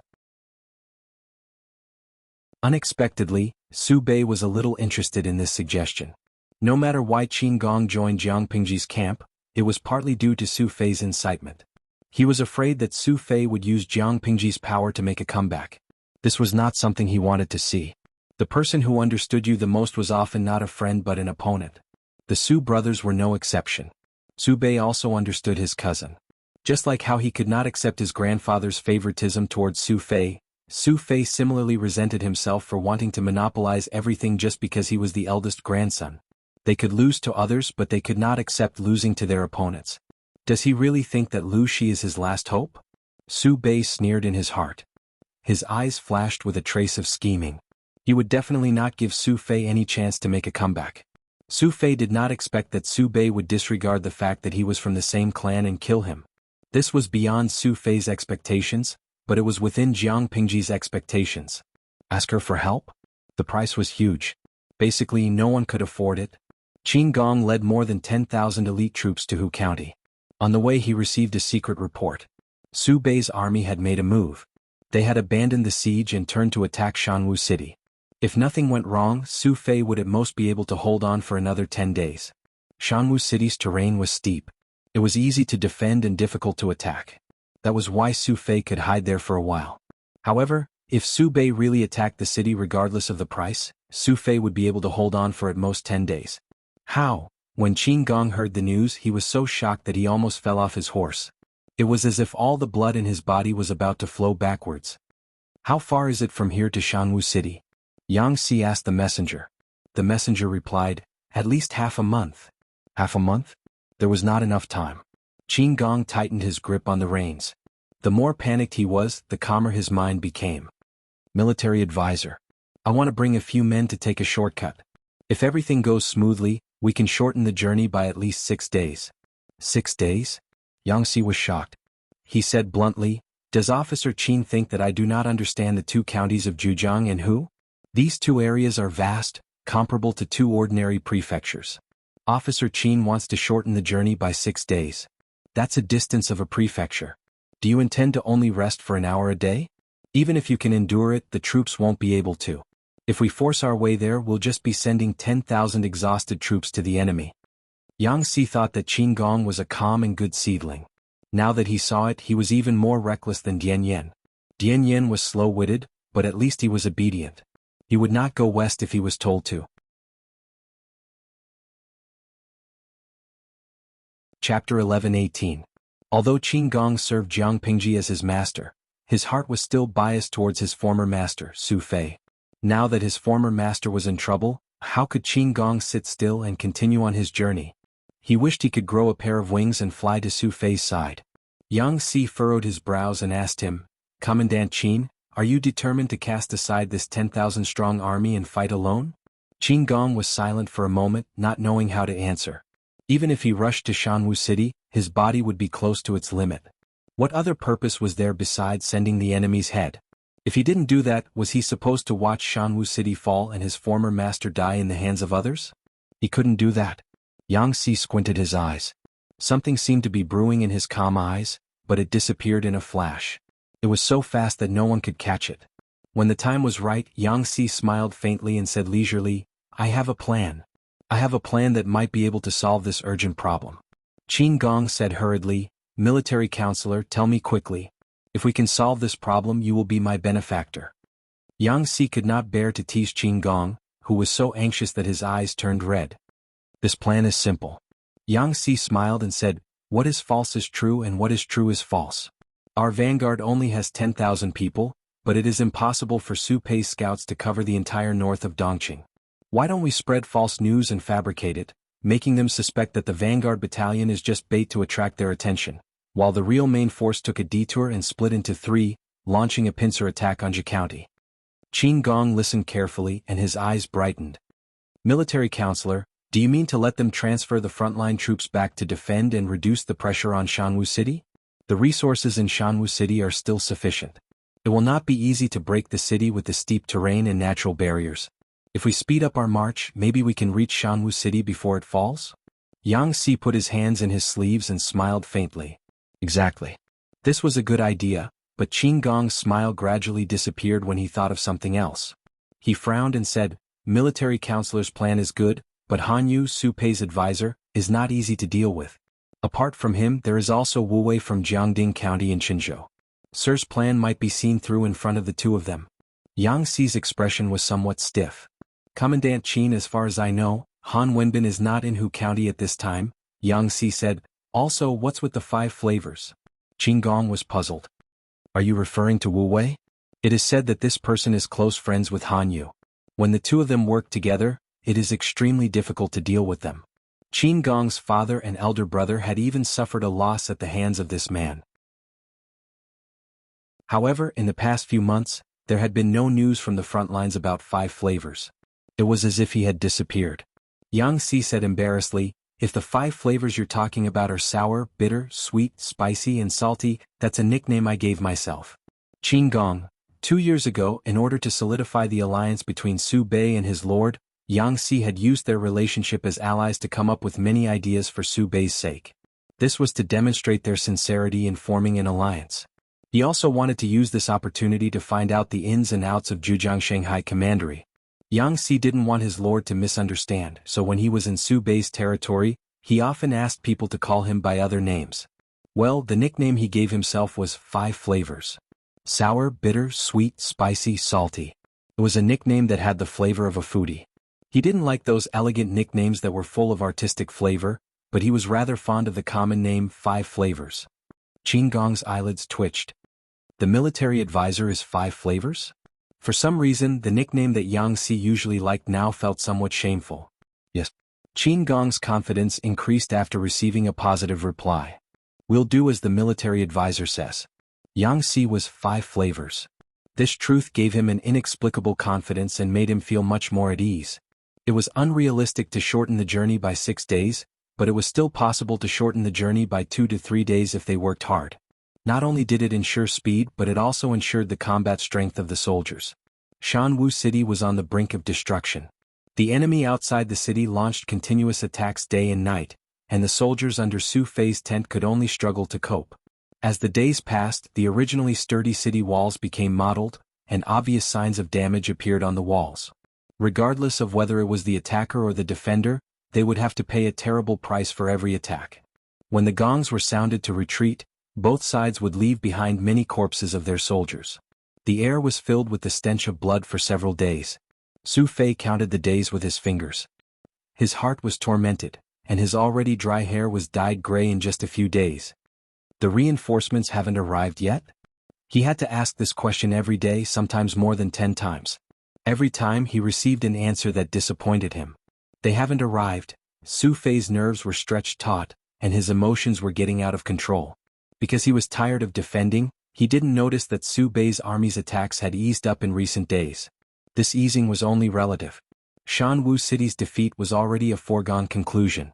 The only difference was whether it was earlier or later. Unbeknownst to him, Su Bei's side was panicking because of the rumors that Yang Si had spread.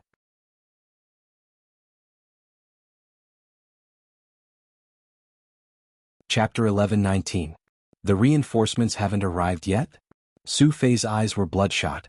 Due to the lack of sleep for a long time, his eyes were dark and swollen. He looked especially haggard.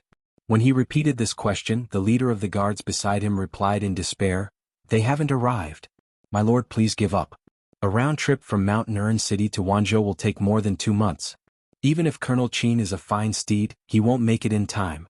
Su Fei's face turned ashen, and a dispirited aura encircled him. "You can leave, I want some time alone." Su Fei seemed to have been drained of all his energy. He slumped onto the mat, his eyes staring ahead listlessly. If the enemy wasn't Su Bei, he might not have been able to hold on. The position of the Su family head had always been given to the most capable. Su Bei was only born a few days earlier and was lucky enough to have the title of the eldest legitimate grandson. Apart from that, he was nothing. If Su Bei hadn't used dirty tricks, how could he have become the head of the family? Su Fei had always been brooding over this. In this lifetime, he, Su Fei, could lose to anyone but Su Bei. Seeing Su Fei's state, the leader of the guards was anxious, but he didn't dare to anger him further. The sky gradually darkened, and the battle cries outside Mountain Urn City gradually subsided. Watching the orange sunset gradually sink from the west, Su Fei's taut nerves temporarily relaxed. However, he knew that after this night, an even more intense attack would come tomorrow. There weren't many weapons left in the city. "What's the situation outside the city?" Su Fei asked. "The number of casualties has increased by 500. There are only 5,000 soldiers left in the city. If we attack again tomorrow, I'm afraid we won't be able to hold the city gates." The old general guarding the city gates said tiredly, "At noon today the enemy's vanguard broke through the city gates.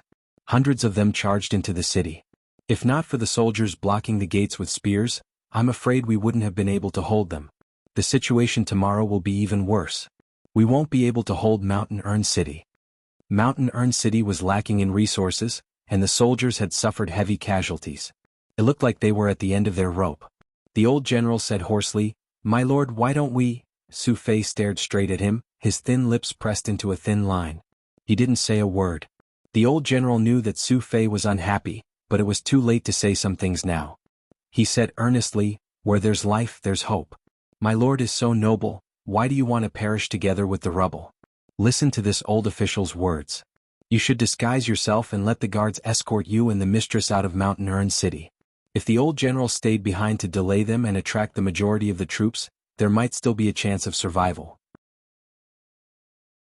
If we continue to stay in Shanwu City, sooner or later we will become a turtle in their jar. The old general was straightforward and didn't notice that his choice of words was inappropriate. How could Su Fei be a turtle? Su Fei's fists loosened and tightened, then tightened and loosened again. His expression kept changing, just like the torment and hesitation in his heart. The old general advised, "Your Highness, make a decision as soon as possible." Su Fei took a deep breath and closed his eyes to hide the pain surging in them. "All right," he agreed. Abandoning the Barbican city to escape would mean admitting that he was inferior to Su Bei. How could Su Fei be willing to accept this? The old general heaved a sigh of relief. He got up with difficulty and bowed to Su Fei, then slowly bowed and retreated. The old man was getting on in years. Regardless of physical strength or combat ability, he couldn't compare to a young man. Seeing his old companions die in battle one by one, the old general felt extremely pained. However, he couldn't show it and affect the morale of the army. The night was dark and the enemy didn't come to ambush them. However, no one dared to let their guard down. They were afraid that if they slept, they wouldn't wake up again. The old general personally went to the city gates to check on the defense. He didn't expect to be able to defend the city tomorrow. He just hoped to delay for a while longer to buy time for his lord. That night, the Su residence in Shanwu City was brightly lit. Su Fei's wife dismissed most of the maids and servants. The women were extremely busy. Not only did they have to pack up gold and silver, but they also had to prepare rations, water, and carriages. As the mistress of the house, the first wife could still hold the fort. However, the women in the courtyard were crying and wailing. Their emotions affected their children. A few sons and daughters of concubines were crying in the arms of their nannies or birth mothers, tears dripping down their cheeks. The eldest daughter, who was now 11 years old, was the calmest. Not only did she not cry, she even helped her mother pack up. Bringing jewelry at a time like this? The first wife saw the concubines packed up one by one. She was so angry that she couldn't speak. His most favored concubine had 5 chests of clothes and jewelry. Now she didn't even care about her life, but still cared about beauty. At a critical moment, could these jewelry become food and water? When they were hungry or thirsty, did they rely on gold and silver jewelry to survive? The concubine who was reprimanded blushed and immediately tried to defend herself. "Why can't I bring it? These are all gifts from Master. If I lose any one of them and Master asks, I won't be able to bear the responsibility." This noble concubine was the one with the most confidence in the residence because her belly was very strong. Su Fei had 3 sons and 3 daughters. 2 of the sons of concubines were born from her belly. The first wife and Su Fei had been married for many years. Until now they only had 1 daughter. For the sake of her children, the first wife could only turn a blind eye to the concubine's jealousy. "Mother, don't worry about her. If she likes to wear it, then let her wear it. Daughter wants to see if father will let her get on the carriage." The first wife was about to get angry when her right hand was gently held by her daughter. A concubine is a concubine, something that can't be shown in public. They were running for their lives, not on a spring outing. The concubine choked and her pretty face turned red with anger. She knew that this eldest daughter had a fiery temperament, but she didn't expect her to be so vulgar. She dared to scold her in front of her shoe mother? "I am your shoe mother. How dare you insult me like this? A shoe mother is also a mother, but are you worthy?" The concubine was about to get angry when she saw Su Fei's figure. At this time she swallowed back her words. She pinched the handkerchief and pressed it against her watery eyes, as if she had been greatly wronged. If Su Fei saw her like this, she would most likely come over and ask a few questions. She could then accuse her. The result was unexpected. Su Fei went straight inside. She passed by a few beautiful concubines and asked the first wife, "Everything is ready?" The first wife replied, "Everything is ready." Su Fei sighed softly. "Then let's go." The concubine's sons and daughters were also perceptive. They were crying hoarsely just now, but when Su Fei came they became sobs. Su Fei led the way and was about to leave. Out of the corner of his eye, he glanced at the big chests. An inexplicable anger filled his chest. Is this what you mean by, everything is ready? The first wife glanced at them and secretly curled her lips. These chests are not mine. Even my paternal family only picked 2 as souvenirs. Su Fei's eyes suddenly turned. The concubine who was originally planning how to accuse her was shocked. She had served Su Fei for many years. When had she ever seen such a scary look? It was as if a beast would jump out in the next second and bite off her neck. These are concubines. They are all gifts from master. I can't bear to part with any of them. Su Fei looked at her a few times and suddenly snorted coldly. The concubine thought she was safe and showed a charming smile again. Chapter 11:20. She bent over in pain and the smile on her face froze. Su Fei exerted a little force and the tip of the sword slid out of her body. Blood stained the ground, splashed on the boxes, stained her dress and stung the eyes of the onlookers. Su Fei said coldly, "Let's go." A woman who did not understand the situation would only be a burden. Since she could not bear to part with these things, then let her bring them to the Yellow Springs. Su Fei was not a broad-minded person. He did not plan to take this concubine away, but she would be humiliated in the city, and sooner or later she would die. It was better to die now and leave everything clean. Whoever is reluctant to part with her can also stay behind to accompany her. Once he said this, how would those women dare to court death? Witnessing their mother being killed, the 2 bastards cried out in fear, and one by one asked for their mother. They cried with all their might, and the ear-piercing sound pierced everyone's eardrums. Usually, Su Fei would have comforted them, but now he looked at them coldly, and his brows furrowed impatiently. To prevent Su Fei from losing control of his emotions and doing something shocking, the main wife spoke up in time. "Master, it's getting late." After Su Fei heard this, he walked out of the hall with a gloomy face. There were 5 plain carriages outside the residence. 4 were used to carry people and 1 was used to carry rice, dry food and luggage. Su Fei did not have many wives and concubines, but they were not few either. Just the children alone could take up a carriage. When everything was ready, the sky was still dark, like the ink in the inkstone that could not be melted. Everyone squeezed into the narrow carriage and everyone's expression was not good. Before he could sit down, he heard the sound of hurried footsteps coming from outside, followed by a breathless report. "Report. The enemy has launched a sneak attack, one of the city gates has been captured, please leave quickly my lord." Su Fei's face turned pale and the women panicked, tears welling up in their eyes. The children cried loudly, and their cries made people's heads hurt. Su Fei's eldest daughter nestled in her mother's arms, stubbornly pursing her lips, and her bright eyes were filled with panic. The main wife felt her daughter trembling and comforted her gently. "Don't worry, mother is here." Although she said that, her palms were sweating and her heart was beating like a drum. In a sense, women in troubled times were inferior to livestock. The first wife didn't dare to think about it. If it was necessary, would Su Fei abandon them? Probably, right? She thought blankly. The wheels of the cart rolled forward. The sky outside was still pitch black, just like everyone's situation at the moment. There was no hope at all. The battle cries were left behind by the carriage. Only the sound of rolling wheels and clashing armor could be heard. Su Fei's eldest daughter plucked up her courage and lifted the curtain. She saw that the horizon behind the carriage was dotted with orange dots, as if the sun was rising from the east. Taking a closer look, it wasn't the sun at all. It was clearly a fiery light that soared into the sky. Tongues of fire were wreaking havoc in Mountain Urn City, turning the familiar scenery into ashes. Mother, her mouth and tongue were dry, and her beating heart seemed to be out of her control, making her feel an inexplicable fear and panic. Under the protection of the guards, the caravan safely left the city. Su Fei didn't feel lucky because danger was everywhere. The enemy could catch up at any time. The soldier who was searching for Su Fei's whereabouts reported, "My lord, we've searched everywhere. He's not here." Su Fei asked, "He escaped?" At this moment, someone under the tent said, "My lord, I don't think he's gone far. If we go after him now, we can still catch up." Su Fei's heart wavered. Regarding this decision, he was against it. It was true that he wanted to defeat Su Fei, but he didn't hate him to the point where he had to take his life. If he were to catch him now, how to deal with him would become a problem. No matter how fiercely he and Su Fei fought, they were still cousins. Rounding it up, they were blood brothers. An elder brother killing a younger brother, how could it be heard? Without waiting for Su Pei to finish hesitating, someone added, "My lord, letting a tiger return to the mountains will cause endless trouble in the future. Please reconsider." Letting a tiger return to the mountains? That's right. If he let Su Fei go, the other party wouldn't appreciate it. Su Pei became hot-headed and ordered, "Send people to chase after him. If he's alive, I want to see him. If he's dead, I want to see his corpse." By the time he realized what he had said, it was already too late to retract his words.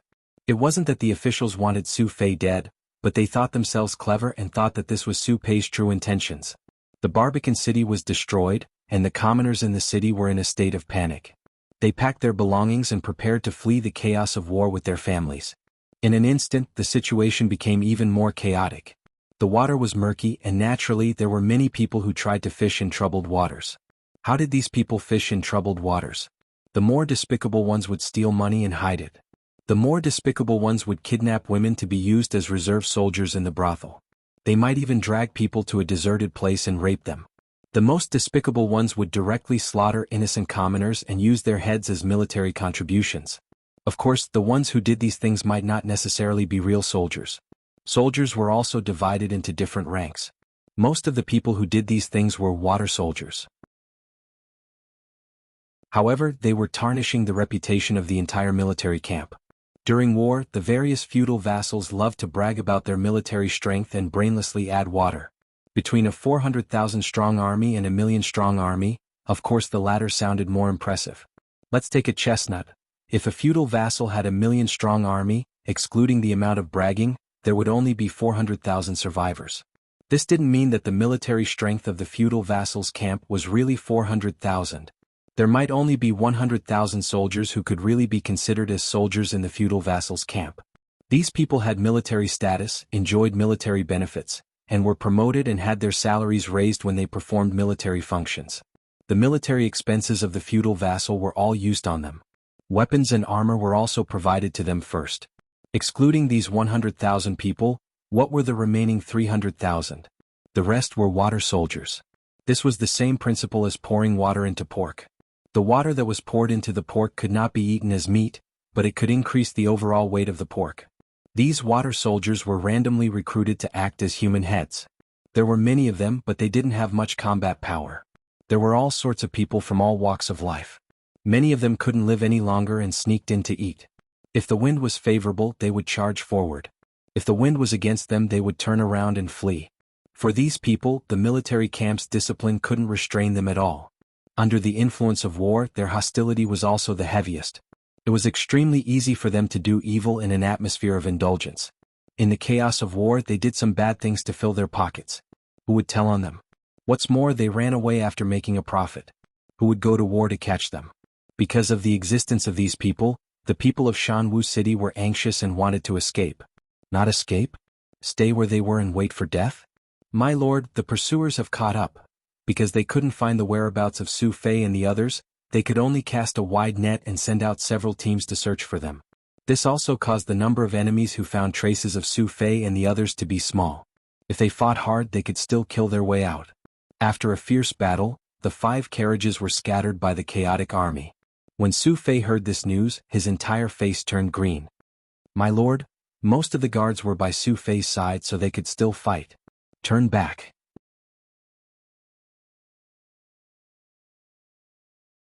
Chapter 11:21. My lord, please think of the bigger picture. The guard was loyal to Su Fei. Of course, he prioritized Su Fei's interests and safety.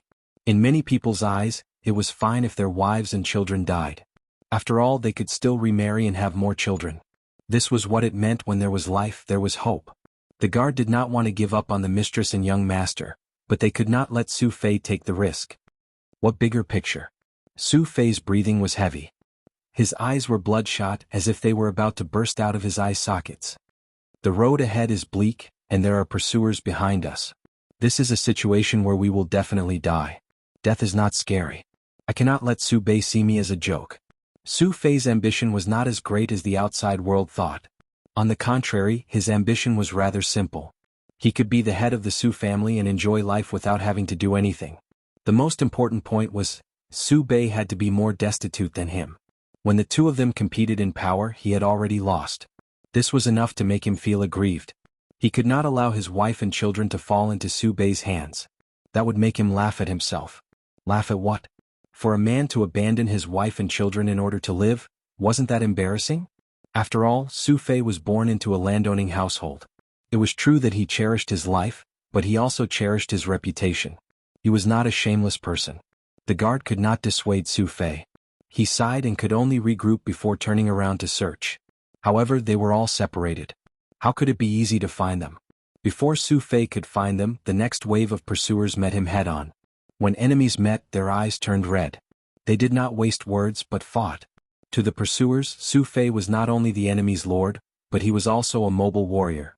The price of his head was very high. Su Fei fought and retreated. It was not easy for him to break out of the encirclement and shake off this wave of pursuers. During this period of delay, the pursuers caught up one after another. He had no time to find them. He could not even figure out the direction and could only run for his life. In the end, he was forced into a desolate village with only 10 families.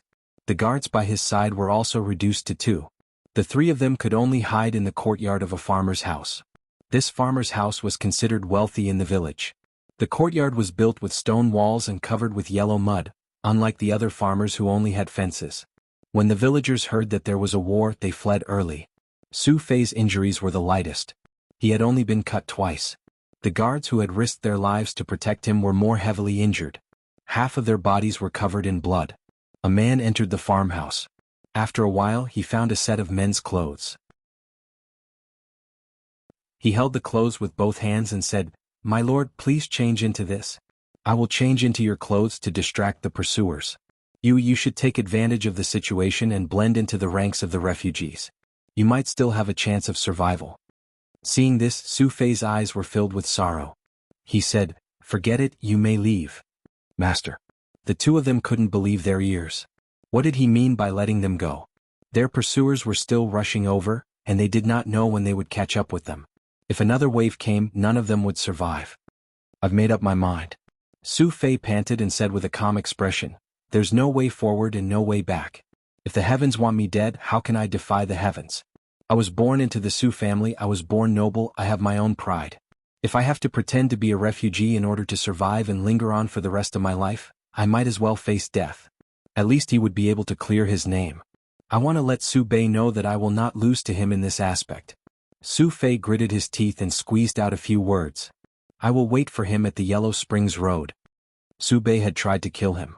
He wanted to see what kind of good ending this person would have. The 2 guards looked at each other and saw the hot tears welling up in each other's eyes. Feeling helpless, they bowed to Su Fei and left the courtyard. Before leaving, they even closed the courtyard door. Su Fei looked at the green tree in the courtyard.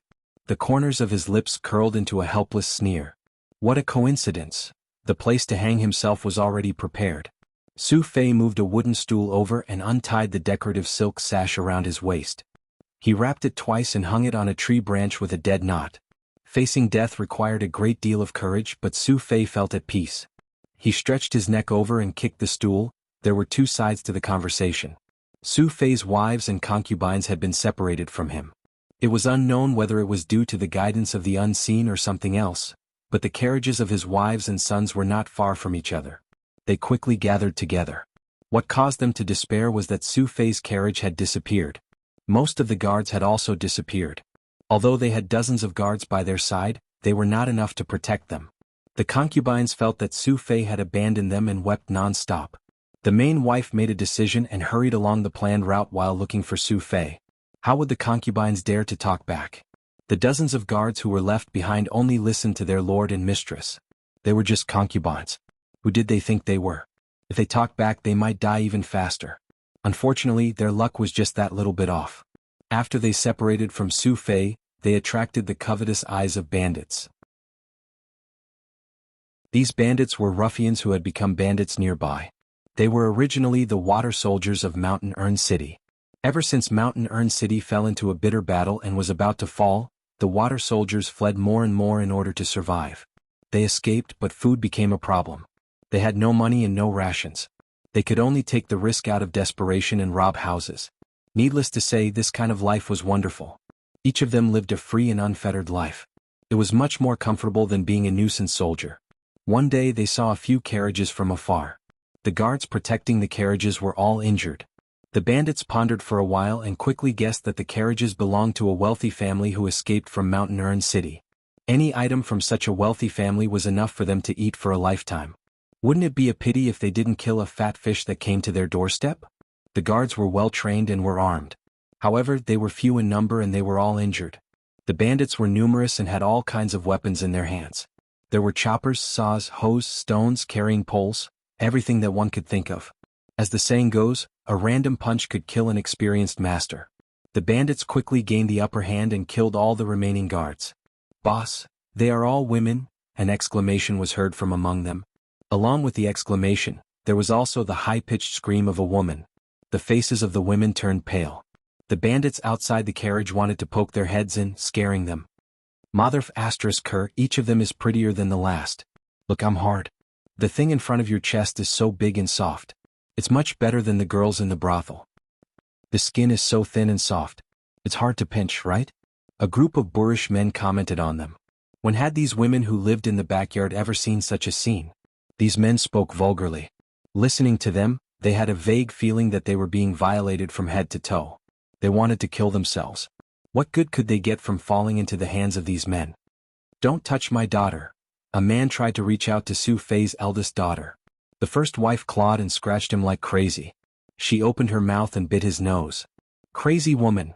After being bitten, the man grabbed the first wife's hair and threw her to the side. The back of her head hit the carriage. With a thud, the whole carriage shook. "Shall air run? Little girl, where can you run to?" How could a young girl who lived in the boudoir be a match for an adult man? She was grabbed by the hair and slapped. The force was so strong that half of her face quickly swelled up. The man still refused to stop and lifted her up from the ground.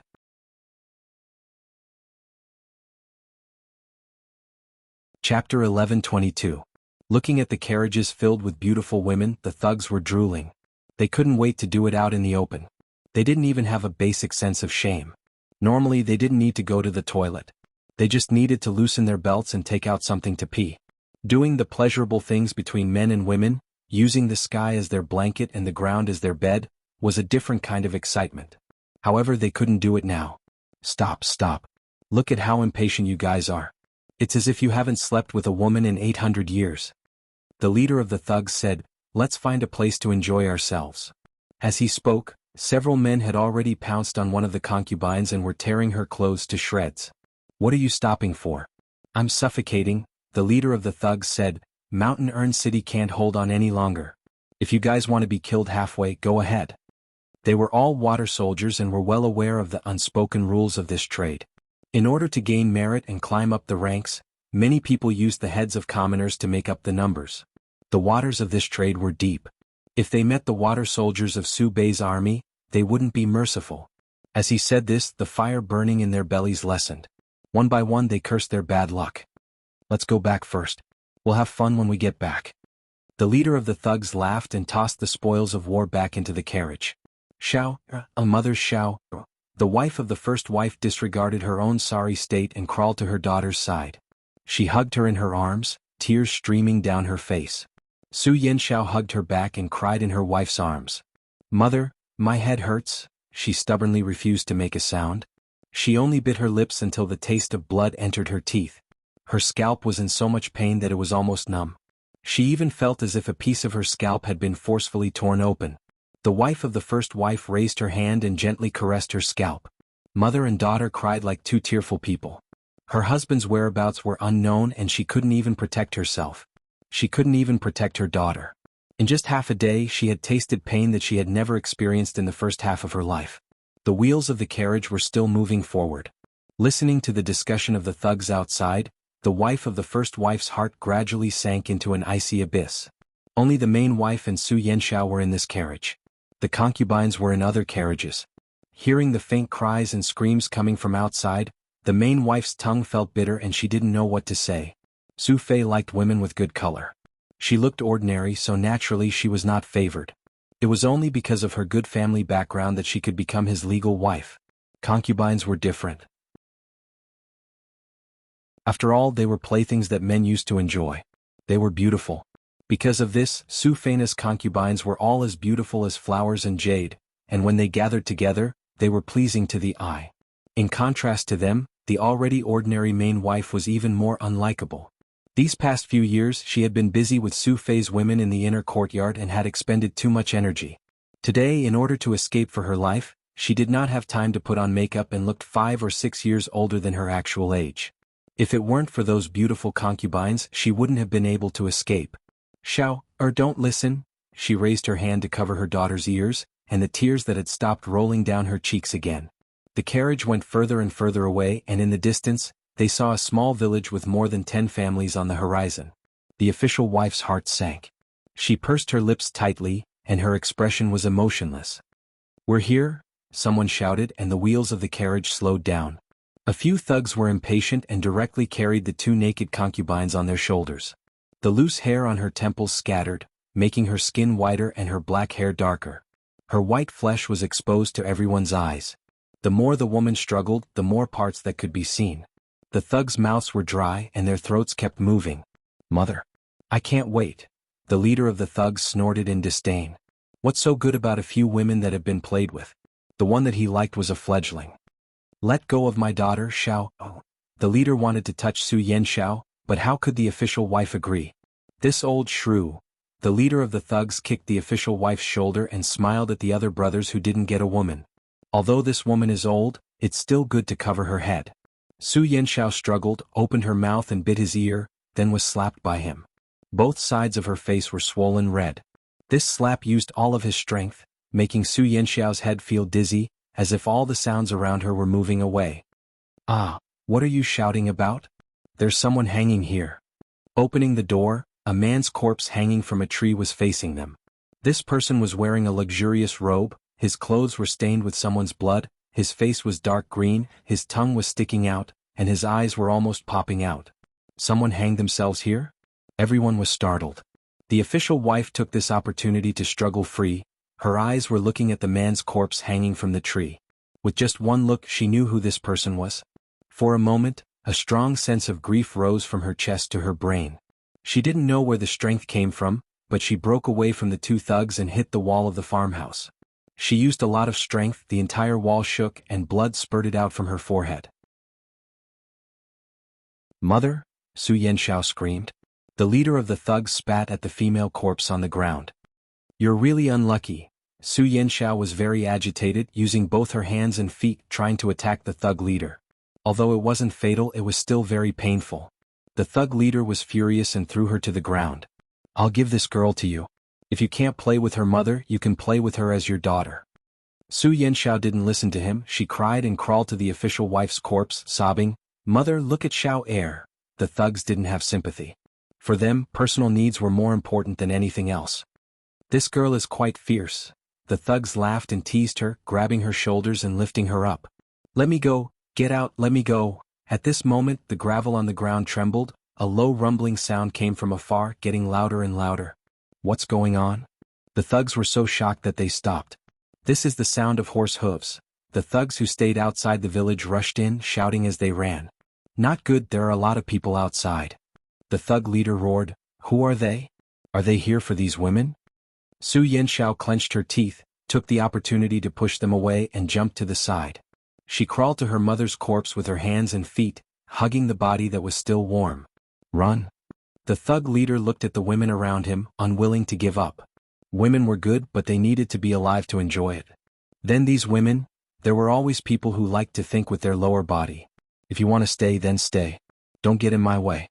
As they spoke, the sound of horse hooves was getting closer. Those with good eyesight could see the color of the horse that the person in front was riding. Su Yanxiao's eyes flashed a hint of fierceness. While the thugs were panicking and trying to escape, she rushed over and hugged the legs of the leader. The man was caught off guard and lost his balance, causing him to tumble down. "If I can't live, you have to die too." Whether they were friend or foe, she couldn't let them escape. "Stay and be buried with them." The thug leader quickly reacted, using some strength to break free from Su Yanxiao, and kicked her to the side. Su Yanxiao was a stubborn person, so she endured the pain and climbed up, trying to stop him again. "Madman!" At this moment, an arrow pierced through the air. The sharp arrow pierced through his brain, causing his body to fall in the opposite direction. "General Qinggong, I'm late to save you."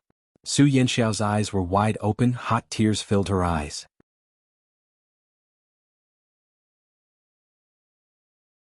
Chapter 11:23.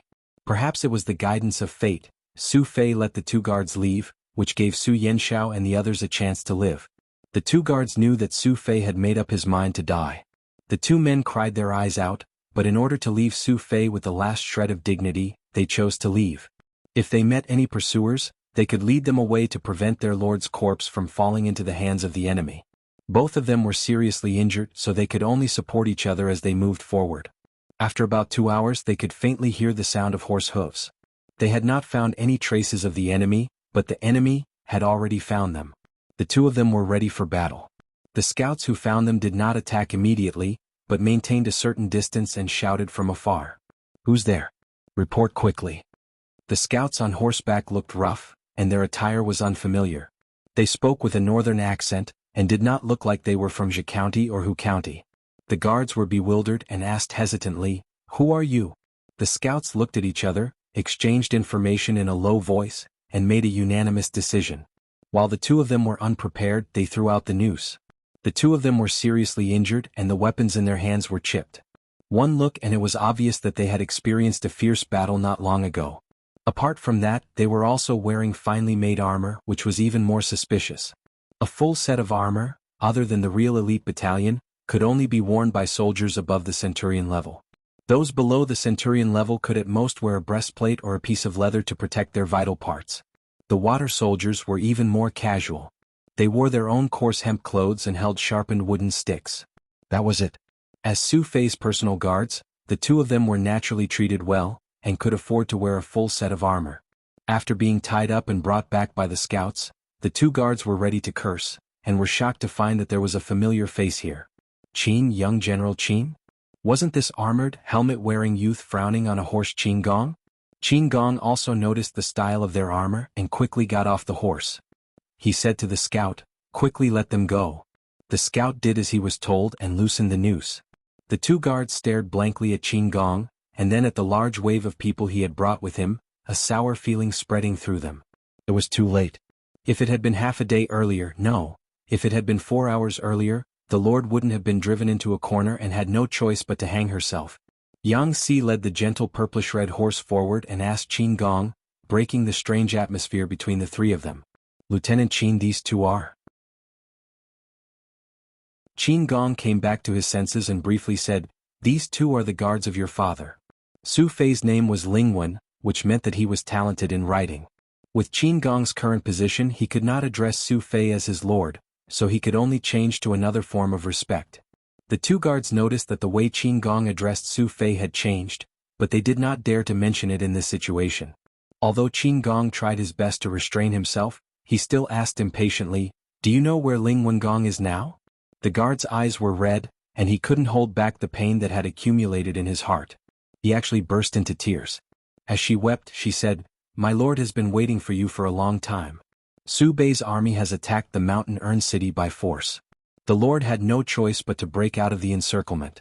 Halfway through she met with pursuers. My lord, mistress and the others split up. My lord refused to give up on his wife and daughter. He brought people to search for them, but the number of pursuers increased. In the end, his troops were exhausted. With no way out, my lord could only hang himself in despair." As the guard wept, Qin Gong already had a bad premonition. When he finished, Qin Gong felt even more dizzy. His dry throat seemed to have a strange feeling. He struggled to find a trace of clarity, and his eyes quickly became red and watery. Qin Gong grabbed the guard's shoulder, his fingers trembling as he asked in a hoarse voice, "Where is my lord's body now?" In a moment of desperation, he had forgotten that Yang Si was standing beside him. The guard replied, "Your subordinates still remember the location. We can bring young General Qin there." "Good." Qin Gong suppressed his violent emotions. His right hand gripped his weapon tightly, his knuckles turning from white to green from the force. He mounted the horse and was about to give the order when he suddenly remembered something. "Advisor Yang, this general has a presumptuous request." Yang Si smiled. "Lieutenant Qin, please speak. Your father had 3 sons and 3 daughters, but now they have been separated due to the chaos." Qin Gong was now going to fetch Su Fei's body. If he was late, Su Fei's head might have already been cut off by the soldiers under Su Pei's tent, and he would die without a complete corpse. Qin Gong missed his lord, but he was also concerned about the safety of his old master's family. He could only entrust Yang Si to help find them. He knew that his request would arouse Yang Si's disgust, and even make his new master wary and suspicious of him, but he couldn't care so much. Yang Si said righteously, "Lieutenant Qin, go ahead. I will bring people to find your father's family." Qin Gong nodded heavily and led 2,000 soldiers to find the farmer's village that the guard had mentioned. He didn't dare to stop for even a moment. After galloping for nearly a quarter of an hour, he finally saw the village. From afar, he discovered that this village wasn't uninhabited like the guard had said. There were people who looked like they were on the lookout outside the village. Of course, he didn't doubt the guard's words. He was just worried that these people would harm Su Fei's body. When he got closer, he could faintly see more than 20 thugs. With his excellent eyesight, he even saw the figures of a few women. After thinking for a bit, Qin Gong guessed that these thugs were beasts who took advantage of the chaos to bully and humiliate the people. Those thugs also discovered traces of Qin Gong and the others. They seemed to be making use of this time to escape. Qin Gong snorted coldly. He knocked his bow and shot an arrow, aiming at the head of the thug who was entangled by the young girl. One arrow was shot and it killed in one shot. In a short period of time, the horse galloped for a distance. It was enough for Qin Gong to clearly see the face of the young girl who dared to fight against the thugs. Both sides of her face were bruised and swollen. Her hair had long been disheveled and scattered over her shoulders. However, her facial features, Qin Gong was shocked. It was as if someone had poured a bucket of cold water from head to toe on the coldest day of the year. His brain and limbs were frozen. Without waiting for the horse to stop, he dismounted and knelt on one knee. "I am Qin Gong. I came late to save you." Su Yanxiao shrunk back, then crawled a few steps in a sorry state. She grabbed onto Qin Gong's arms tightly. However, she could only grab onto the ice-cold scales. Just like her current state of mind, it was so cold that she couldn't feel any warmth. "Qin Fengjing. Why did you only come now?" she cried uncontrollably. Her tears flowed down uncontrollably. In an instant, half of her face was wet. "Why did you only come now?" Qin Gong didn't dare to move. He tried to say something, but when he saw Su Yanxiao's appearance, his throat choked and he couldn't say a word. If it was possible, he also wanted to come 4 hours earlier. His lord didn't have to hang herself, and the person in front of him didn't have to suffer such grievances.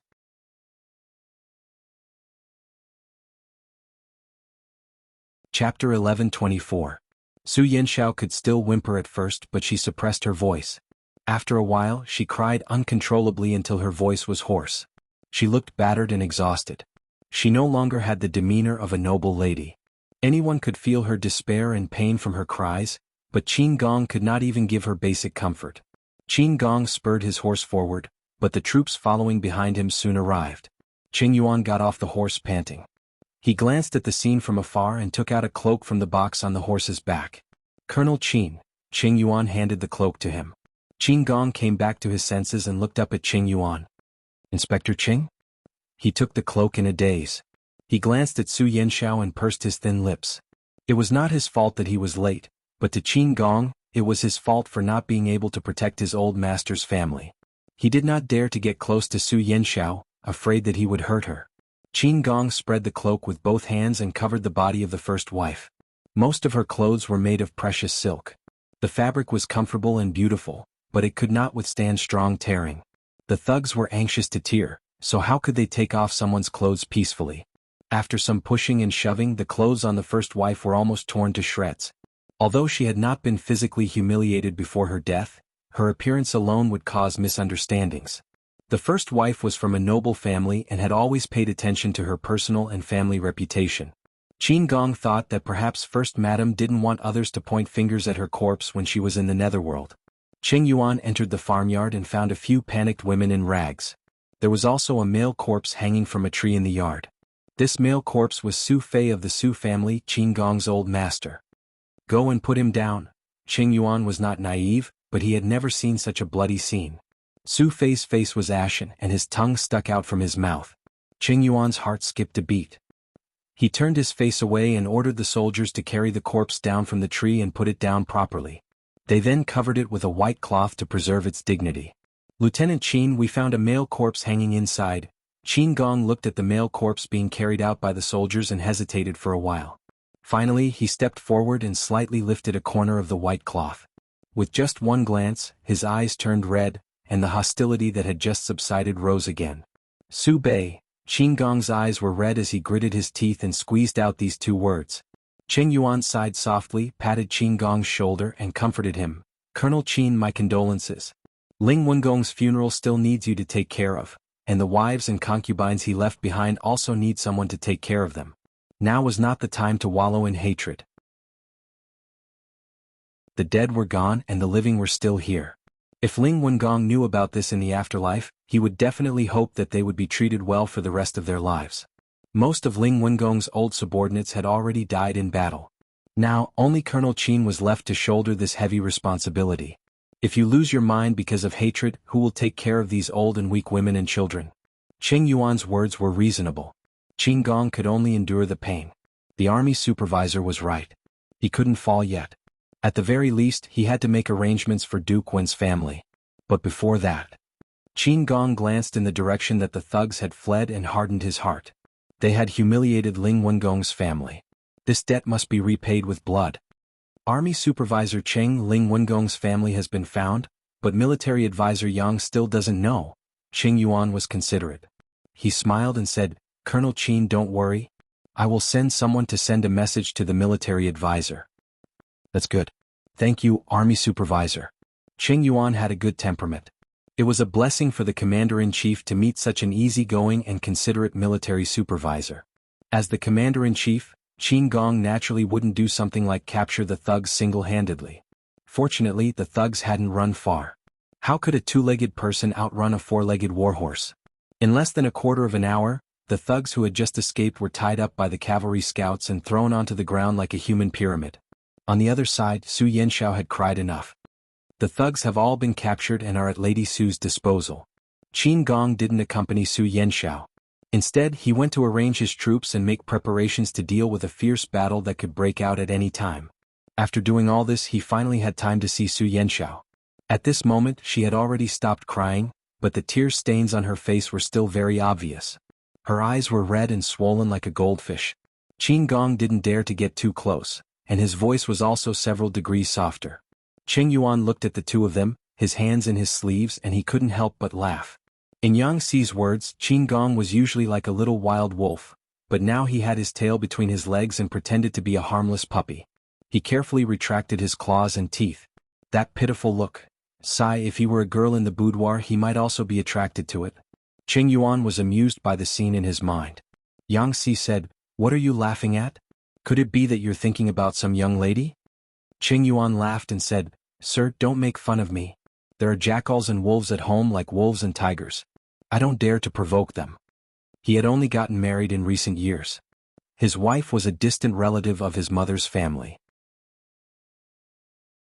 Cheng Yuan hadn't seen what she looked like before they got married, and they only started getting along after they got married. Although it was a blind marriage, the two of them got along well after getting married. Now they could be considered to be in love and the young couple was quite happy. Then why were you laughing like that just now?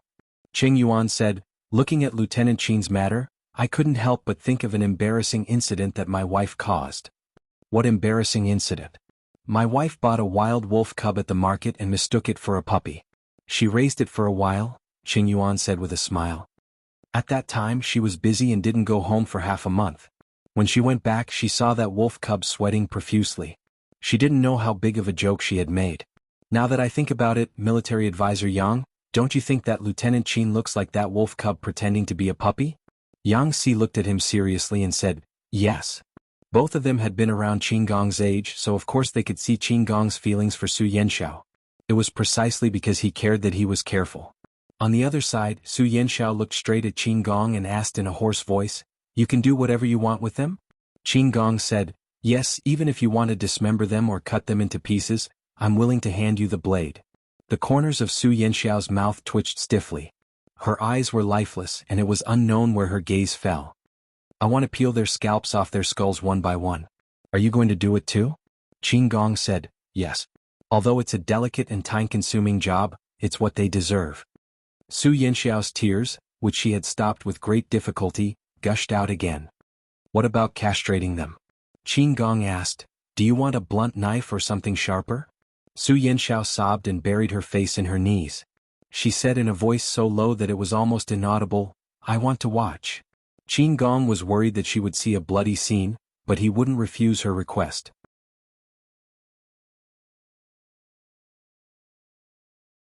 Chapter 11:25.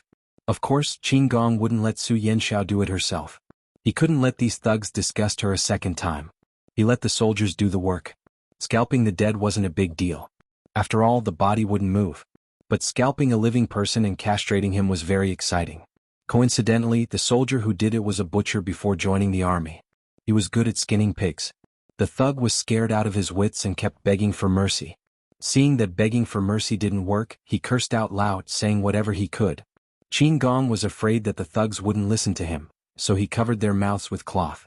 The knife-wielding soldier looked at Qin Gong, then looked at the pigs in front of him who were tied up on the pillars to prevent them from moving. He clicked his tongue and gestured where to start with the knife. Do you want to shave your head first? He asked his assistant in a low voice. The assistant thought for a while and frowned in disgust. Just do it. I don't know when was the last time they took a bath. The dandruff and oil on their hair are enough to cook a dish. Okay. Find a straw rope and tie his hair up.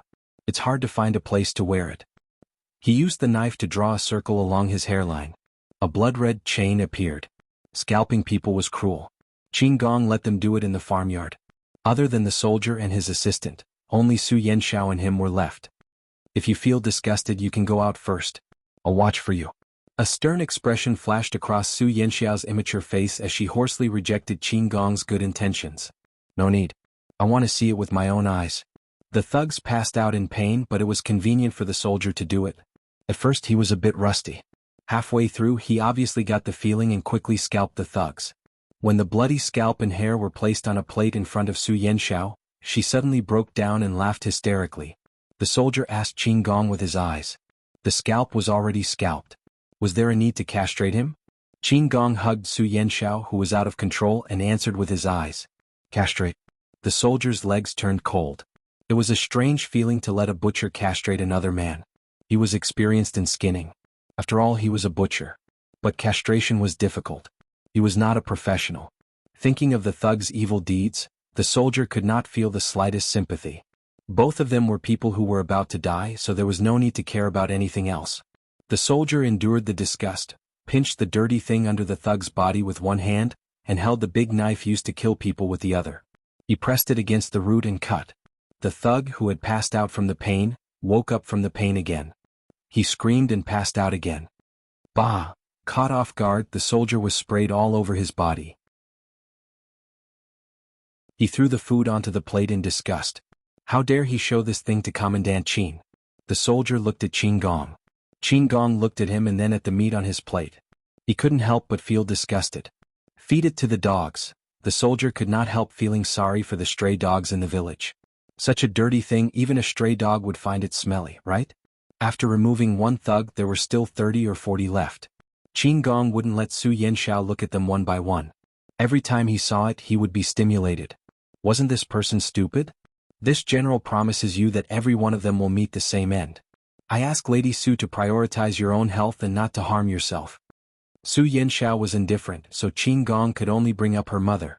Lady Su will still need to take care of the matriarch's funeral. Can you stand by and watch as she dies? He had learned these words from Qing Yuan. Although he was suspected of plagiarism, it was fine as long as it worked. To Su Yanxiao, the legal wife was her weakness. Qin Gong coaxed Su Yanxiao away. The soldier holding the knife looked at him silently, his eyes asking, should we continue? Qin Gong gritted his teeth. Continue. Kill as many as you can. If you can't make it in time, remember to kill them so that they don't waste their lives. With more than 10,000 soldiers stationed here, they were practically moving landmarks. The soldiers sent by Su Bei weren't blind. They would definitely discover them.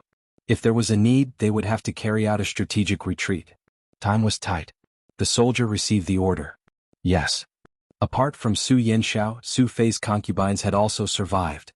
Each of them was battered and exhausted. Qin Gong didn't have a good impression of them. Moreover, he was a foreign official and had to avoid arousing suspicion. He couldn't get close to his old master's woman. Commandant Qin, The military advisor has sent this general to inform you that the heirs of Duke Wengong have been found. They had been found but they weren't alive. Su Fei had 3 sons and 3 daughters. The eldest son was already 9 years old, while the younger one hadn't stopped breastfeeding. In the carriage, the thugs wanted to do something immoral to Su Fei's concubines. The children cried incessantly, angering the thugs. The 9-year-old child was beaten so hard that his sternum was shattered and his lungs were pierced. The youngest child fell to his death. When they found him, his body was in a twisted position. The middle child was thrown off the carriage halfway and died under the wheels of the carriage. The 3 bastard sons were all dead. Apart from Su Yanxiao, the 2 concubine daughters were also on the verge of death. They had been humiliated by the thugs in the carriage and were half dead. After that, they were even beaten viciously. The 2 children didn't wait for the military doctor before they breathed their last. Their little faces turned ashen and deathly still. Yang Si looked at the 2 young girls and was silent for a while. Although the female soldiers had tidied up and covered up their faces, their dark and twisted faces still dealt a heavy blow to him. Scenes seemed to flash before his eyes. After a while, Yang Si said, "Prepare 2 coffins for them." Dragging Su Fei to death was within his and the Lord's expectations, but Yang Si stopped himself from having dangerous thoughts. He got up and left, striding into the farmyard. The soldier was still hard at work. As the saying goes, practice makes perfect. His efficiency was much higher than before. Military advisor. Yang Si laughed. "You do it, I'll watch." The soldier nodded in a daze. Just as Qin Gong had predicted, Su Bei's pursuers had discovered this place. However, they didn't dare to act blindly without thinking. Instead, they sent the news back to the main camp. After Su Bei heard this, he couldn't sit still. Does this mean that Qin Gong has already rescued Su Fei? Thinking about this, Su Bei couldn't help but feel pained. Falling into such a situation, Su Fei was still able to escape from despair and hitch a ride on Jiang Pingji's boat. Was he trying to make things difficult for him? I'm not sure about the specific situation. They had only discovered traces of Qin Gong's troops, but they weren't sure if Su Fei had been rescued by him. Su Bei held his forehead gloomily. Everyone under the tent looked at each other. Someone suggested, "Why don't the Lord send a messenger to test the waters? Wouldn't they know if Su Fei had been rescued by just a little test?" As they spoke, hurried footsteps could be heard from outside. Not only was there the sound of armors colliding, but there was also the sound of clothes rubbing against each other. "My lord, military advisor Han requests an audience." Su Bei's eyes lit up. He hurriedly said, "Quickly invite Wenbin in." Realizing that something was wrong, Han Yu rushed to the front lines without stopping.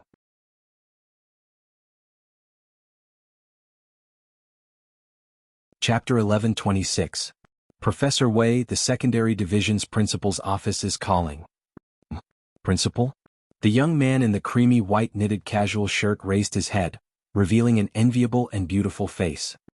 His lips were slightly raised, and the faint smile seemed to dye his lacquered eyes with bright stars. Did he say what it was?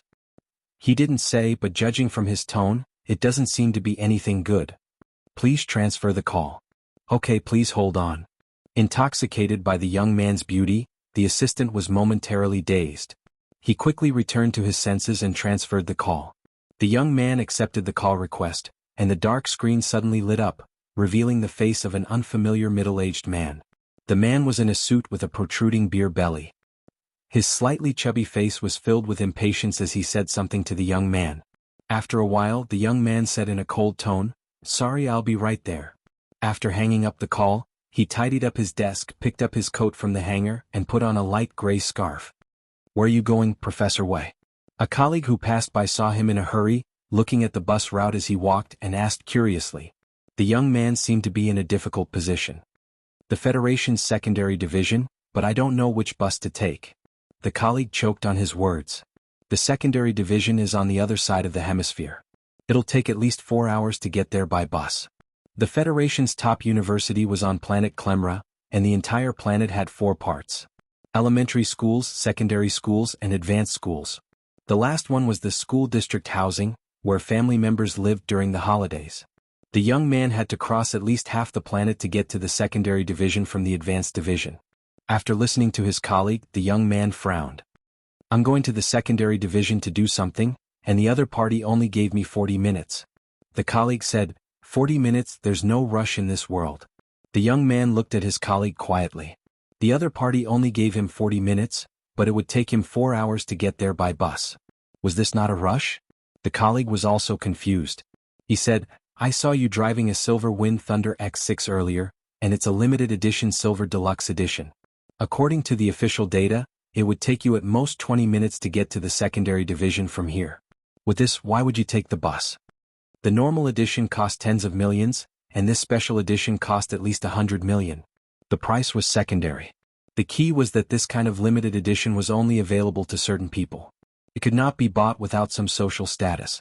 Ever since the young man drove this car to work, many young teaching assistants became even more enthusiastic towards him.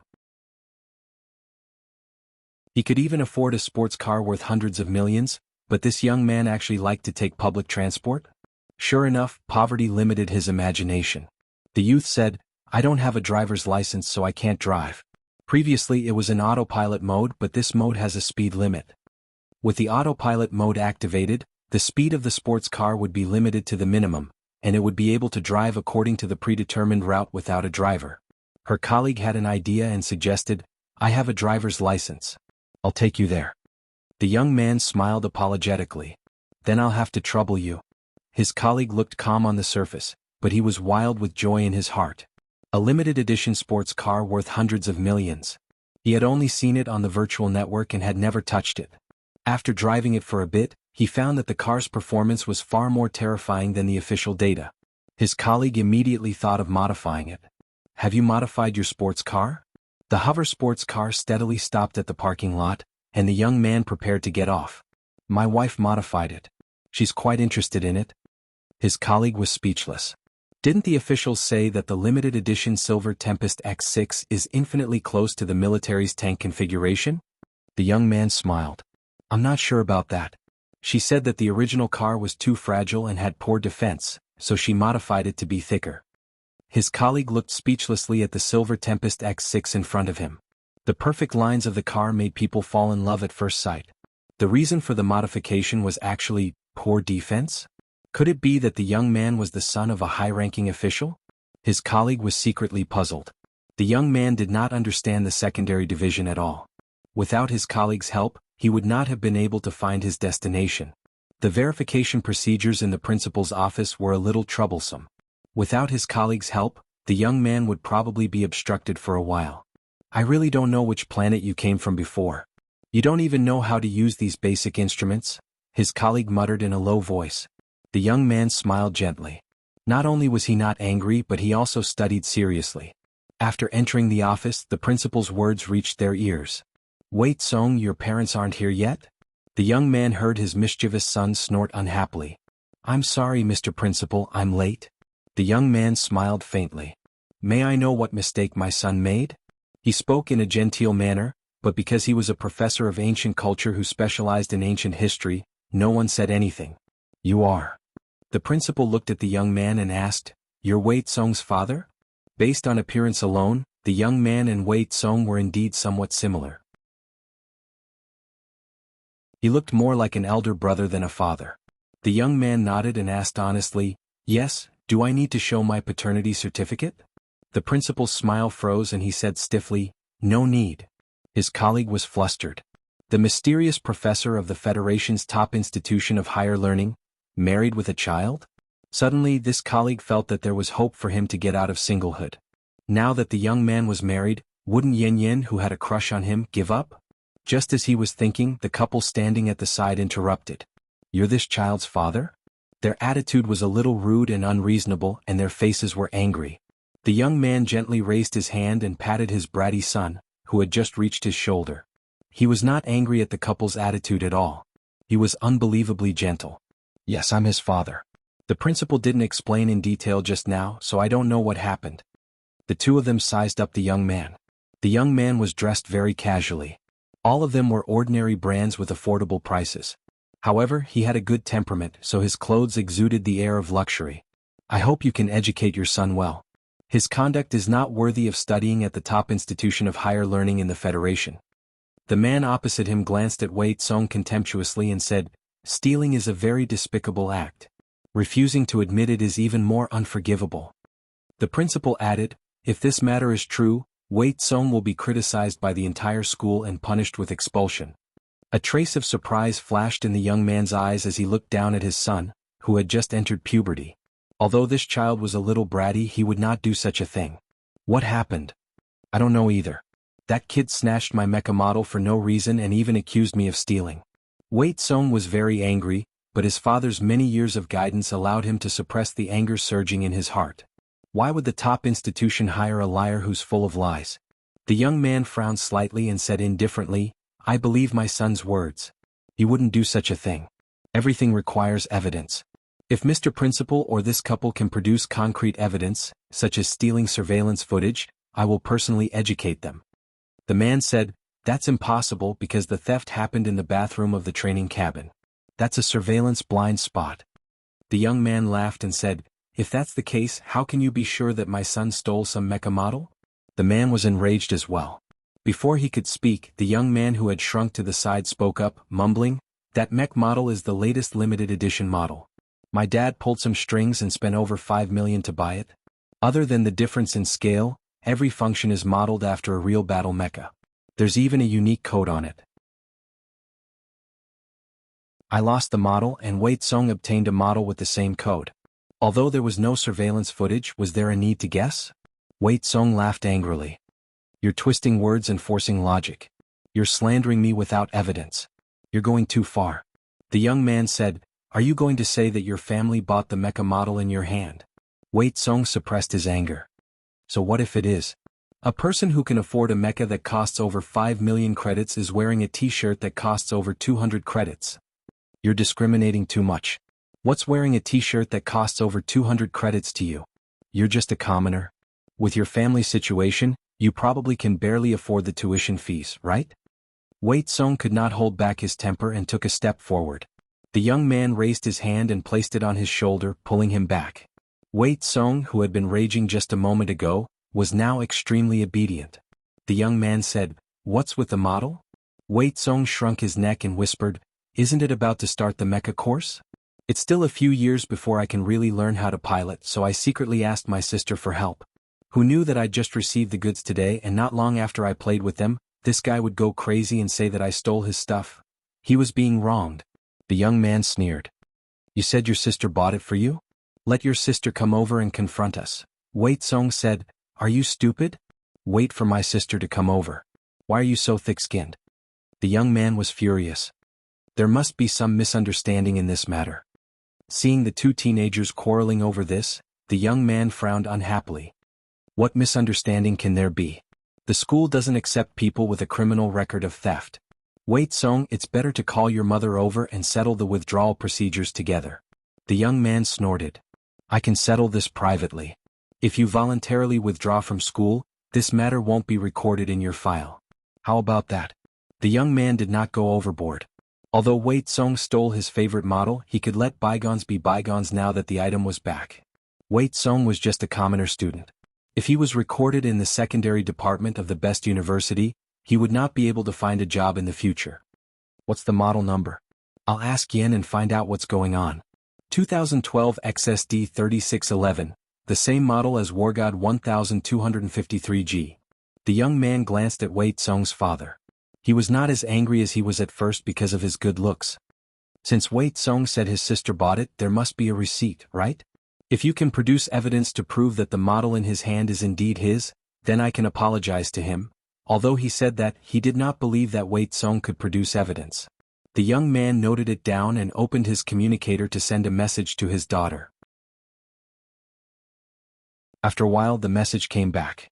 Mom threw it to me a few days ago. I gave it to Tsong in passing. Where did the receipt come from? The young man secretly had a headache. He pulled up his wife's contact avatar and roughly explained the current situation. He replied instantly, what the hell? Tsong stole? Wait a minute. After a while, someone's communicator rang. Everyone looked at each other. The principal nodded apologetically in slight embarrassment. It was an unfamiliar video call request. Seeing this, the young man said, Mr. Principal, you can answer it. If I'm not mistaken, it should be my wife. What the hell? The principal agreed to the video call in surprise. Because it was a three-dimensional communication, the person would not appear on a two-dimensional plane. Instead, it would be directly projected into a three-dimensional image. "Hello, Mr. Principal." As soon as the person spoke, everyone in the principal's office was silent. Hello, Jiang. Well, I'm in a bit of a hurry. Let's cut to the chase and get straight to the point." Jiang Pingji said, "I just heard from my husband that my son stole. The evidence is true, so it's very likely that he will be expelled from the school. He might even be recorded. Is this true?" The principal was stunned. Not only him but everyone else was also stunned. They could understand every word the chief said, but when combined into one sentence they could not understand it. Evidence is important when doing things. Is there a surveillance camera or a witness? The principal blushed and said with difficulty, "No." Jiang Pingji raised her eyebrows. "Since there is no evidence, why did you say that Song stole?" The principal glanced at the young man's parents. Their expressions were very interesting, like a broken pallet. Faced with the questioning of the chief, the principal did not dare to be vague, not to mention that the chief was the most difficult old hooligan to deal with. The principal explained the reason rather awkwardly. Although it was beautified, it could not hide from Jiang Pingji's eyes. "I think the atmosphere of the top school should be changed. The school is a place for students to seek knowledge. How can there be class discrimination? If this matter is broadcasted by the military media or the civilian media, I think the top school will be on the hot search list for a few days." The principal choked and was speechless. Could this kind of thing be linked to discrimination? The school was already relatively fair. The teaching resources they could provide could also be enjoyed by children from ordinary backgrounds, but children from wealthy families could enjoy more top-notch resources. These resources could not even be provided by the school, let alone for ordinary children. For example, the simulated mecha this time. This kind of mecha model was not a toy on the market. Other than the scale and weapon power, everything else was made according to real war mecha. Even if you had money, you could not buy it. Children with power and money could learn in advance, but could ordinary children? "Chief, there must be a misunderstanding in this matter." "Of course I know there's a misunderstanding." Jiang Pingji smiled. Song would not steal a classmate's mecha model, and he does not have a hobby of stealing. There is no doubt about this. Because the mecha model was made according to my former ride, the manufacturer gave me 2 sets as souvenirs. There is no possibility of it being fake. I have already contacted the manufacturer to investigate the serial number, and various certificates can prove that the one in my hands is real. I have a rude suggestion. You'd better check if the lost mecha model is a high-quality imitation. The principal only felt his cheeks blush. The youth's parents could not help but suspect that they had bought a high-quality imitation at a high price. After all, it was impossible for a dignified chief to buy a high-quality imitation from official channels. "I'm sorry, Chief, this is my fault. I did not investigate in detail and wrongly accused young Master Wei." The youth's father could not help but speak up, trying to save some face. "Regarding the lost mecha model, I will investigate carefully. I will not wrongly accuse anyone." Jiang Pingji smiled. "It's okay. It's good that this matter has been resolved." Wei Tsong could not hold it in any longer. Just a series of apologies was enough? He had been wrongly accused for a few hours. The teachers and principal took turns to meet him, and all of them accused him of stealing. Hadn't he just insulted him with his eyes and nose, mocking him for wearing a cheap t-shirt that cost 200 credits? Although Tsong is young, he is still a young man. This gentleman should be able to understand what it's like to have a bratty son with strong self-esteem at home. Jiang Pingji seemed to sense Wei Tsong's resentment and added with a smile. The gentleman immediately understood. "Of course I can understand. After this matter is investigated, I will solemnly apologize to young Master Wei and compensate for the mental damage." Wei Tsong was still a little angry, but after a few snorts he wilted. He lowered his head and secretly rejoiced. He was satisfied that his mother could take time out of her busy schedule to help him solve a trivial matter. The matter was not complicated, but before Jiang Pingji revealed her identity, Wei Tsong was determined to be a commoner student. A commoner student holding a mecha model worth more than 5 million would make any normal person think that it was of unknown origin. The other party's attitude was more rude and unreasonable. They insisted on their own judgment, so Wei Tsong was naturally at a disadvantage. Now that the positions were reversed, the previously arrogant person could not be arrogant anymore. After careful investigation, they finally found the lost mecha model. After the manufacturer's appraisal, the lost model was indeed a high-quality imitation. The one in Wei Tsong's hand was the real one. The youth apologized to Wei Tsong accompanied by his parents. You're the son of His Excellency the Commander? The youth was still very confused. Yes, is it strange? Then why are you dressed so shabbily? Which proper young master would dress so intimately? Wei Tsong choked and retorted, my dad likes to shop online. Not happy? I can also wear a shabby t-shirt like this, okay? The youth was embarrassed and ashamed. Fortunately, Wei Tsong did not pursue the matter for revenge, so they were in peace. On the other side, the youth's colleague was dumbstruck and could not react for a long time.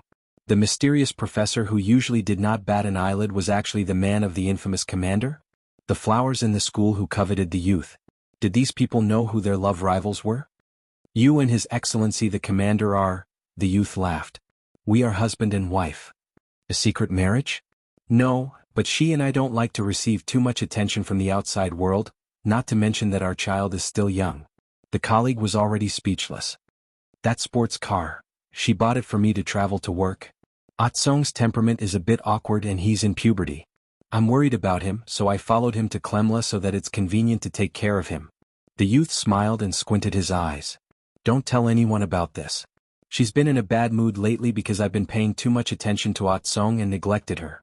If there are any related reports, I'm afraid she'll cause trouble. The corner of the colleague's mouth twitched. He'd be crazy to spread gossip about the commander. I definitely won't. There was no need to mention how uncomfortable it felt to have a secret that others did not know. The matter seemed to have been resolved, but not long after, the principal was demoted. He issued a series of documents to rectify the school's atmosphere. The group of students' parents was baffled. Only the person involved knew the inside story. 6 years later, Wei Tsong finished his secondary and higher school courses and graduated a few years ahead of schedule. At the graduation ceremony, the commander of the 7th Army, Her Excellency Jiang Pingji, attended as a special guest and awarded the graduation certificates to the student representatives. After the formal award of certificates, there were other entertainment programs. Jiang Pingji got off the stage and said to Wei Tsong, well done. Wei Tsong straightened his chest. I'm a little biased towards certain subjects. Combat subjects barely hold me back. I don't recommend you to enter the combat ranks. Consider a civilian position. Wei Tsong's face drooped. Your sister already gave you a handicap of 9 fingers, but you still couldn't beat her. If you join the battle, you'll just be sending yourself to the enemy. Wei Tsong immediately looked like a frostbitten eggplant. He was completely drained of energy. How do you know I can't do it if you don't try? The headmaster of the advanced department was dumbfounded as he listened to their conversation. Seeing Wei Tsong contradict Jiang Pingji, he tried to smooth things over by apologizing to Jiang Pingji on Wei Tsong's behalf. Army commander, this, Jiang Pingji said good-naturedly, Atsong is throwing a tantrum. I've made a fool of myself in front of the principal. Atsong? Wasn't that a little too intimate? The principal of the advanced department was dumbfounded. Wei Tsong is His Excellency's relative? The conversation between the two was broadcasted to the virtual network. Because it was a routine graduation broadcast every year, there weren't many viewers at the beginning. It was a cliché. It was the same routine every year. It was annoying to watch too much. However, the more the audience listened, the more they felt that something was wrong. Their thoughts were perfectly synchronized with the principal's. My son, Jiang Pingji said. Oh, so it's His Excellency's son? As the principal spoke, his expression froze. Son. The audience watching the live broadcast also exploded. The army commander's son? That wasn't right. When did she get married? Who was she marrying? Everyone had the same question. As if to answer their doubts, an extremely good-looking young man entered the range of the camera. Dad, I'm here. As soon as Wei Tsong opened his mouth, the bullet screen exploded. Don't push me, let me see who the father of the 7th Army's crown prince is. Oh my God, my goddess is actually married. Her child is about to enlist in the army. Are you kidding me? This year's media can't do it? Upstairs, are you stupid? Even if you gave those paparazzi 10 million heads, they wouldn't dare to follow and secretly take pictures of the big shots in the military, right? The crown prince is so good-looking. He's so good-looking. The boss's man is good-looking too. I don't think he's had plastic surgery. Oh my God, Jiang Pingji, the scourge is finally single. Can I find a lady in the army who's willing to let me take over? The bullet screen audience quickly attracted the attention of others when they called the army commander's name directly. But in the next second he deleted the bullet screen and continued to lurk. Cheering for the army commander. He's the army commander now. When the next marshal election is held, he'll be the marshal, right? That's for sure. The current army commanders are either too old or too inexperienced. None of them can fight.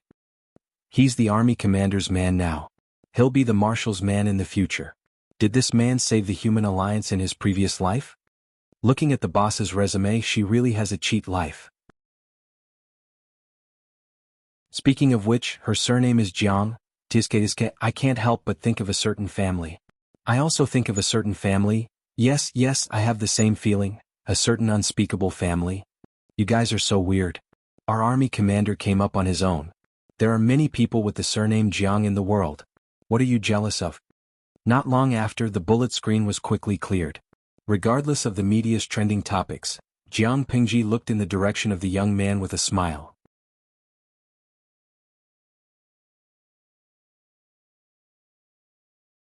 Chapter 11:27. After much anticipation, Han Yu had finally arrived. However, when he saw Han Yu in person, Su Bei felt guilty for no reason. Greetings, my lord. Han Yu cupped his hands in front of his chest. The atmosphere in the tent dropped to a freezing point. Everyone could tell that Han Yu was in a terrible mood. Su Bei helped Han Yu up and said earnestly, Wenbin, you really made me wait. It is my fault that I failed to solve your problems for you. I do not dare to accept your highness's kindness. Han Yu's face was cold and his voice was stiff. Those who knew him well knew that he was angry. Su Bei happened to be that familiar person. Wenbin is so angry. You must be angry with me. Su Bei said embarrassedly, no matter what, you should at least let me know what I did wrong. A traitor would be sentenced to death if no reason was given. Prisoners on death row also had human rights. Everyone makes mistakes. Han Yu spoke. Su Bei secretly heaved a sigh of relief. Before he could relax, Han Yu continued, however, the mistakes of the Lord can still be forgiven. The mistakes of the advisor cannot be forgiven. The advisor did not fulfill his duty and did not think about remonstrating. Isn't that a dereliction of duty?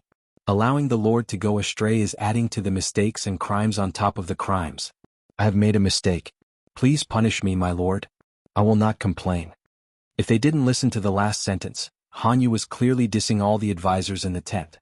He changed the topic and put all the blame on himself. The other advisors were speechless. The feeling of wanting to vomit blood and choking on his lungs was unbearable. Everyone knew that Han Yu was dissing them by name, but they couldn't refute him. After all, he was the one who said he was wrong. Why would an outsider take the blame? Was he thinking too highly of himself? Su Bei blushed. He didn't care what mistakes he had made. The most important thing was to pacify Han Yu first. Since he had already lowered his head and admitted his mistakes, Han Yu naturally couldn't hold on to it. He gave Su Bei a way out. An official relied on the Lord's trust and favor to be arrogant. This wasn't having a backbone, it was called having a problem. Su Bei said, fortunately Wenbin is here. I feel at ease now. Every lord was proficient in the art of sweet-talking. Her methods of coaxing people were profound and numerous, like a sow wearing a bra, one said after another. Jiang Pingji? That was a special case. Her words of love had a unique attribute and it was bound to be picked up. I've been rushing all the way here, but the information I've received is not detailed. But there's one thing. Han Yu paused and said bluntly, I think you've been a little reckless in your actions and you've lost your composure as a master. Lu Shi borrowed troops to support Su Fei. Why did Lord send troops to help Lu Shi? Su Pei was dumbfounded. When did he help Lu Shi? Why does Wenbin say that? Han Yu said, Lu Shi saved Su Fei. My lord, just let him save her. Aren't you helping Lu Shi by forcing Mountain Urn City to fall? Su Bei almost couldn't breathe. There was something wrong with this logic. Han Yu continued to analyze. Su Fei is not a good person. Lu Shi saved him, but he saved a hot potato. My lord, if you stop at the right time, you will be able to fulfill your brotherhood with Su Fei. This will prevent people from saying that my lord is heartless. The internal strife between brothers is, after all, a family matter. Lu Shi helped, but my lord didn't intend to kill Su Fei. Her actions will be labeled as a vile person who instigated strife between brothers. My lord can even write a declaration of war against Lu Shi, which is a righteous cause. If Lu Shi were to send troops, it would be a nameless army and it would be no different to morale. But now, my lord has disregarded our brotherhood and attacked Mountain Urn City by force. You can't escape the label of heartless. War was a must, but there was a big difference between sending troops with a good reason and sending troops without a good reason. Su Bei's actions of attacking Mountain Urn City by force had handed over the initiative to start the war. He could only hope that Su Fei was fine. Otherwise, Su Bei would be slandered by the treacherous old hooligan Lu Shi and be labeled as a murderer. Internal strife between brothers was not uncommon, but it was rare for bloodshed to occur. The Dongqing royal family's nest of weirdos didn't count. Su Bei felt that Han Yu's words were somewhat familiar, as if he had heard them somewhere before. He glanced around the military tent and saw Cheng Sun sitting upright on the mat. He couldn't help but feel remorseful. Does Wenbin have a plan to break out of this situation? Su Bei was obedient and humbly asked for advice. Han Yu said, "If my lord can shake hands with Su Fei and treat him well, this situation will collapse on its own." Shake hands and make peace? Su Bei's expression stiffened. This request was really too much. He would rather fight with Su Fei for another 300 rounds. When 1,000 people are of one heart, they can gain the strength of 1,000 people. When 10,000 people are not of one heart, none of them will work alone. My lord and Su Fei are from the same faction, and both of them are of the same lineage. If they can let go of their former enmity and help each other hand in hand, with the two of them working together as one, why worry about the hegemony? The Su family won't prosper? Han Yu wouldn't have said these words in the past. It would have been useless even if he had said it. The two brothers were like cross-eyed men. Which one could he persuade? Now that my lord's power had crushed Su Fei and pushed him to the bottom of the valley, there was a possibility for both sides to forcefully cooperate. If he could solve the current situation of the Su brothers being at loggerheads and end the internal strife of the Su family, it would be a blessing in disguise. Thinking of this, Han Yu really wanted to greet the grandfather of the Su brothers. It was one thing to be biased, but to cause fratricide and internal strife in the family because of it was biased, this was a completely different matter. Su Bei felt awkward for a while, but he couldn't just reject Han Yu's suggestion. He could only use the tactic of delaying, to send Han Yu away first, and then he could go back to his nest to think about the gains and losses. Unexpectedly, before Su Bei could decide whether or not to bury the hatchet with Su Fei, a sudden piece of bad news came. Su Fei is gone. Su Bei's eyes widened in shock. His right hand gripped the messenger's shoulder tightly and he cried out, "What did you say? Who's dead?" Su. The messenger's heart was filled with anxiety. Seeing that Su Bei's attitude was not right, he corrected himself, "Your lord is dead." "How did he die?" Su Bei seemed to be unable to accept it. The messenger replied, "He hanged himself." Han Yu's expression changed drastically. If he was killed, he could still say that someone's soldiers killed him by mistake and manipulate public opinion to wash away the stain on his name. But if he hanged himself, it would mean that he was forced into a hopeless situation and begged for death. It was obvious who forced him to do it. Han Yu was overwhelmed with shock, but his mind was exceptionally clear. Not only did he have to worry about Jiang Pingji's soldiers, but he also had to worry about Jiang Pingji's slander. "Where's the corpse?" Su Bei asked. The messenger replied, "Your lord's corpse has been collected by his eldest daughter." Su Bei heaved a sigh of relief, but Han Yu, who was at the side, was frightened out of his wits. If the father hanged himself, the person who collected the corpse should not be his wife or son. Why was it his eldest daughter? Unless, as he was thinking, the messenger's voice came from outside. "Report. There's a messenger outside the camp requesting an audience." Su Bei said, "Let him in." Qing Yuan volunteered to be the messenger and went to Su Bei's camp. Yang Si felt that it was too dangerous, but Qing Yuan made him relent with one sentence. "When two armies are at war, Su Bei is not the lord if the messenger is not executed."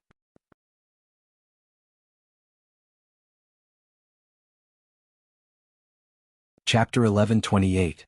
Qing Yuan's guards were all blocked outside the tent. He did not panic when he saw them. Instead, he smiled faintly and walked into the main tent alone. Looking at his appearance, he wore a dark-colored wide-sleeved crane cloak with a jade pendant hanging from his waist. His clothes fluttered elegantly in the wind. The corners of his eyes were slightly raised. His brows carried the vigor of a young man, but there was no lack of steadiness. Seeing Su Bei sitting on the seat of honor, he calmly bowed in greeting. "Your humble servant, Qing Yuan, greets Duke Xinzhao on the orders of my army's commander." Su Bei courtesy named Xinzhao. Now that the world was in chaos, the official positions of the feudal lords were meaningless. Jiang Pingji was still the governor of Wanzhou, but which governor could conquer the northern borderline? Not only did he cripple the northern borderline, but he also occupied their territory? Su Bei was the governor of Zhe County, but his territory was not limited to just Zhe County. There was also Hu County and half of Jiangzhou. The royal family was extinct. As one of the 5 countries, Dongqing had been destroyed in name and in reality. Since the country was gone, many titles naturally had to be changed accordingly. For example, Qing Yuan respectfully addressed Su Bei as Duke Xinzhao, which made him feel very comfortable. Of course, he could also address him as Duke Su, but that would violate the ancestors' taboo. As a descendant, he could not offend the ancestors. Su Bei's expression softened. He smiled and tried to sound Qing Yuan out. Although Qing Yuan was young and his innate talent was not as frightening as those evildoers, he was still someone who had experienced several years of high-intensity work. He was someone who could handle various strategists with ease. Su Bei's probing had been subtly leveraged by him, and he had unknowingly taken control of the rhythm of the conversation. A few words of greeting were exchanged like a few rounds of swords and knives. Seeing that his probing had failed, Su Bei switched to playing the emotional card. He reminisced about the past at Huangshui with a face full of emotion and was concerned about Jiang Pingji's current situation. Qing Yuan dealt with them one by one, avoiding the small hole that Su Bei had dug. Sometimes the enemy's concern was not necessarily concern. Could very well be a big trap. The officials should keep the Lord's health condition a secret and not reveal it easily. Even more so, they could not let the enemy know the truth. Qing Yuan's responses were watertight. Su Bei did not gain any advantage. After a while, Su Bei knew that he could not pry open Qing Yuan's mouth. He could only dispel the thought that he should not have. He looked at Han Yu, who gave him a wink. Su Bei understood and went straight to the point. "You didn't come here just to greet me, did you?" Qing Yuan pretended to be annoyed and raised his hand to pat his forehead. He blamed himself and said, "Please forgive me, Duke Xinzhao. I was a little dazed when I saw you treating me so kindly just now. I forgot why I came and almost delayed the important matter. Other than greetings, I also have a letter for Duke Xinzhao." Su Bei resisted the urge to twitch the corners of his mouth. However, he maintained a candid expression and said, it's all right. Teacher and I hit it off the moment we met and we had a pleasant conversation. If someone were to be blamed, it would be my fault." "How could I blame, sir? Who wrote this letter?" Vaguely, Su Bei felt that this letter was Qing Yuan's true motive for this diplomatic mission. After talking nonsense for so long, it was finally time for the main course. In other words, the warm-up was over. Was it finally time to reveal the dagger? Qing Yuan looked at Su Bei with a smile that was not a smile. "The person who wrote this letter was your Lord Wen. Ling Wengong? Su Fei?" Su Bei was also a man of superb acting skills. His reflexes were breathtaking.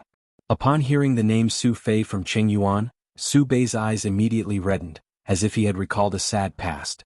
When an elder brother heard that his younger brother had died in the prime of his life, anyone with feelings for him would definitely feel terrible. "I heard that Ling Wengong has already passed away." Su Bei's voice was hoarse and he seemed to be choking with emotion. Qing Yuan sighed. Ling Wengong, he used silk as a piece of white silk and hung it on a large tree in a farmer's courtyard. He then stepped on a stool and hung himself. He committed suicide. As soon as he finished speaking, Su Bei burst into tears, calling out Su Fei's name. Many people were infected by his sorrow, and their eyes silently reddened. Su Bei wept bitterly as he said, "Ling Wengong and I were as close as brothers. The scene of us studying together in the past is still vivid in my mind. At the poetry gathering we held hands and traveled together. Along the winding stream we drank wine together. We were originally of the same clan. Although there was discord, it was not to this extent." No matter who it was, upon seeing Su Bei's heartfelt weeping, even if one's heart was made of iron, they would still melt.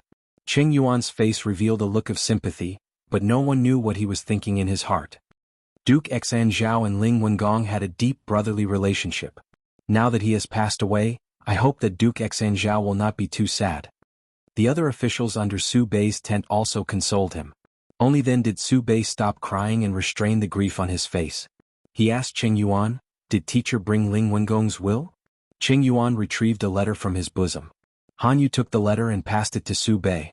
Su Bei hurriedly opened it, but there was only a piece of bamboo paper stamped with Su Fei's personal seal. Apart from the seal, there was not even a stain on this piece of paper, not to mention a single word. "Emissary, what is the meaning of this?" Su Bei changed the way he addressed Han Yu. His tone carried a hint of anger. Qing Yuan bowed unhurriedly and said mournfully, "Ling Wengong is now extinct." "Extinct?" Su Bei was enraged. How could Ling Wengong be extinct?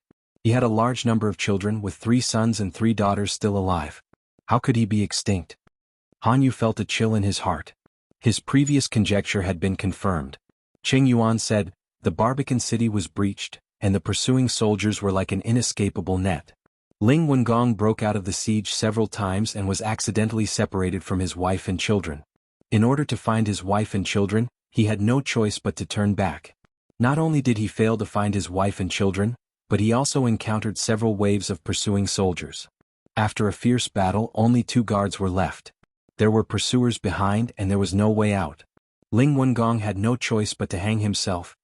Su Bei subconsciously wanted to stop Qing Yuan, but he knew that if he berated him, he would be admitting to the bad reputation of forcing his own brother to his death. Qing Yuan continued, Ling Wengong's wife and children were also unfortunate. After they were separated from Ling Wengong, they unfortunately encountered bandits and villains. The villainous tycoon killed 3 innocent children, ending Ling Wengong's bloodline. The 2 concubine-born daughters also died young. Fortunately, Ling Wengong's wife protected them with her life, delaying time until the arrival of the main army. She was able to preserve her only bloodline. 3 sons and 3 daughters. 5 of them died. The sons who could carry on the bloodline were all dead, leaving only 1 daughter. Wasn't this the end of the line? Qing Yuan calmly stated his intentions. Ling Wengong's daughter grieves over her deceased father's desolate state. She boldly borrowed her deceased father's name to ask Duke Xingzhao for an heir to continue the bloodline of the second branch of the Su family. If there were no filial sons, Ling Wengong would not be able to sleep peacefully in the afterlife. Su Bei's eyes widened in shock. He finally understood what was going on with the will in his hands. This wasn't just a piece of paper. It also contained the lives of Su Fei's entire family. Su Bei glared at Qing Yuan as if he wanted to chew his flesh off. His eyes were filled with a strong murderous intent. Qing Yuan was neither sad nor happy. He was like a hermit who had nothing to do with this matter, coldly observing the various expressions of the crowd.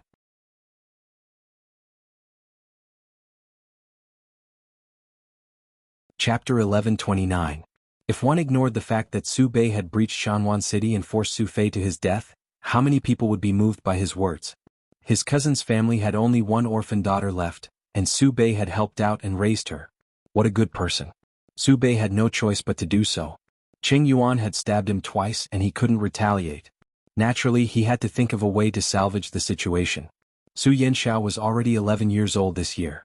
If she was raised well for 2 years and married into a good family, Su Bei's infamy as a murderer would lessen.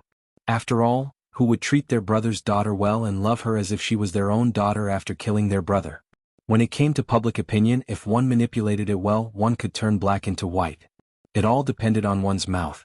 Qing Yuan smiled helplessly. I can't decide on this matter alone. I need to ask for Mrs. Su's opinion. Su Bei's expression was ugly as he smiled in agreement. Of course. Qing Yuan had mercilessly toyed with Su Bei. This had already made him want to kill him, but he suppressed it in the end. When 2 armies fought, they didn't kill the envoys. The war hadn't officially started yet. If they casually killed the envoys, things would get even more out of hand. Even though Su Bei was fuming, Qing Yuan still came and left in one piece. Before he left, Qing Yuan nodded slightly in a certain direction with a faint smile on his lips. Unlike the perfect and proper expression he had when facing Su Bei, this smile was more sincere and warm. After Qing Yuan left, the tent fell silent. The officials didn't dare to make a sound, afraid of provoking bad luck.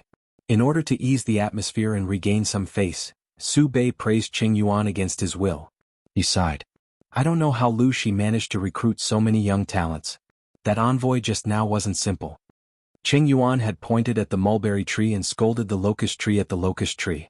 He had tried to force him to give his son to a dead person, but he was still magnanimous enough to forgive him.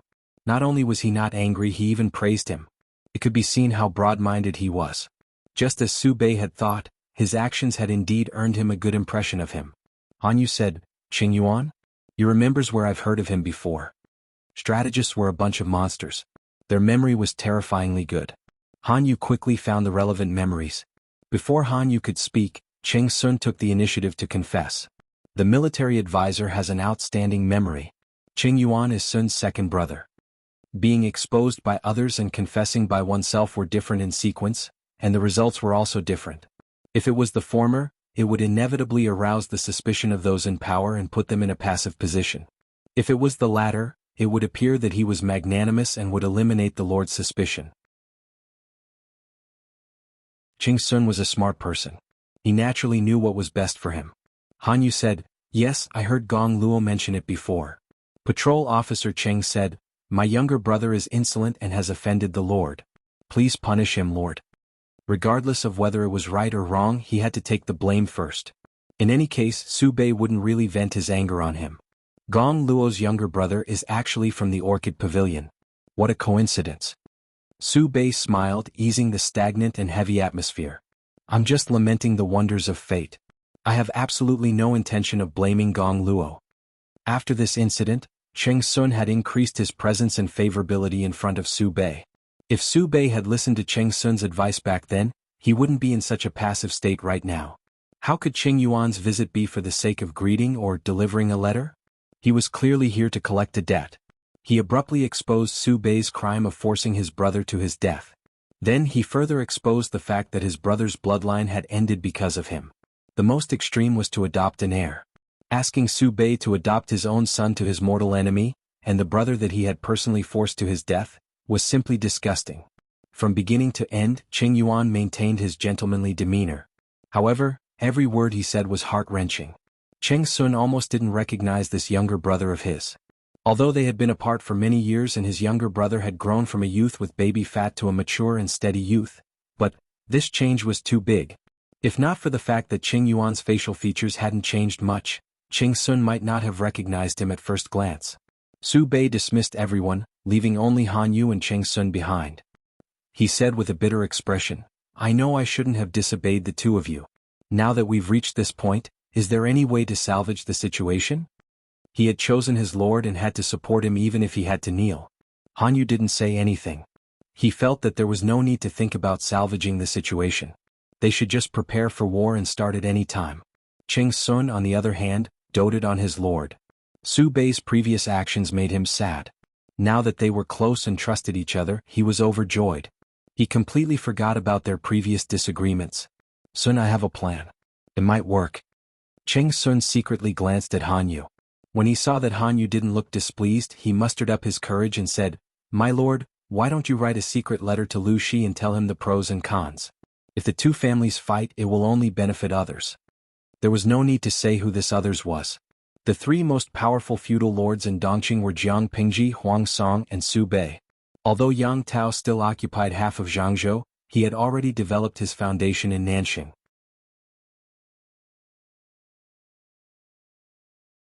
It was a joy to expand his territory, so he wasn't included. If Su Bei and Lu Shi fought, Huang Song would definitely be happy to see it happen. He might even secretly stab them in the back. Su Bei said, "What Gong Luo means is that I should take the initiative to shake hands with Lanting and make peace?" Cheng Sun said, "Huang Song has disagreements with her, but my lord is indebted to her.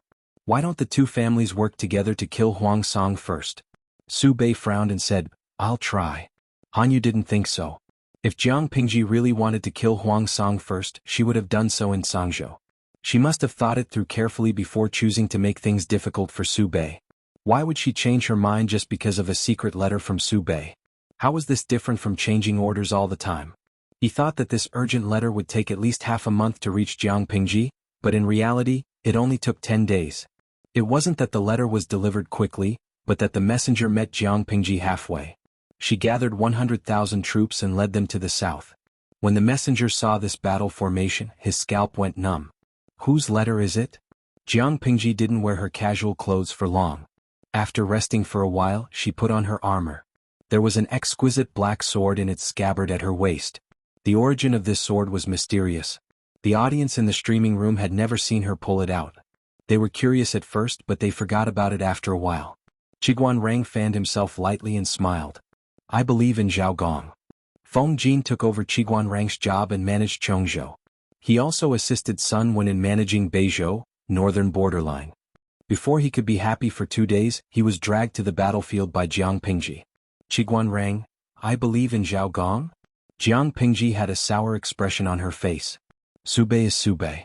Why are you calling me male and female?" Qiguan Rang, If he didn't know that his lord had studied in Langi for 3 years, he would have doubted her education just by hearing these vulgar words. What, male and female? These are honorifics. He thought that his lord had learned from Yuan Jing and must have a good opinion. He didn't expect her to say such vulgar words. This was his lord. He had to support her even while kneeling. I definitely can't stand people calling me Lanting Duke.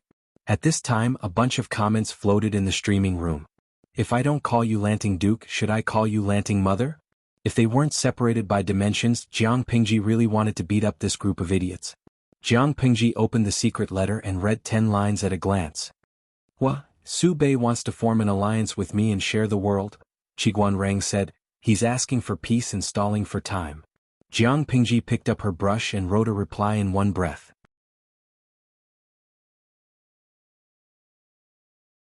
Her brush moved like a dragon and snake. The letter was very short. There were only a few words. You're tuning in to the Han Li's Wuxia Adventures YouTube channel.